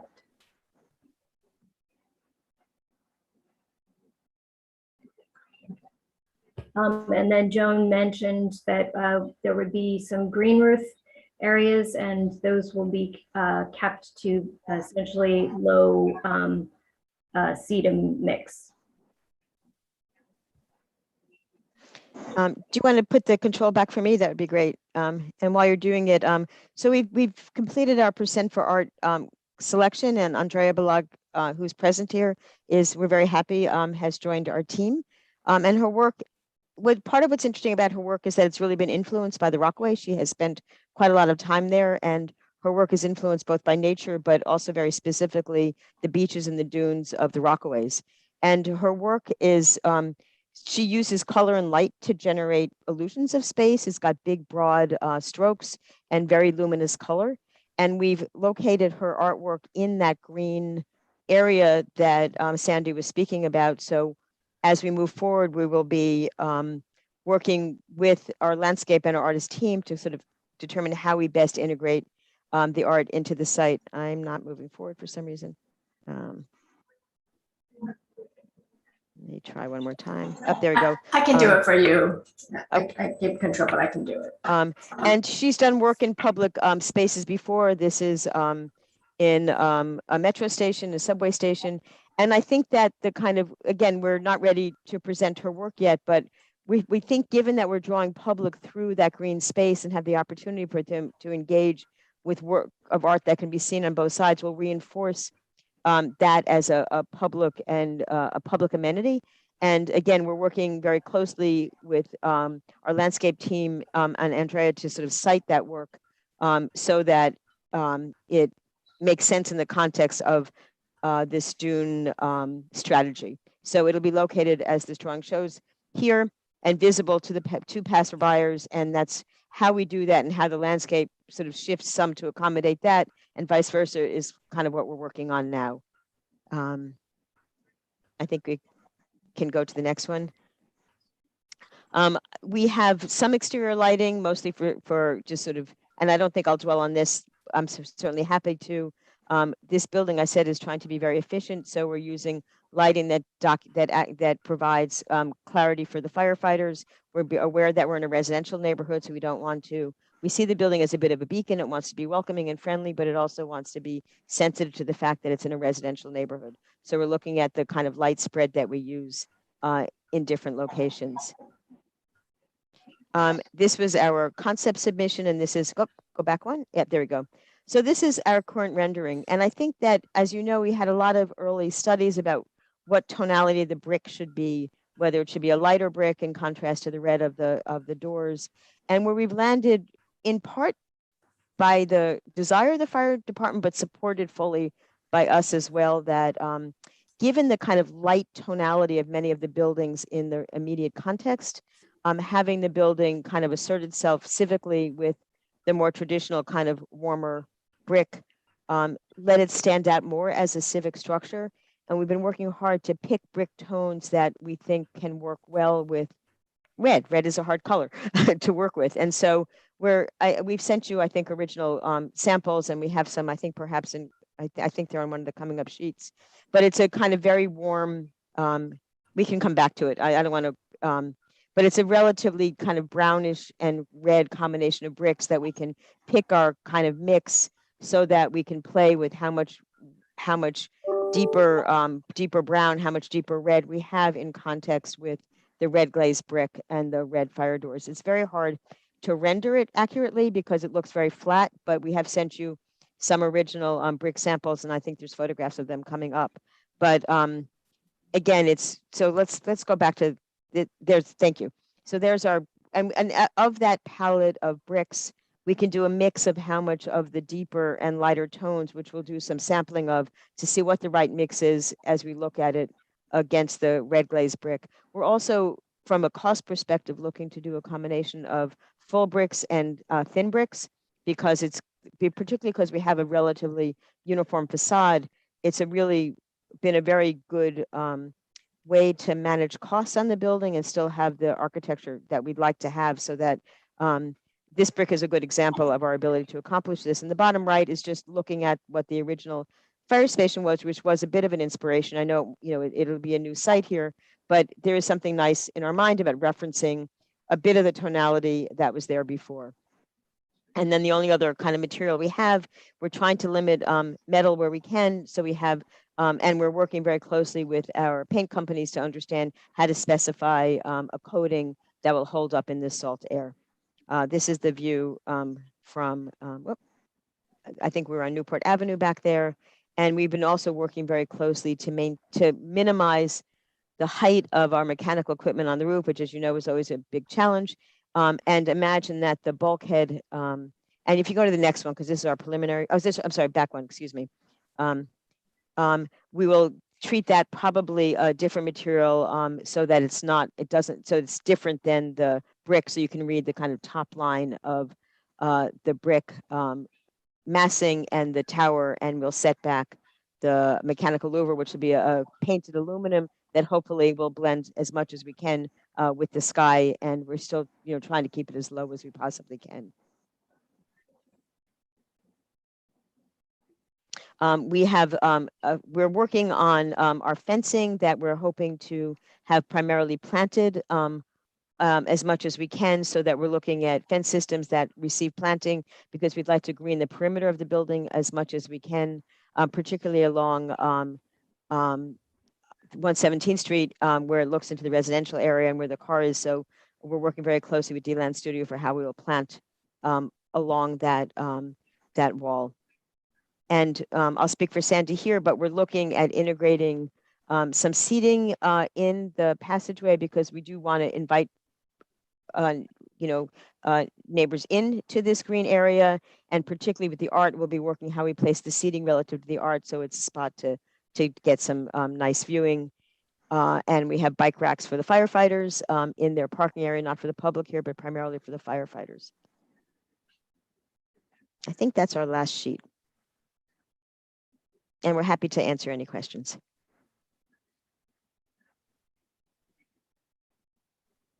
Thank you very much for that presentation. Commissioners, do you have any questions, comments, thoughts?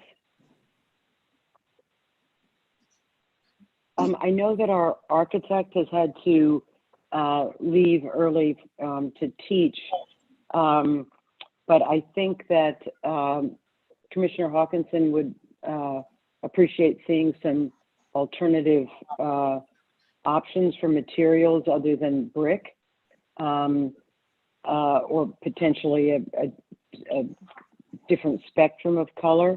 That was, I can't speak to that any more fully than simply making that remark. I don't know if there are other commissioners who have a concern one way or another about the choice of brick. I appreciate that you don't want to use metal for the obvious reasons of its siting. Can I ask a question? Would it be possible to have a conversation with her about the concerns, to kind of dig in a little bit more? I know that she can't be here, and schedules are schedules, but it'd be nice to hear a little bit more about what her concerns are, so we can more appropriately address them. I don't know what forum there is for that. Joan, we can follow up with the agencies on some follow-up discussion on the materials. Great, thank you. Mm-hmm. I just wanted to put in a plug for more trees. In your, I guess this would be largely addressed to Sandy. There may be utilities or overhead power lines that prevent you from putting in more street trees, but given that Beach 116th Street is the major kind of connector from the bay to the to the sea, and I wonder if it's possible to put in street trees on your property instead of in the sidewalk. I think it's a pretty harsh environment out there. Pedestrians, I think, would benefit from some shade, and I think that it can work with a berm as you have it, but create some space for street trees, particularly, as I said, along Beach 116th. And the only other thing I would say is that, in my experience, the mixing of dune grass with your other species may be problematic because of the high sand content, very high sand content. that beach grass requires that the other ones are less happy to have as their soil type. So just putting that out there. Are there, and I think also that the those street trees will not negatively, or those property line trees, excuse me, would not have a negative impact on the proposed artwork. Yeah, I think as Joan had mentioned, as we move forward with the artist and the siting of the art within the landscape, we'll certainly look at how we might be able to incorporate more street trees in that area along Beach 116th that's also compatible with viewing the art. So we'll definitely study that as we move forward. Okay, Sandy, thank you.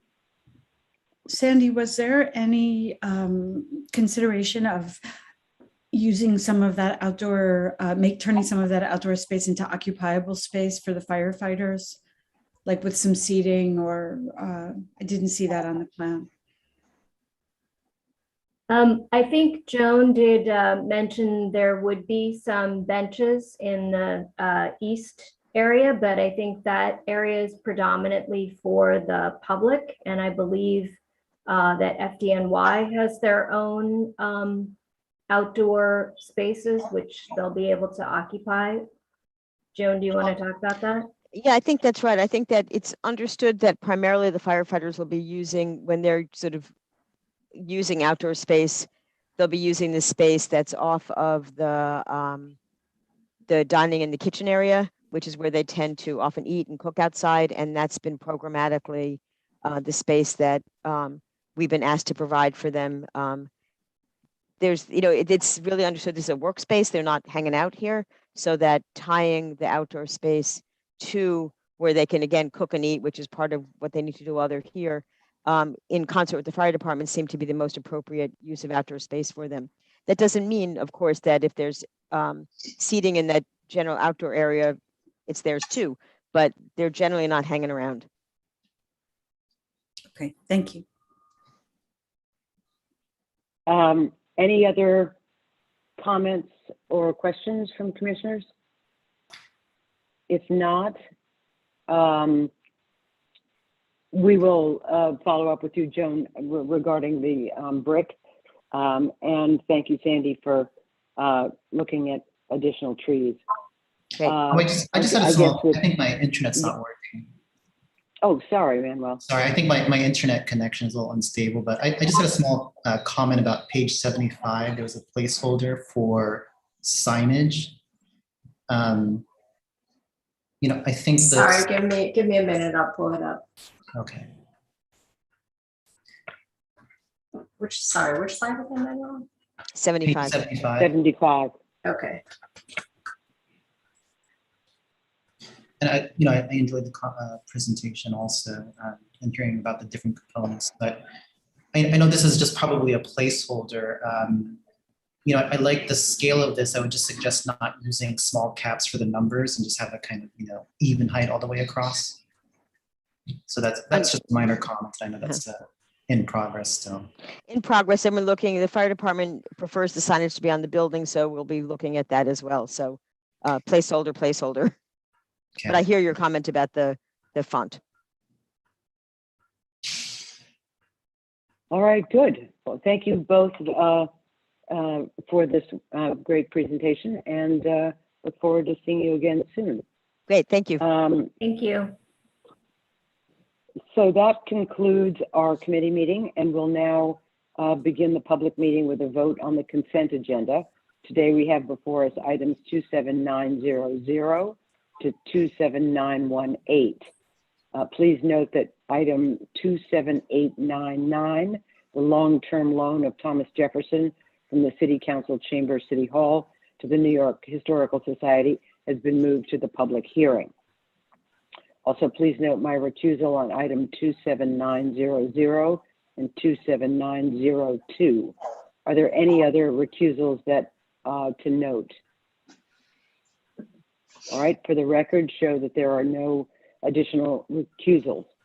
So I'm now going to call for a vote. Commissioners, when I call your name, please state your vote for the consent agenda. You may approve all or reject all, and you may also reject or abstain from individual projects. So I'll start in alphabetical order. Phil? Approve all. Karen? Approve all. Deborah? Approve all. Manuel? Approve all. Susan? Approve all. Ethel? Approve all. Meryl?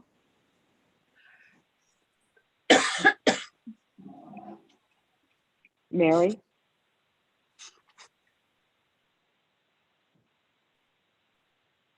Is Mary still with us? I don't I see can't see her. the- I don't see her, Signe. Okay.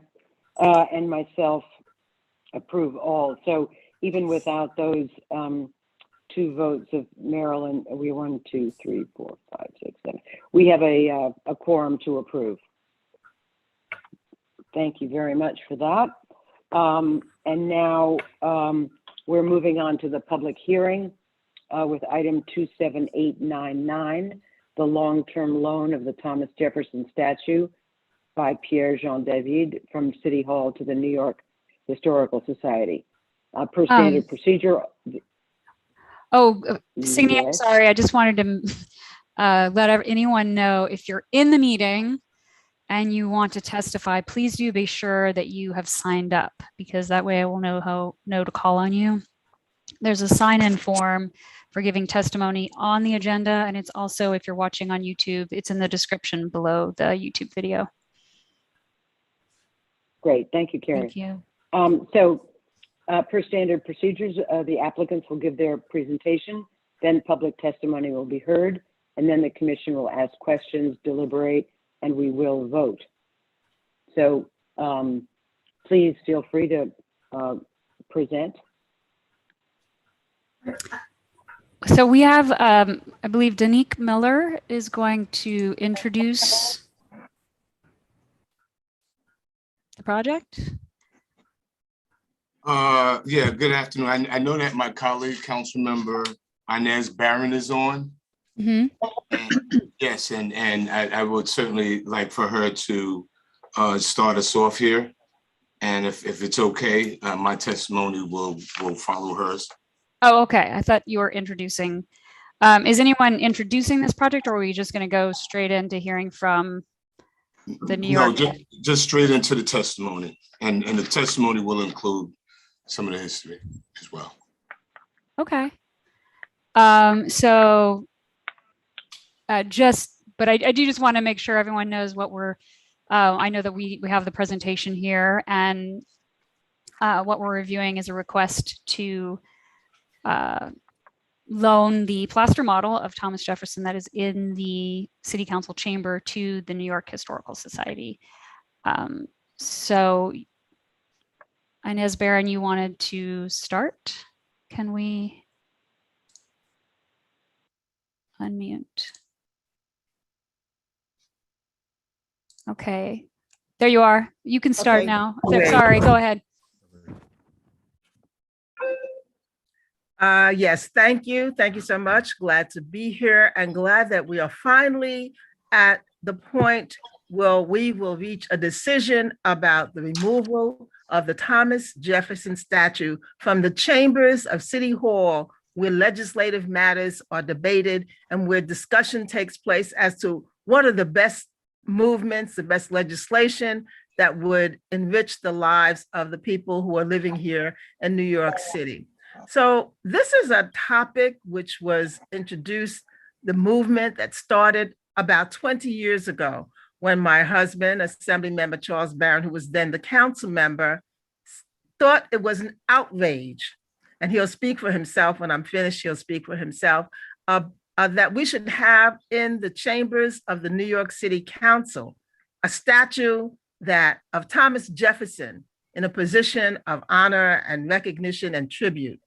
So some 20 years ago, the issue was raised, And the present Black, Latino, and Asian caucus continued that concern and continued that fight to this present day to have the removal of the statue. We sent a letter to the speaker in, I think, 2019, talking about the inappropriateness of the statue.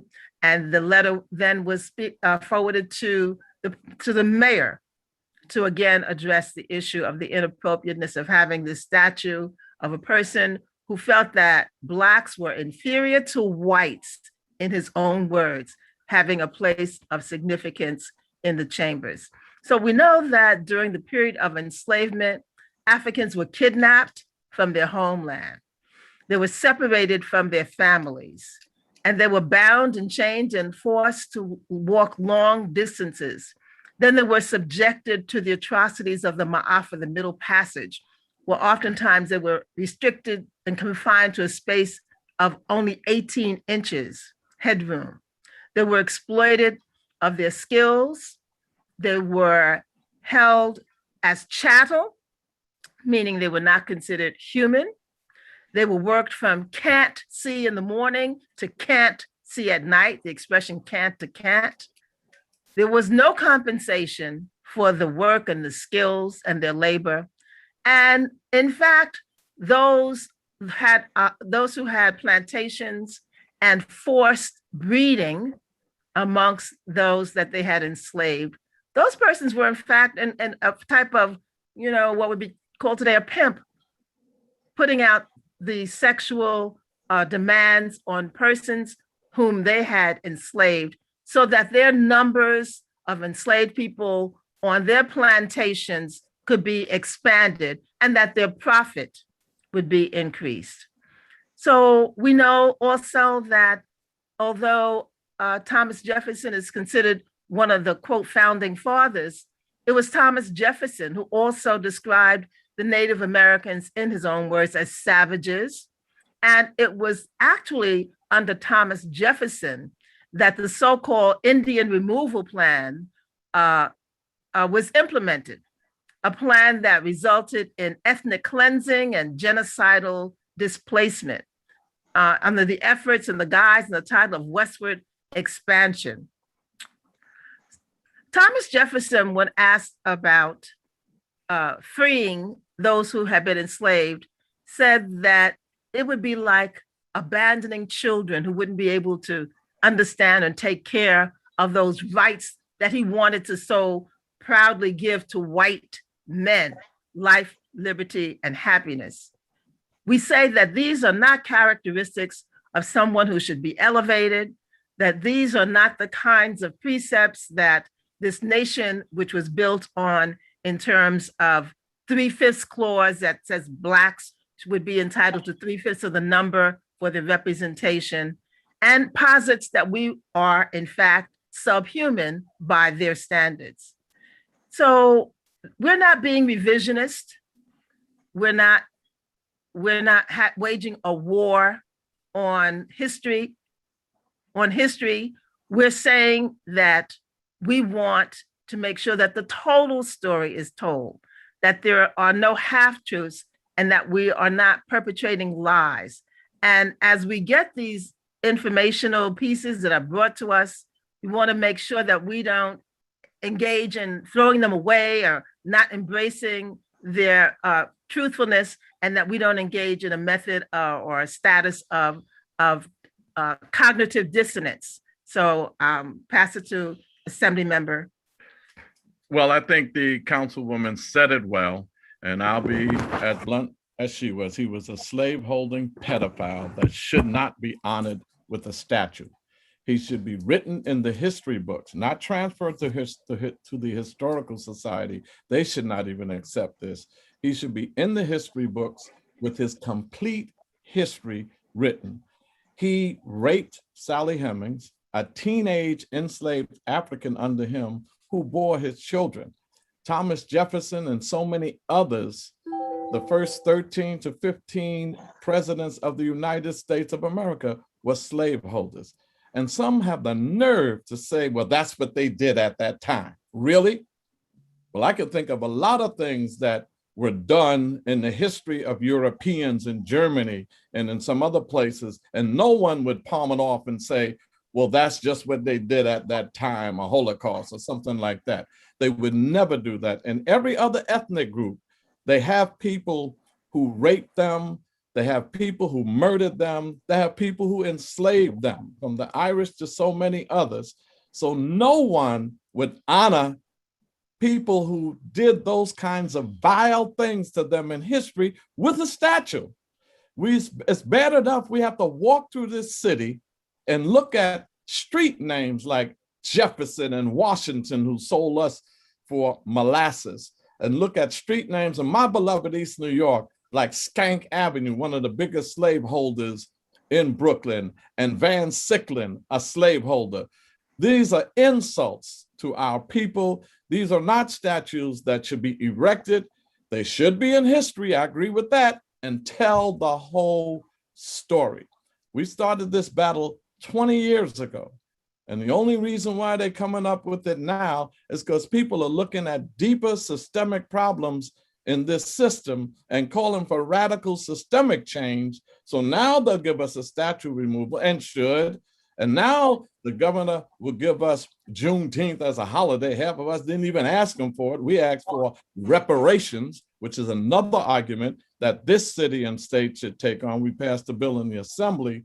So when we remove this statue, we are making a step in the right direction for erasing, honoring those who murdered and raped us. And when you think of him being one of the architects of the Constitution that called us 3/5 of human beings, him talking about the Declaration of Independence that called indigenous people savages, and that separated themselves from England because England was abolishing slavery and the colonists didn't want to. And this enslavement is affecting us to this day. It still has psychological and economic damages in our communities to this very day, which is why we call for reparations. So not only should this statue should be removed, it should be destroyed and not erected anywhere else. Long overdue. Do the right thing. Thank you. I'm sorry, but is Councilmember Adams here? I'll try to unmute them. I believe. Okay, Councilmember Adams, if you'd like to say something, please go ahead. Sure, thank you very much. And thank you to my colleagues, particularly Assemblymember Barron and my colleague, Councilmember Barron. Thank you for your your history on this. I am Councilmember Adrienne Adams. Thank you, members of the commission as well. I represent District 28 in the City Council. I want to thank you for having this public hearing today. When I first walked into the City Council chambers nearly 4 years ago as a sitting elected official, I immediately noticed the statue of Thomas Jefferson. It was, and still is, one of the most prominent figures in the entire room, no matter where you're sitting or standing. Everyone, from city council members to staff, to speakers, and the general public, inevitably see the statue upon entering the chamber. And that's the way it's been since 1915, when the statue was first installed in the city council chambers by way of the rotunda of City Hall, and before then, the governor's room, where it first arrived in 1834. Thomas Jefferson is one of our country's most notable founding fathers, the third president of the United States and the primary author of the Declaration of Independence. It's thanks to Thomas Jefferson that we hold dear certain unalienable rights, among them life, liberty, and the pursuit of happiness. Our country has celebrated his contributions and legacy through countless tributes, monuments, and yes, even statues. Many of our schools, roads, and other public institutions across these United States, as the assembly member said, bear his name. Yet, as a lawmaker, and perhaps more importantly, as an African-American woman, I cannot help but think about the other part of his legacy, not talked about enough, whether in the confines of our halls at City Hall, in our classrooms, or in our communities. Thomas Jefferson was a slaveholder who owned over 600 human beings, African slaves, that he reaped the economic benefits of slave labor from.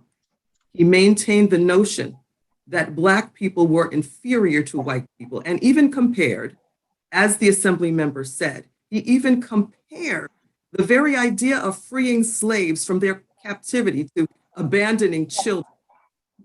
Notably, Jefferson fathered 6 children with Sally Hemings, his slave, who was also his wife's half-sister. Jefferson was 44 years old. Hemings was just 14 at the time of what is believed to be their first sexual encounter while he served as the United States minister to France. Jefferson embodied some of the most shameful parts of our country's long and nuanced history. Now, when I walk into city council chambers to vote, discuss legislative matters, facilitate oversight hearings, and conduct the business of the people, this is the history that I'm thinking about, as well as the history that I was taught as a child regarding our founding fathers. It makes me deeply uncomfortable knowing that we sit in the presence of a statue that pays homage to a slaveholder who fundamentally believed that people who looked like me were inherently inferior, lacked intelligence, and were not worthy of freedom or rights, the same rights that he eminently described in the Declaration of Independence. That's why, as the council member for the 28th District and co-chair of the Black, Latino, and Asian Caucus of the council, I joined the call for the statue's removal in 2019, in 2020, and even today. As city council members of color, we deserve dignity and respect. We deserve monuments that inspire us to fight for equality, fairness, and justice for all New Yorkers.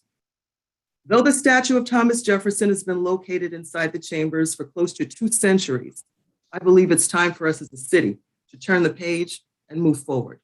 We now have the opportunity to do that by relocating the statue to the New York Historical Society, where the full story of Thomas Jefferson will be told in context. We can no longer cherry pick the parts of history that make us feel comfortable while ignoring the ugly parts of history that make us uncomfortable. We need to understand and confront the whole picture, and that includes the legacy of Thomas Jefferson. I urge every member of the Public Design Commission to vote yes to the City Council's proposal. Thank you so much for allowing me to give these remarks. Thank you once again to my colleagues in government. We all look forward to finally seeing the statue's removal from our City Council chambers. Thank you very much.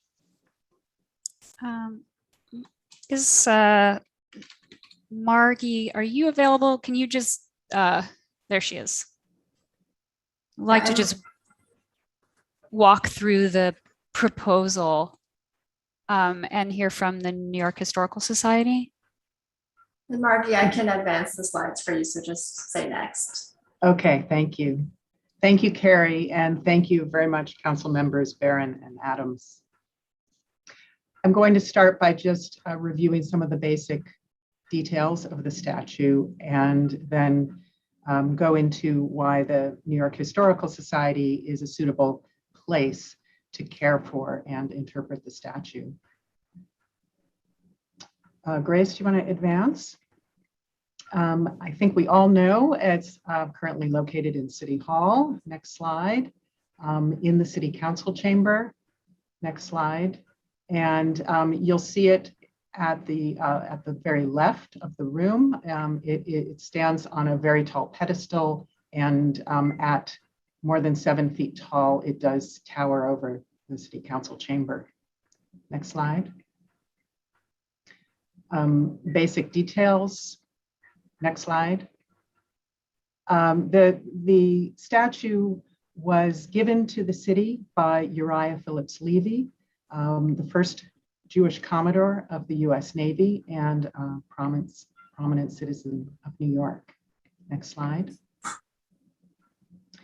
Levy was inspired to commission the statue because he was he admired Thomas Jefferson, and particularly Jefferson's advocacy for religious freedom.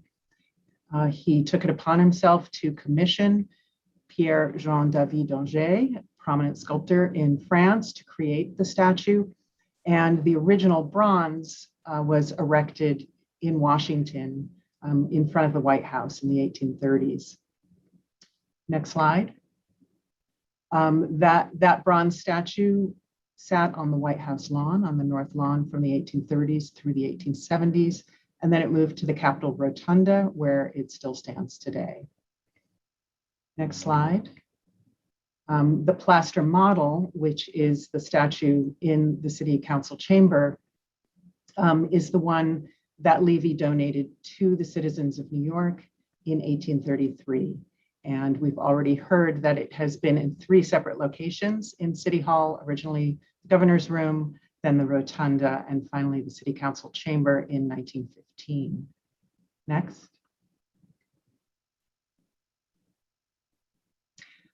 The statue has been well cared for and was restored in 2010 and 11. And at that time, it was noted that it is subject to damage due to the proximity of people working around it. And at that time, a higher pedestal was installed. Next slide. So the New York Historical Society was contacted about the statue, and we have agreed to provide a temporary home for it. Next slide. If approved, we would engage the firm Marshall Fine Arts to crate and transport the statue to Marshall Fine Arts facility on Long Island before it comes to the New York Historical Society. So I wanted to also provide a little background as to why we think the Historical Society is a proper temporary home for the statue. I imagine most of you are familiar with the New York Historical Society. We are the city's oldest museum, founded in 1804. Our building is located on Central Park West and 77th Street, just south of the Natural History Museum. We are the city's American History Museum, a place not only to learn about the past, but to discuss and debate the making and meaning of history. New York Historical presents about 20 changing exhibitions every year that delve into historical and art historical topics, ranging from slavery and women's rights to the Hudson River School and Audubon's Birds of America. We offer a robust education program that serves approximately 200,000 students and teachers each year at our museum, in the city's public schools, and online.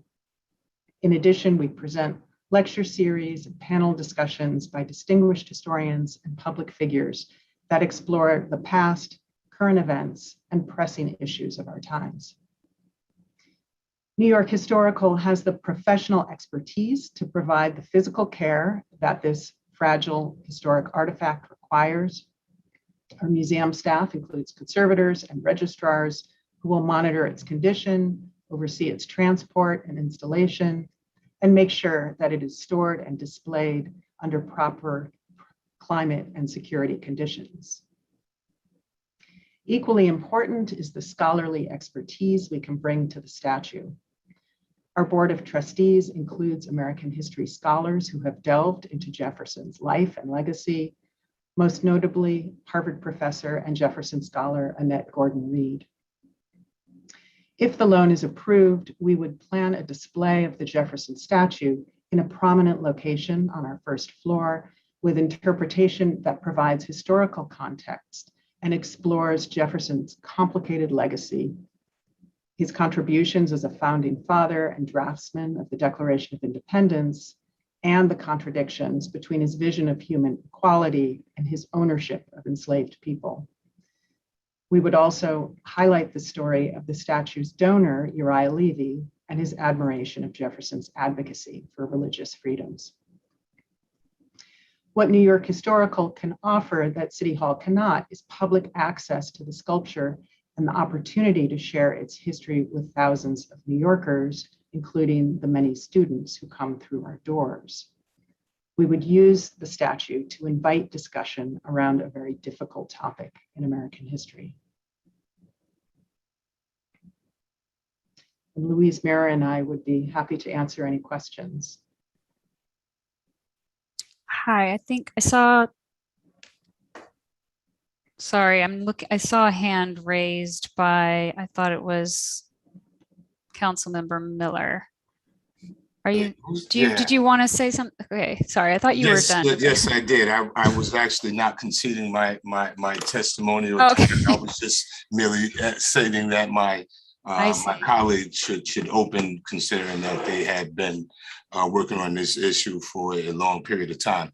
But good afternoon. I'm Councilmember Idanique Miller, and I thank you for the opportunity to speak on this important subject. I'm also the chair. I represent the 27th Council District here in Southeast Queens, and I'm the co-chair of the Council's Black, Latino, and Asian Caucus. I want to thank, to start off by saying, quite frankly, this is simply not a debate about removal of Thomas Jefferson's statue from the council chambers. That is not a debate.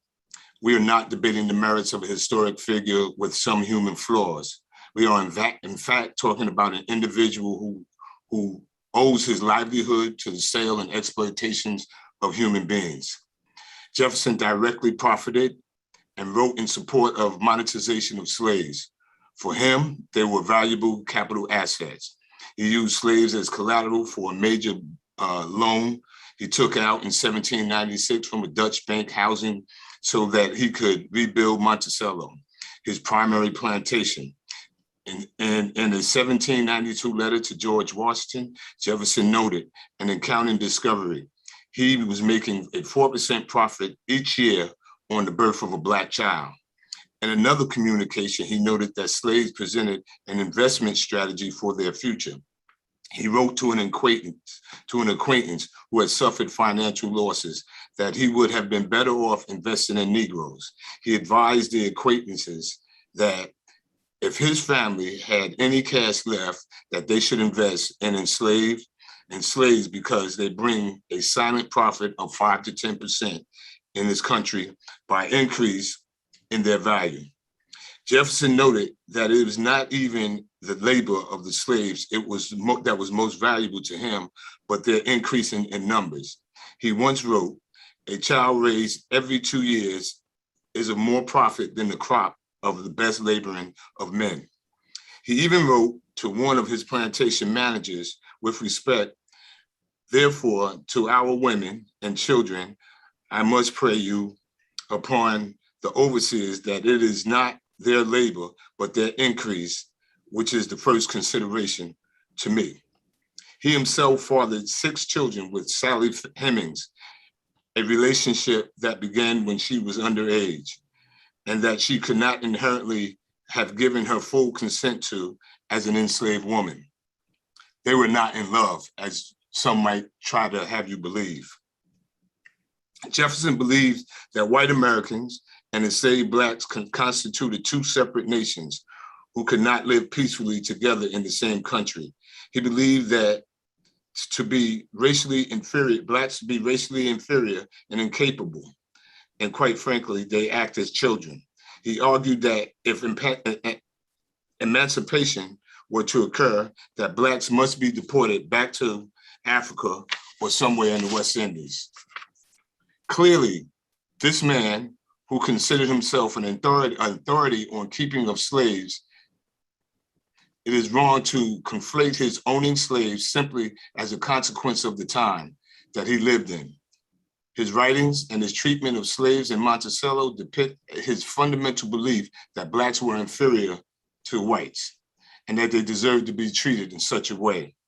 For all these reasons, I find baffling that there are those in favor of keeping this statute in the council chambers, even as the majority minority members of this legislative body have likened his domineering presence to psychological warfare, being constantly reminded of the atrocities of slavery, also the atrocities perpetrated on indigenous folks, and his long-term impact on socio-economic suppression of those people have even today. To be clear, we are not seeking to erase history with the removal of this statue, but we are saying unequivocally, we will not celebrate and uplift and lift up a man whose success was built on the backs of slaves in this council chambers. A few years ago, when the students from PS 136 in my district in Queens were visiting City Hall, and they took a tour on their field trip, a fourth grader remarked on Thomas Jefferson's statue and asked, why was he being heralded in the council chambers when he was such a prolific slave owner? Our youth expect better from this legislative body, and we owe it to them to replace his statue with a more appropriate historical figure. As the nation comes to grip with its past, and we raise up and educate our youth on the real history of America, we are simultaneously undertaking a duty to elevate role models and celebrate those who contributed to the lives and experience of all individuals in a positive way in this country. Let us not forget that when Jefferson wrote that all men were created equally, it applied only to white males. It has been over a century since Jefferson's statue was installed in council chambers. Surely we can all agree that the importance of this statue, monument, and other symbols in public life means something, especially to those whose struggle and triumphs have been downplayed and marginalized. In many cases, erased and improperly, their history has been told. To continue to elevate this man and overlook the contributions of countless others whose lives and service truly demonstrate the principles and equity that we aspire would be a travesty and a perpetuation of privilege that only serves to uphold the ideals of white supremacy. I thank the Commission for affording me the opportunity, and I look forward to its immediate removal. I look forward to the passage of this this afternoon. So thank you for hearing us out. So we have some people signed up to testify. The first person will be Todd Fine. I just asked you to unmute, Todd. Okay, yes, please go ahead. Hello, my name is Todd Fine. I'm the president of the Washington Street Advocacy Group, which advocates for public art in the city. Can you hear me? Yes. I'll turn off my video. Okay, can you hear me? Yes. Yes. I could hear you say yes. You can hear me? Yes, please go ahead. Hello? Yes, okay. Yes. So, yes, I'm Todd Fine. I'm the president of the Washington Street Advocacy Group, which advocates for public art in the city. And I am bewildered that there is no explanation from any city agency explaining why the statue could not be moved in another case in City Hall. The testimony from the council members was only about, for the most part, about the council chambers. It could easily be moved to the governor's room, which is filled with people associated with slavery. I mean, unfortunately or unfortunately not. So the implication of this decision to send it to the Historical Society, a private entity, might mean that you would have to, in the future, remove many, many important public artworks from the governor's room. And that should be dealt with. A number of scholars of Jefferson, a collection of leading scholars, sent a letter to the Design Commission proposing that alternative, and that should be considered. There should be full explanation of why that alternative was not considered. I would like to read a statement from Sean Wilentz, who is the George Henry Davis 1886 professor of American history at Princeton University, who wants the statue to remain in City Hall, as I should want to add also, as does Annette Gordon Reed, the expert on Sally Hemings, who was mentioned several times in testimony. But here is Sean Wilentz. Removal of the David DeAnger statue of Thomas Jefferson from City Hall would be a direct attack on the symbol of the democratic values New Yorkers hold dear. The statue specifically honors Jefferson for his greatest contribution to America, indeed to humankind. The basic idea, radical then, radical now, that all men are created equal. the idea that animates the Declaration of Independence and that connotes religious freedom. Nothing like it had ever been stated or even imagined before as the basis for a political order without kings or hereditary aristocrats or theocrats. It is an idea so capacious and audacious that it outstripped the realities of Jefferson's time, nourishing abolitionists, women's rights advocates, and every other variety of human rights champions down to our own time. There are those who said while he lived that Jefferson the slaveholder could not have really meant what he wrote, that some people really were created more equal than others. But never in public or in private did Jefferson back off from or seek to amend or modify his finest contribution. There is no honoring Jefferson without reservation, but there is no dishonor in that with respect to slavery and racial justice as with every other struggle for equality. By removing his statue, we would forget how America's racist pro-slavery leaders came to repudiate Jefferson's declaration as a collection of self-evident lies, standing rebukes to their barbaric cause. Nor can we forget that Jefferson's enduring words and actions set the very standard by which we find him wanting, the standard to which Dr. King appealed when he quoted Jefferson on the steps of the Lincoln Memorial. Lincoln, meanwhile, warned that that those who would forsake Jefferson were, quote, the vanguard, the miners and sappers of returning despotism, unquote. To disown Jefferson now, with despotism on the rise in our country as never before in our lifetimes, would be a symbolic blow, especially to the most vulnerable among us, for whom Jefferson's cry of equality remains the last best hope. Thank you. And I would just finally like to say that this should not go to a private entity. That is against the principles of the Public Design Commission. Thank you. Okay, the next person is Bhagirathi Savage. Hi, good afternoon. Go ahead. You have 3 minutes. Okay, fine. I just wanted to say that Jefferson was born into a situation of slavery that existed for thousands of years. He was opposed to the institution his entire life, and he took several steps to abolish it. As a young lawyer, he took the case of 6 slaves suing for their freedom. In 1769, he proposed a law to allow manumission by deed or will to the House of Burgesses. They were hooted out of the assembly, and his colleague was called a traitor. In 1774, he instructed the Virginia delegates to bring up the issue of slavery at the Continental Congress. And he said that the abolition of domestic slavery is the great object of desire in those colonies where it was unhappily introduced in their infant state. He wrote in both his second and third drafts of the Constitution for Virginia, he wrote, "No person hereafter coming into this country shall be held in slavery under any pretext whatever." Next came the Declaration of Independence. Of course, he wrote all men are created equal. He meant all men are created equal. He included 2 paragraphs that were deleted. And in there, he used uppercase MEN, referring to slaves. Jefferson didn't even start his sentences with uppercase letters. So he was saying these were people, these were men. And he was condemning the British for forcing that institution on the colonies. Those 5 words have changed the world. Within 100 years of thousands of years of slavery, it ended in America.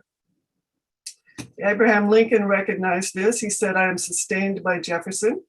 And he said, "All honor to Jefferson, to the man who, in the concrete pressure of a struggle for national independence by a single people, had the coolness, forecast, and capacity to introduce into a merely revolutionary document an abstract truth applicable to all men and all times." After that, Jefferson wrote a law that ended the slave trade in Virginia. It passed in 1778. And he said of that law, "This will in some measure stop the increase of this great political and moral evil, while the minds of our citizens may be ripening for a complete emancipation of human nature."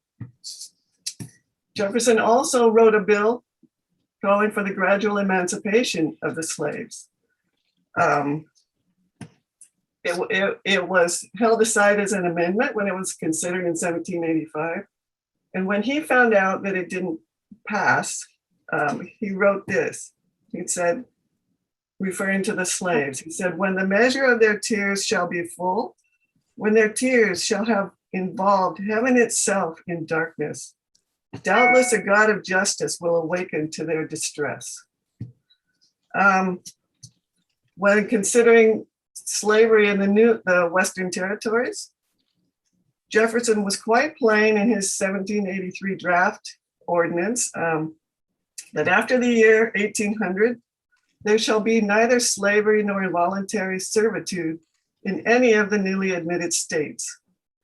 It failed by one vote, and he wrote, the voice of a single individual would have prevented this abominable crime from spreading itself over the new country. Thus we see the fate of unborn millions hanging on the tongue of one man, and heaven was silent in that awful moment. Okay, you've reached the end of your time. Are you done? Sorry. Thank you. Okay, thank you. I believe some other people have gone longer than 3 minutes. But no, they were actually presenting their proposal. I know it's a little bit of a possibly different format as we usually do. Considering the whole story, you should know the whole story. Thank you. The next person on our list is Rachel Klingberg, but I do not see her, Rachel, in the meeting. So we're going to go to Natabara Ralawson. Yes. Go ahead, you have 3 minutes. Yeah. And can I share my screen? Is that okay? No, we don't usually do that. You can, you're welcome to send us something. Okay, yeah, I will. Well, let me just go over one thing because I hear this repeated. There's a real misconception in the scientific community when the 1998 study came out ascribing this DNA match with Sally Hemings' descendant, Heston Hemings, or son, Heston Hemings. When that was first announced, the scientific community really condemned that initial statement and that assessment. And they came forward saying it was misleading, it was not a misstatement of fact, it was an abuse of the scientific press. Now, this all played out in the scientific journal world where most people don't read these things, but it forced the author of that study, and I'm bringing this up because this speaks to a general misconception. There's a lot of people mentioning certain things about Jefferson's pedophilia and that kind of thing. And I think we need to take a step back and look at the science, because the author of that study wrote in the New York Times on an op-ed on November 6, 1998, the genetic findings my collaborators and I reported in the scientific journal Nature do not prove that Thomas Jefferson was the father of one of Sally Hemings' children. We never made that claim. Now, the scientific community attacked his article, saying that the authors did not consider all the data at hand in interpreting the results. Foster omitted any presentation of a number of adult Jefferson males. No mention was made of Thomas Jefferson's brother Randolph or his 5 sons, and that evidence suggests no specific Jefferson. Now, the Scientific Journal in America came forward just after that and said, contrary to headlines that splashed across the country in November, there is no conclusive proof that former US President Thomas Jefferson fathered an illegitimate child by his slave Sally Hemings. At least 5 of his family members are candidates for paternity of Sally's child, researchers admit in their letter in tomorrow's issue of Nature, where that article author said, it is true that men of Randolph Jefferson's family could have fathered Sally Hemings' later children. Space constraints prevented us from expanding on alternative interpretations. The title assigned to our study was misleading. We know that from the historical DNA data that Thomas Jefferson can neither be definitively excluded nor solely implicated in the paternity of illegitimate children with his slave Sally Hemings. Now, another journal came forward and said it was an abuse of the scientific press. And more recently, in 2011, Dr. Stephen Quake at Stanford University said, all that the DNA indicated in the end was that descendants of Jefferson's paternal uncle have the same Y chromosome as a male line descendant of Heston Hemings, the youngest of Sally Hemings' sons.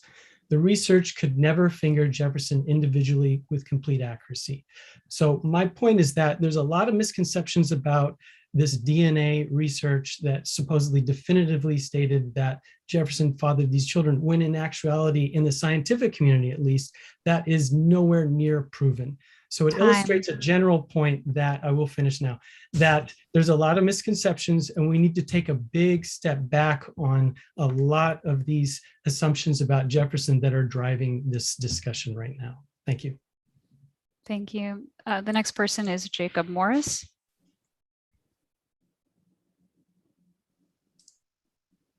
You, okay. Go ahead. Am I, we can hear you. Yeah, and am I also visual? No, we only see your name. Oh, gee, well, how do I start my video? Oh, okay. Hey, there I am. Okay. So I want to say that if you're not welcome somewhere, then you should go. So, my first critique of this is jurisdictional.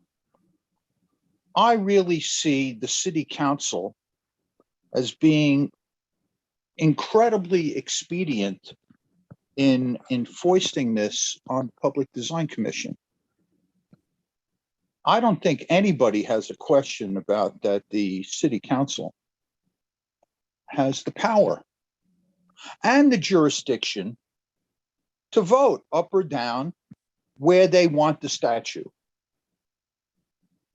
They do have the power and they do have the jurisdiction to expediently send it to the Public Design Commission for the wonderful commissioners, who, by the way, do not have a historian as a member, to make a decision for them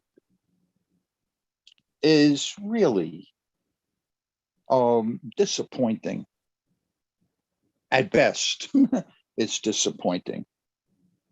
The commission should unequivocally say, you know what?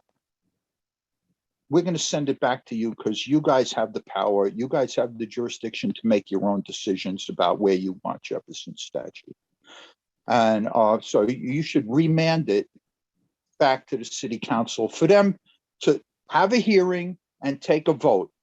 And if there's a majority of the council members, and there probably will be, that want to move the statue out of the council chambers to wherever they want to move it to, then let them vote out in the open and not foisted on my wonderful public design commissioners. Now, let me go a little further. You know, they're attacking Jefferson because his statue's there. Okay, you know what? He's an easy target because he's right there in their chambers. But what about Christopher Columbus? What about Boss Tweed? What about Richard Riker? Now you're talking about really unequivocally horrible people. Christopher Columbus, the man who introduced chattel slavery to the Western Hemisphere, and he got these huge statues all around the city, not to speak of Columbus Circle. Do something about him, city council. And what about Boss Tweed, the most corrupt public official in our city's history, and his name's on the Tweed Courthouse, which happens to be the headquarters of our public school system? Does somebody want to tell me that Jefferson is worse than Boss Tweed? No, he's not. Boss Tweed is much worse than Thomas Jefferson. And so is Christopher Columbus. He introduced slavery to the Western Hemisphere. Jesus Christ, and brutalized the original Americans to dig for gold and other riches from his greed and his arrogance. And not for nothing, Richard Riker, the chief magistrate in New York City for almost 20 years in the 1820s and the 1830s, got kickbacks from bounty hunting rings for the kidnapping of the children of free Black families and issued certificates of removal under the Fugitive Slave Act. The patriarch of the Riker family that owned Rikers Island, otherwise known as Injustice Island, how about getting his name off of that island? How about getting Boss Tweed's name off of the headquarters of our public school system? Fine. And please remand this to the city council. Let them stand up and get their priorities together. And they want to do it, then do the other guys too. Thank you. So do I have Lucian Truscott here? I believe if you're muted, if you're calling in and you're muted, I believe it's *9 to unmute yourself, right? Is that correct? I am trying to unmute Lucian. He just requested. I think that Lucian, if you can hear, I think you have to click. Is it *9, Jenna? Yes. Okay. If you can click *9 on your phone, it will unmute you.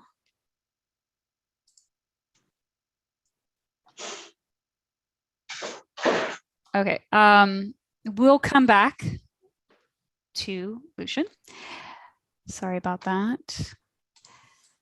The next person is Edward Borninski. I do not see. Okay, then we'll go to Robert Loscalzo. Am I unmuted? You are. Go ahead. You have 3 minutes. Awesome. Thank you. I am Robert Loscalzo, and I oppose the removal of the Thomas Jefferson statue from the City Council chamber, specifically to become a long-term loan to the New York Historical Society. The specific subject of your upcoming vote on this matter is the written application that was submitted by DCAS, not the council. I encourage each of you to review it. The application itself provides no rationale for removing the statue from the public space where it has stood for 106 years, or any reason for you to conclude that it would be a net benefit to the public to do so. EDC has published a presentation about this matter. Unlike the application, the presentation mentions 2 alleged justifications for the proposed loan of the statue. However, each of them is contradicted by facts. The first alleged justification to remove the statue is to protect the artwork. However, 10 years ago, the statue was already given a new higher pedestal plus a metal guardrail. The statue's base is now elevated roughly 5 feet above floor level, making it very unlikely that anyone will impact the statue. Moreover, the City Council chamber is among the most protected public spaces in the city, with a sergeant at arms and his staff dedicated to protect all the property in the room. To claim that the statue needs to be removed from there in order to protect it is ridiculous.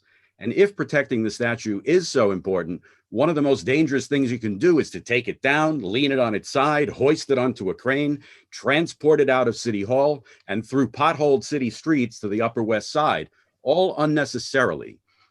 The second alleged justification to loan the statue to the Historical Society is that it provides opportunities to exhibit it within an educational and historical context. However, the Historical Society has no current plan to exhibit the statue. Here's their statement last week. While there are no specific plans for display at the moment, New York Historical might in future years present an exhibition that may include it. Note the qualifying language. They might present an exhibition that may include the statue, or then again, they may not. Approving a loan of the statue to the Historical Society, which is not committed to ever display the statue, will effectively take what is now public artwork and conceal it from public access for the foreseeable future. That is contrary to the public interest. Moreover, the Historical Society is a private entity, which charges the public an adult admission fee of $22. If the Historical Society ever does exhibit this public artwork, we will be paying to see it. Perhaps because such arrangements are not in the public interest, the gift and loan provision of the New York State Constitution prohibits the loan of city property to a private entity. For the foregoing reasons, I urge you to deny the current application of DCAS. And I would also like to just add that even Charles Barron agrees that the statute should not be going to the Historical Society. And to the extent there are two components here, the desire to remove it from City Council chamber, and then the second part of it is, where's it going to go? Even Charles Barron today said he does not agree that it should go to the Historical Society. Thank you for this opportunity to speak. Okay, thank you. Okay. Still do not have Lucian unmuted. Lucian, I think you have to hit *9 again. We will, let's see, who's next?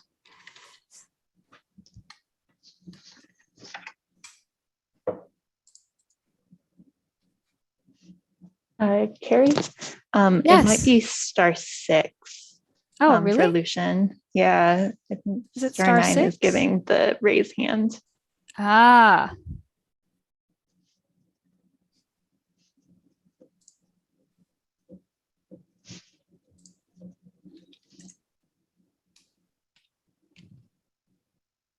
Okay. Sorry, folks. I'm going to try to see if we have anybody else here.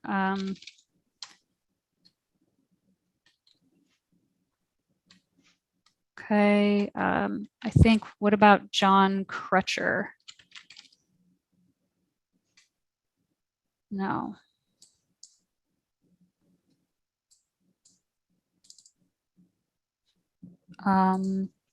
Okay, we did have John. And how about, okay, we'll go to Raymond Lavertu. Go ahead, Raymond. Unmute. Hi, can you hear me? Yes. Oh, hi. I'm from overseas, but I'm also a New Yorker.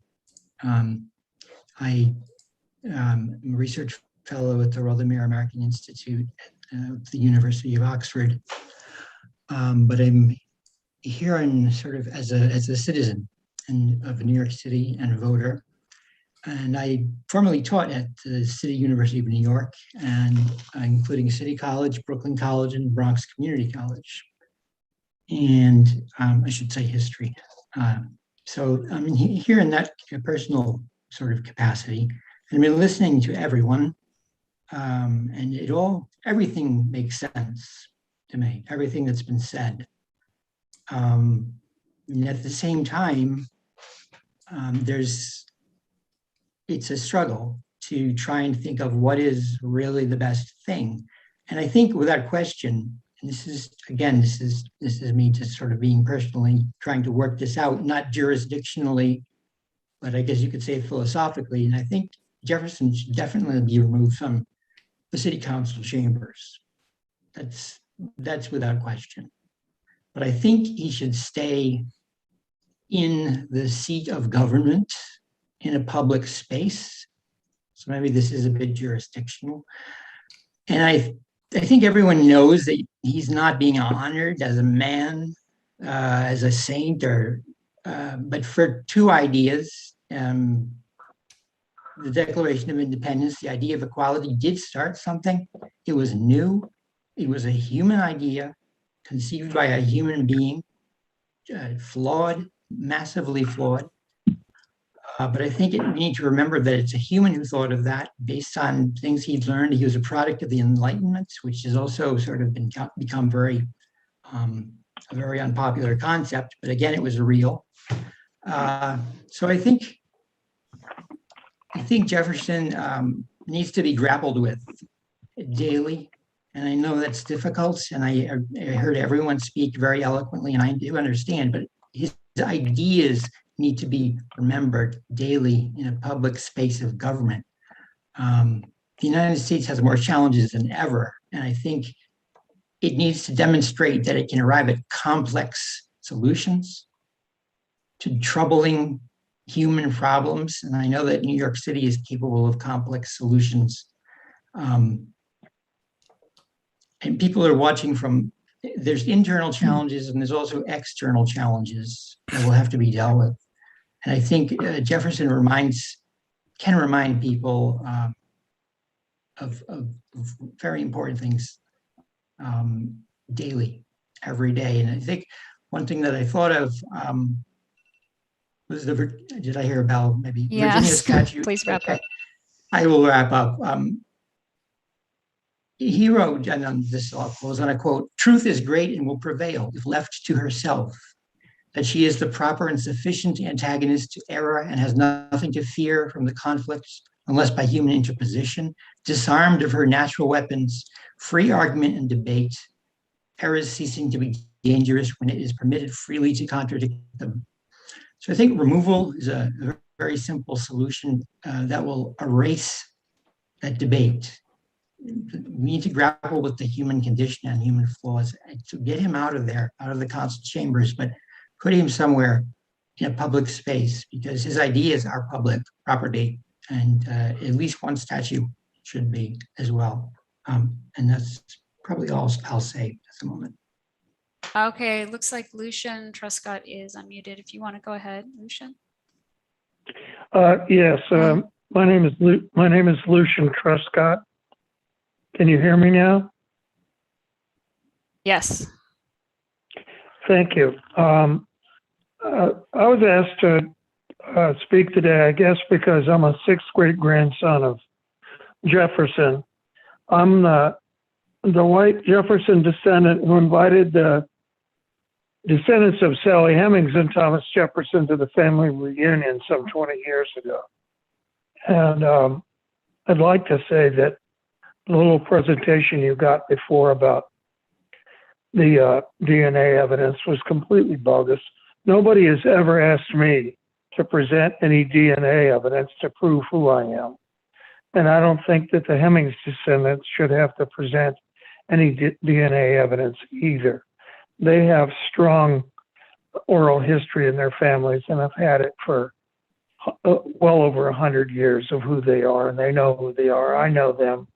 I've met 800 of my Sally Hemings cousins, and I can tell you affirmatively that they are descendants of Jefferson. But that's not what I want to talk about. I think it's a good idea to move the statue of Jefferson, and I'll tell you why. I was walking this morning into a deli out here on Long Island where I live, and a man with dark skin was on a little alley that I was in and passed me, and he looked away from me. He looked down at the ground. He didn't want to make eye contact. He acted as if he was afraid of me. And what it made me think about was what it must have been like for slaves owned by Thomas Jefferson to pass him on Mulberry Row or on the grounds of Monticello. I'd like you to take a moment to try to imagine what it would be like if you were one of the slaves passing this guy that owned you. I'm just a white guy and walking down into a deli on Long Island. I don't own anybody. But still, that guy with dark skin acted like he was afraid of me and didn't want to look in my direction. I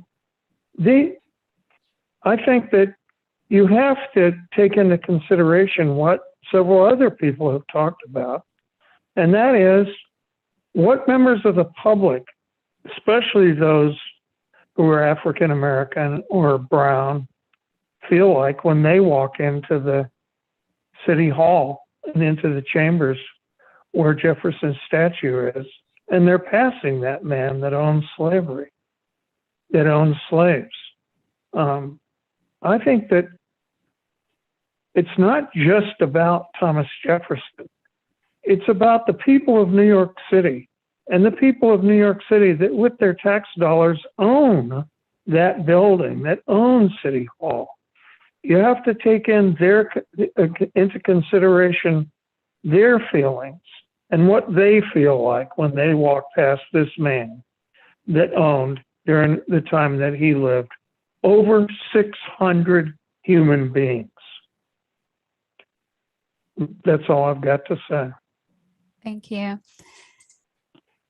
The next person we have on the list is Rosie Batista.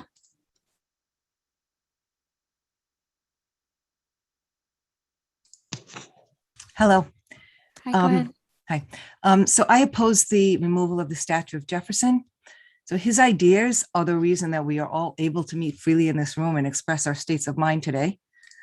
And Jefferson was born into a system that enforced the morality and ethics of the rule at the time.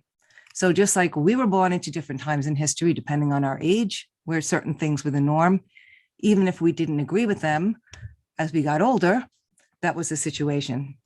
So similar to today, there are state laws that we have to comply with or face coercive measures. So it's important to know what laws were present in 1692.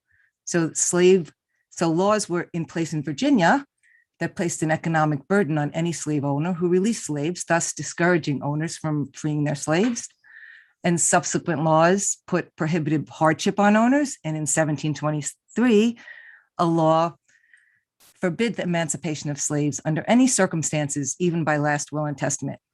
So Thomas Jefferson was born 20 years later in 1743, when these hostile laws were already in place. So as a member of the Virginia legislature in 1769, Jefferson made an effort in that body for permission of the emancipation of slaves, which was rejected. And obviously during the Crown government, nothing like that could have been successful. So following America's separation from Great Britain in 1776, individual states for the first time in American history were able to begin abolishing slavery. And this is a quote from Jefferson: "We are not in a world ungoverned by the laws and the power of a superior agent. Our efforts are in his hand and directed by it, and he will give them their effort in his own time. Where the disease is most deeply seated, there it will be slowest in eradication. And in northern states, it was merely superficial and easily corrected. In the southern, it is incorporated with the whole system and requires time, patience, and perseverance in the curative process." So it was Jefferson's writings that John Quincy Adams and Abraham Lincoln relied upon in their efforts to end slavery. So removing the statue might put out of sight, but it also removes the opportunity for a lively, healthy discussion, for the inspiration that the full story offers, and as an example of the human condition, that when we know better, we do better. And most importantly, that we learn from history so that we never repeat it. And again, because of Jefferson and the 55 other men who took up a quill pen in the hand and placed their names on a document, knowing that their lives were on the line, they did this for future generations and for every single one of us sitting here, because without that, none of us would have the freedom to be, again, in this room today, expressing our thoughts. Thank you. Thank you. So Signe, we did have quite a few other people signed up, but they're not in the meeting. So I think we can move forward with commissioner questions and comments. Okay. Would someone like to thank you, first of all, to all of you who spoke. It is obviously a topic of extraordinary passion and complexity. And I don't believe that we are going to be looking to debate history, but as one gentleman, I believe Mr. Losalzo said, we have indeed two issues here.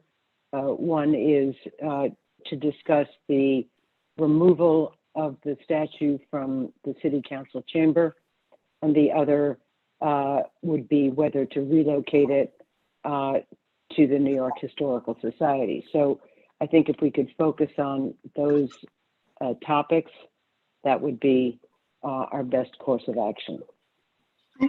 May I have a question, Signe? The question, did you say? Yeah, and also, if I may, okay? Sure. Okay, great. When the item was changed from the consent agenda to obviously a public hearing, which is where it always, of course, should have been, it was initially in writing presented as for the removal of the statue, and I think it seems to be the case today that it went hand in hand with its removal from the city council chamber and its acquisition, however temporary, by the New York Historical Society, who, as we heard today, will send it to its curator, and then it will remain there in safety and be taken care of, and perhaps will be exhibited at some time in the future in the New York Historical Society, which it has stated several times is a revered institution that is private and charges admission. It was only earlier today, I believe, I will stand corrected by my colleagues, that at least a possibility of further conversation and further perhaps research arose, and certainly a letter, at least from the 15 historians, which I think we all received this morning, raised some other questions and for time and the potential to perhaps, as others have said, maybe relocate it, remove it definitely from the city council chamber, and to possibly remove it to the governor's room at city council. So now it seems to me that we are now talking about, one, its removal, but at least at this point, two possibilities. That is, I mean, it seemed as if the New York Historical Society, that possibility was welcomed and maybe went hand in hand with some of the views at the city council. But it seems to me that these have now come to the fore and require, at least for me, a little more conversation and more than that. Thank you. Thank you, Ethel. Would any other commissioners like to opine on this topic? Signe, I mean, Ethel's point is, would it be possible today for us to vote for the removal of the statue from the city council chamber, where it's been eloquently pointed out it's not wanted or appreciated? I totally understand that. Either defer to our next meeting the decision as to where it will go, or if that's not feasible, to suggest that it be relocated at least temporarily within the City Hall building in the governor's room. We are the custodians of the city's art collection. That's our primary and charter mandated purpose. And I think we probably have the authority to suggest its removal from the council chamber to the governor's room. And then we can make a decision with a little bit more discussion, as Ethel suggests, as to its long-term location. Thank you, Phil. Yes, I think that certainly would be a motion for us to consider. Are there other commissioners who would like to contribute their position? I'd just like to clarify, if it does get moved temporarily, that we will still need to have moved with the oversight of a conservation group. Would the city council be able to provide that oversight? Susan, I think you broke up a bit. What did you say? If it gets moved temporarily, then it would still need to be moved with the oversight of a conservation group. It's a difficult statute to move. Would the city council take care of providing that? It definitely needs to be moved by a fine art transportation company. Is that what you mean? mean, they Yes. had proposed Marshall Fine Arts, who's But extremely would, if it was qualified. moved temporarily, would that still be part of the proposal that we would be voting on? Or we could try to make it part of it. Yeah. If, I mean, the PDC can require that the artwork be moved by a fine art transportation company. Okay, just wanted to make sure. This Yes, is, Deborah. this is Merrill. I'm Oh, yes, sorry, Meryl. I've been coming in and out for the last hour, but I have had the privilege of listening to what I thought was an extraordinary body of public testimony. What it leads me to believe is that this is an issue that is not going to be simple to explicate, to excavate, or decide in the course of the time that we decided that this went on a public agenda, a consent agenda, and then was moved.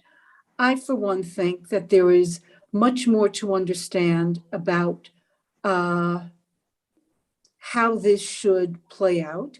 And I would like to see us table this motion so that we can further explore A, where it should go, B, how many times it should and can be moved, right?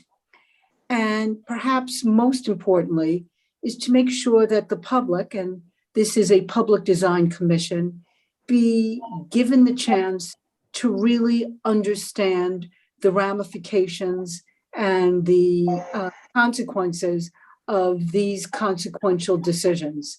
So I, for one, would like to say that Thomas Jefferson is and continues to be a flawed historical character, an important contributor in so many ways, a troubled human being in so many other ways.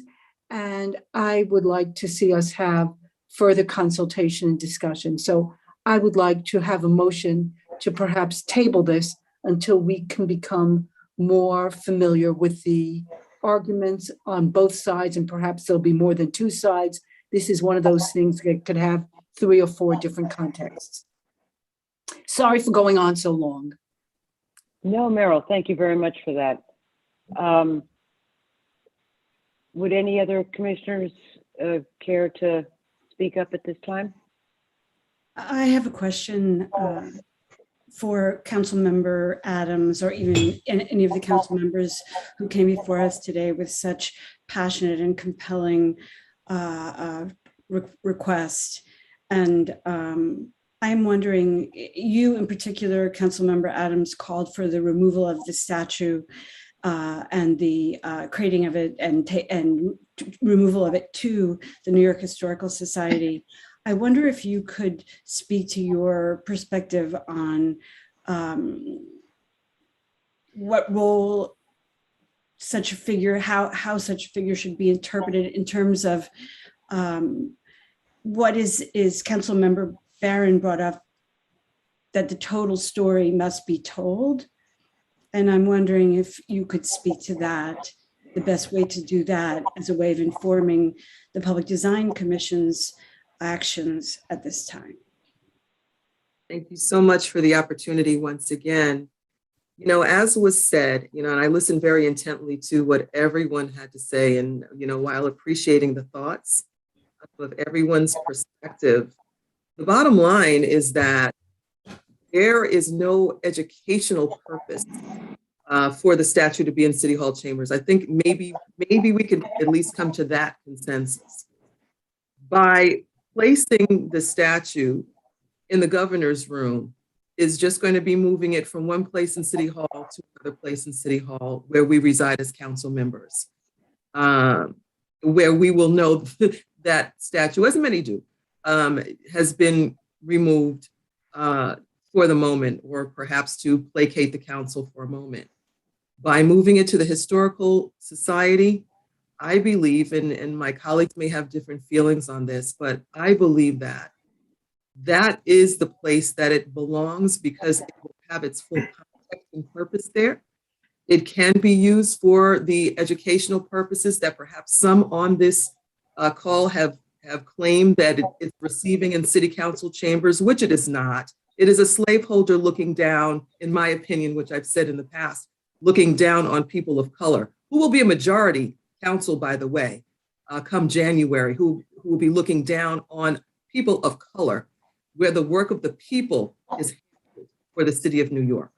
So again, I respectfully believe that the place for it at this time, the removal space, should be the Historical Society, where the history is shown in full context, and cannot be parceled out or cherry picked and deciding, we just want to stay comfortable. I've had a testimony, and real comfortable testimony as far as Thomas Jefferson's role in history, and that's very nice. That is the history that I learned as a student in elementary school, by the way, but that was not the full story of Thomas Jefferson.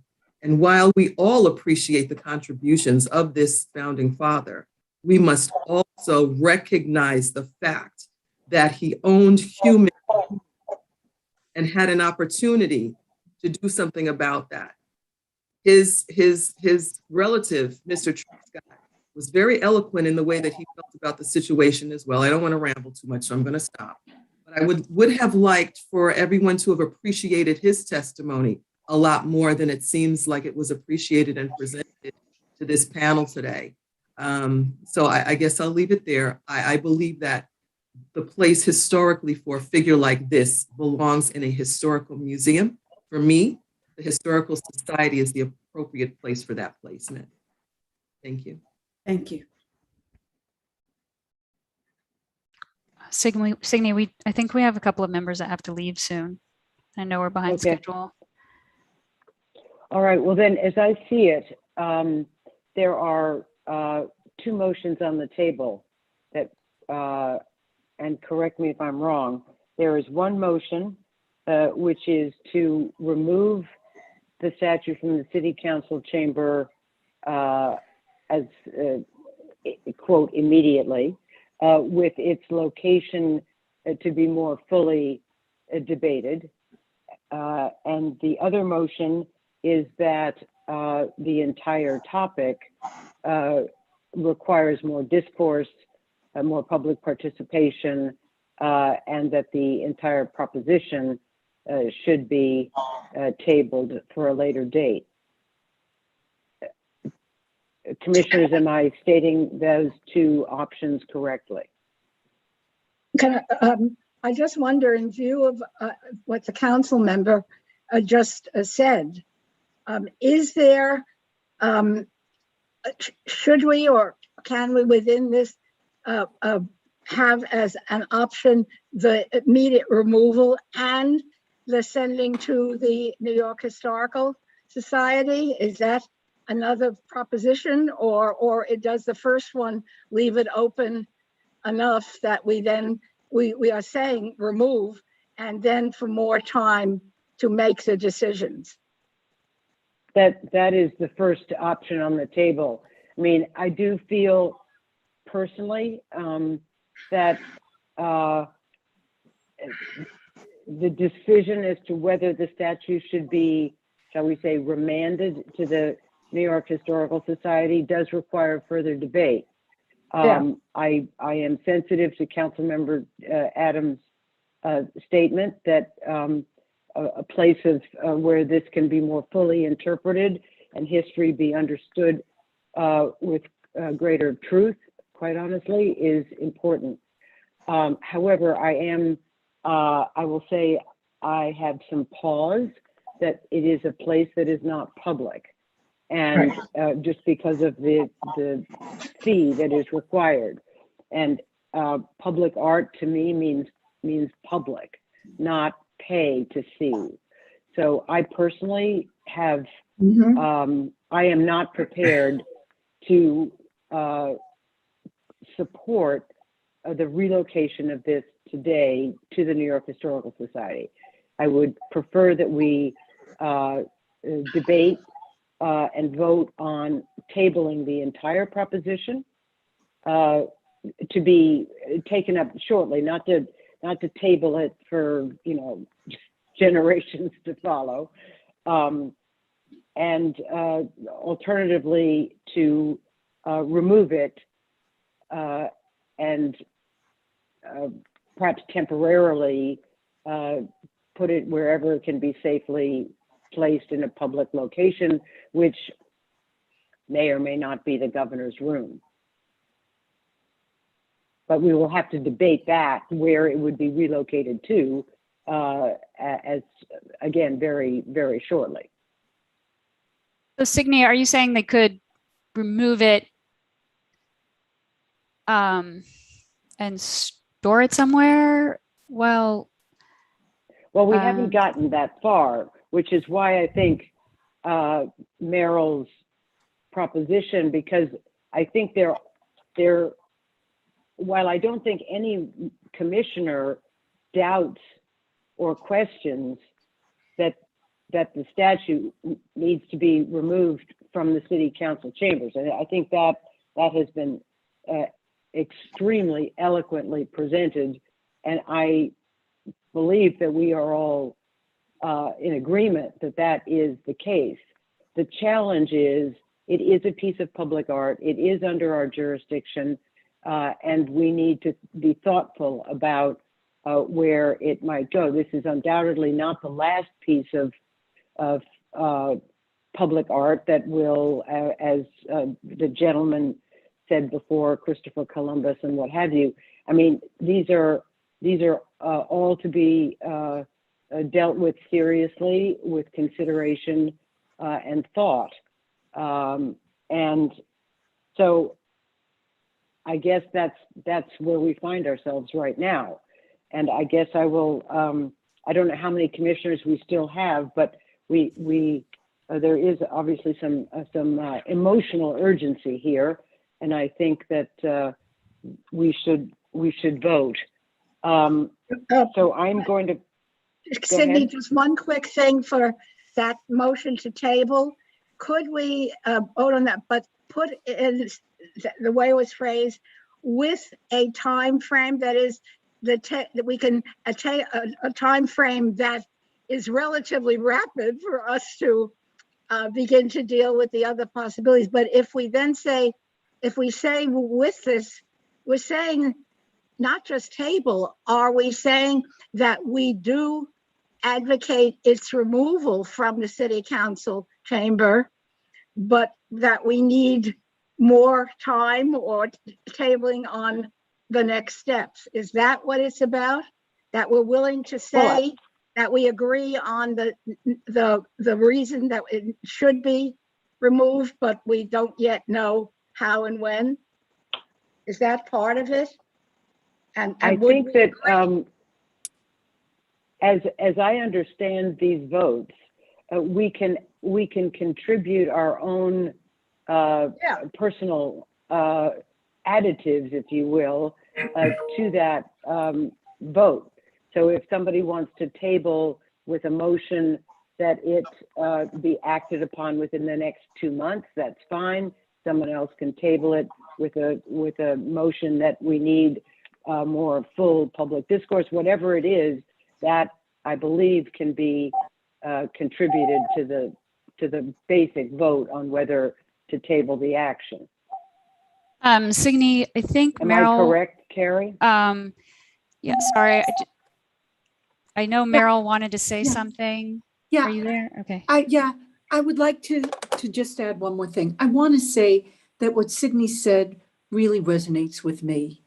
When you're going to deal with a public piece of art that is owned by the public, it is important to allow access, opportunity, and educational components to be part of this.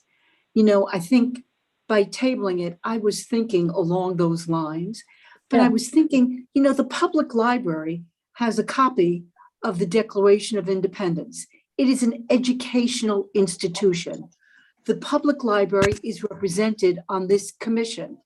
I think rather than put it in storage in the Historical Society, let's display it at the public library near the Declaration of Independence, where educational programs come and go for teenagers and children and young adults in continuing education programs.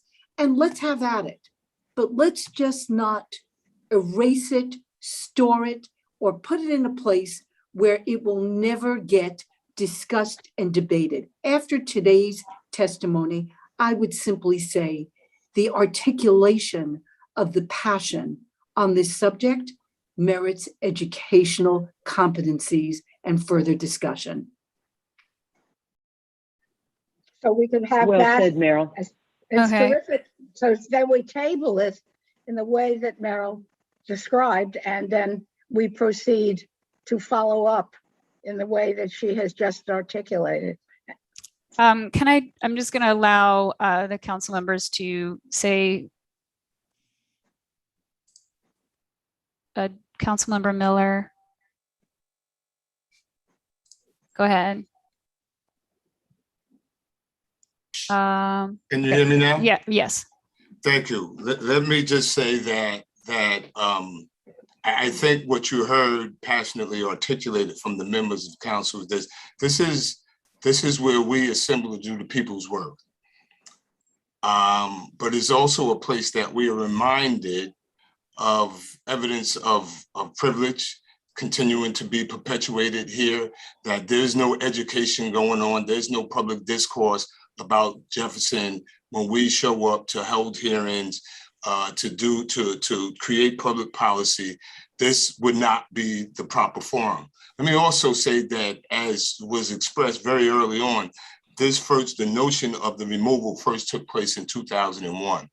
We sent letters to the other side of our co-legislative body, which is the administration, in 2019 and 2020 with the Speaker of the Council.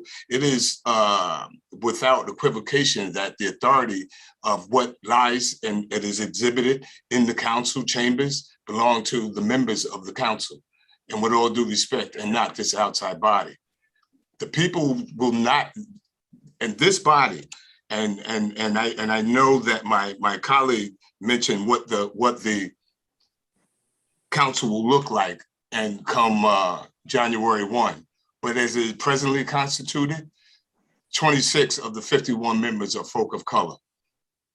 And I don't see how we move forward with the people's business, knowing that we have allowed outside interference in that chambers to do what we all know to be the correct thing. This is not going under the radar. This has not been like transparency. This is a conversation that has been a part of public discourse for over 20 years now. And thus for us to put it off. I do want to say, sir, that for us to put it off anytime for another day, it would be just unacceptable. Yeah. I mean, I understand. We all have jobs to do. And deferring it, kicking the can down the road is not acceptable.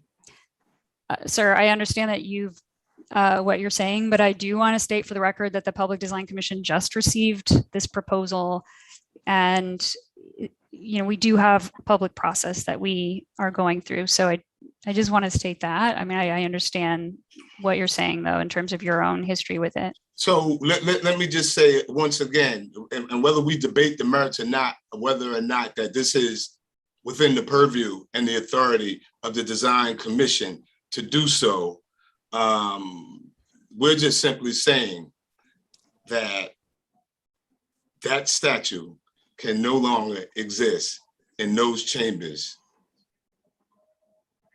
Its time has just come. And it's come, and for this can to get kicked down the road or become a matter of the commission when we've had this discussion for the past 4 years. I think we agree. For it to happen now, that seems to be, merely a way to kick the can down the road or to not do it, right? So it is time for it to get done. And if in fact it becomes the responsibility of the commission and it is on the calendar to be voted on, then we should vote. I move that we vote. Can we vote? We have all. Councilmember Barron has something to say as well. I just want to say this. It is grossly irresponsible to not at least do what you said everybody agrees with, remove it from City Hall. Now, if you want to delay to talk about what should happen to it after that, fine, but remove it from City Hall when you said everybody's in agreement. And by the way, you don't need a statue to discuss Thomas Jefferson's history. Statues are for people of honor. You don't need a statue for that. So when I said I didn't want to go to the Historical Society and some of my colleagues wanted to go there, I don't think it should go anywhere. I don't think it should exist. Don't have to agree with me on that. I think it should be put into storage somewhere, destroyed or whatever, because he's that bad. But even if you don't agree with that, everybody agrees today that it has to go from City Hall. I'm not So sure for- that was what Signe said. Well, I- she said Well, we that- can, I think we she should said- listen to hear from the Well, she can commissioners. speak for herself. She said that we all agree that it should not be there. That's what she said. Now, if she In the wants to council change her mind, chamber. if she wants to change her That is mind correct. and say, Okay. I didn't mean that because you're putting pressure on the fine. But bottom line is she said it. And I'm even not if she- putting pressure on you, but I even thought if she meant, okay. Even if she didn't say it, that's irrelevant. Even if she didn't say it, that it'll be irresponsible when this city is talking about being more conscious of the insults to our community, when massive demonstrations have occurred by the public, and for some of you to say we need more educating on it. If you don't know about Thomas Jefferson by now, I don't know how much longer it will take you to learn, but it will be irresponsible not to at least vote to remove it. And then we can debate what happens to it after that. You are correct. That is what I said. I am not going back on my words. What I am saying, however, is that as the body that has jurisdiction over this public art, we need to consider where this piece or any other piece, and there are 700 pieces of art under our jurisdiction. We cannot make a rash decision that will set a precedent for the other 699 pieces of artwork that also may have challenges from other people and other groups of people. So that is where the tabling comes. Now, I absolutely hear you and believe that we are not going to kick this can down the road, that we need to set for ourselves a very short leash on time when we consider where this piece is going to get relocated to. A recommendation was made to another institution. We haven't spoken to that institution. We can't just vote today and say, sure, let's just move it to the New York Public Library. There is a process there. And all we're saying is we're a body that has a process. And while this piece is highest on your mind today and has been obviously for a period of time, there are many other pieces of artwork for which we are responsible. And we need to be considerate of that process. So I think Councilperson Miller has his hand up. Do you want to acknowledge? Yes, I do. Thank you. I just want to say that the council has actually done its due diligence for months now and have spoken to so many institutions. And the one institution that was actually willing to take the statue was the Historical Society. So I don't want us to be redundant and reinvent the wheel and you guys go back and try to find someone that's going to take it when that work has actually been done by the council here. We haven't been just sitting on our hands and just trying to figure it out, whether it was through, Department of Citywide Administrative Services and what their responsibilities was and what the responsibilities of the members of the council were.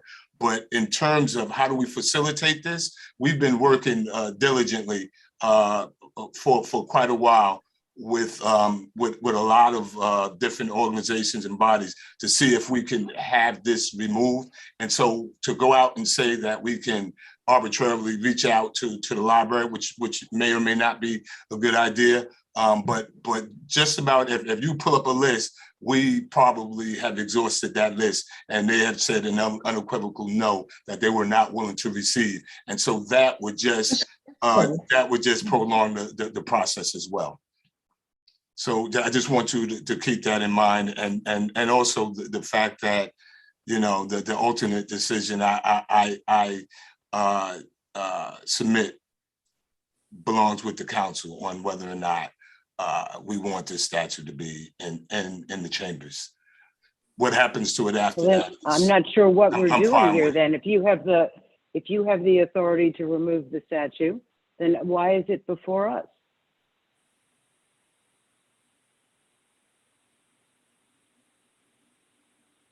You're muted, sir. But because let us, because the process of removal was where you guys came in. And we vote on Signy's, on the motion, if others agree, in the way you all right, phrased it, or so appropriately. the motion before us, in order to be as expeditious as possible, the motion before us is that we acknowledge that the piece needs to be removed from the city council chamber. We as a commission will act before the end of 2021 in finding an appropriate location where it remains in the public realm. That is the motion before us. If somebody would like to add on to that or vote against that, of course, that is your choice. I will start in alphabetical order. So we are, honestly, I've sort of lost my notes on where we are here. I believe we are on a roll call on item 27899. As I said, you can vote for or against the motion that was just put forth, and you can add on to it as you see fit. Bill Ahrens. I vote yay. Karen Keel. Approve. Deborah Martin. I approve with the commitment that it must be removed before year end, before the new council members are impaneled. Manuel Miranda. I approve the motion. I also approve the motion as originally presented for transfer to the next. Susan. I approve it as it's originally proposed as well. Okay. Susan Morgenthau.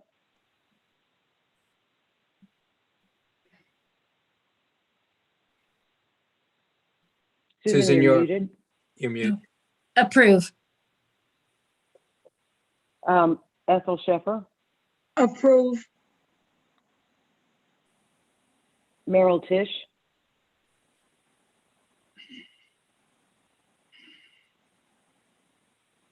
Oh, God. Approve. Mary has departed. Is that true? And myself, yes. So we thank you very, very much for all of you who spoke today, for the passions that you have conveyed. And we are committed to acting before the next council people and yourselves, hopefully, re-enter the chambers in the new year. Thank you.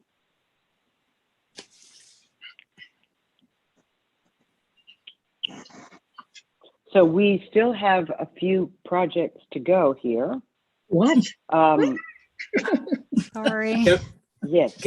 What's the negative of doing that on our next call? I mean, it's the time when we were going to finish. Yeah. I think we played out a little bit. Yeah. So we can. We have two more pieces of two artworks, very non-controversial artworks, I think. But maybe not with a time frame. But yeah. We can do it next month in 4 weeks. maybe we can call a special committee meeting. Grace, Right, right. can we talk to the agencies about that? Yeah. Okay. I mean, they're both, let's see. So we have the Eduardo Coimbra artwork at the Bronx Animal Care Center. That's on for conceptual, and it's been well received. And then we have The Feeling is Mutual by Justin Valdez, which has also been well received with some minor commissioner comments. So we can work with the team to maybe organize a committee meeting or something, so Great. that they don't I have to think that's a wait good idea. for a Yeah, whole month. Okay, so let's adjourn on, but Signe, may I ask just for you and other staff to consider just how you want to do this, that there might be some consultation with a few people on the commission or the staff in whatever way you determine of how to proceed, given that you set some time frame, informally, of how we want to follow up on the motion. Well, And I leave it- clearly. Yeah, obviously, I'm just saying that, leave it to you. Ethel will follow up. Ethel will follow up, but I think right And I now thank- we need yes, to try. I just- We need to try to adjourn the public meeting first, and then Good, we'll okay. follow up with you. Okay? Fine, We're thank not you. going to vote on. We're not going to have the two artworks presented, and we'll work on a committee meeting with that, and also try to help those projects advance, given this delay and this very important discussion. So Signe, I think you can call the meeting as adjourned, unless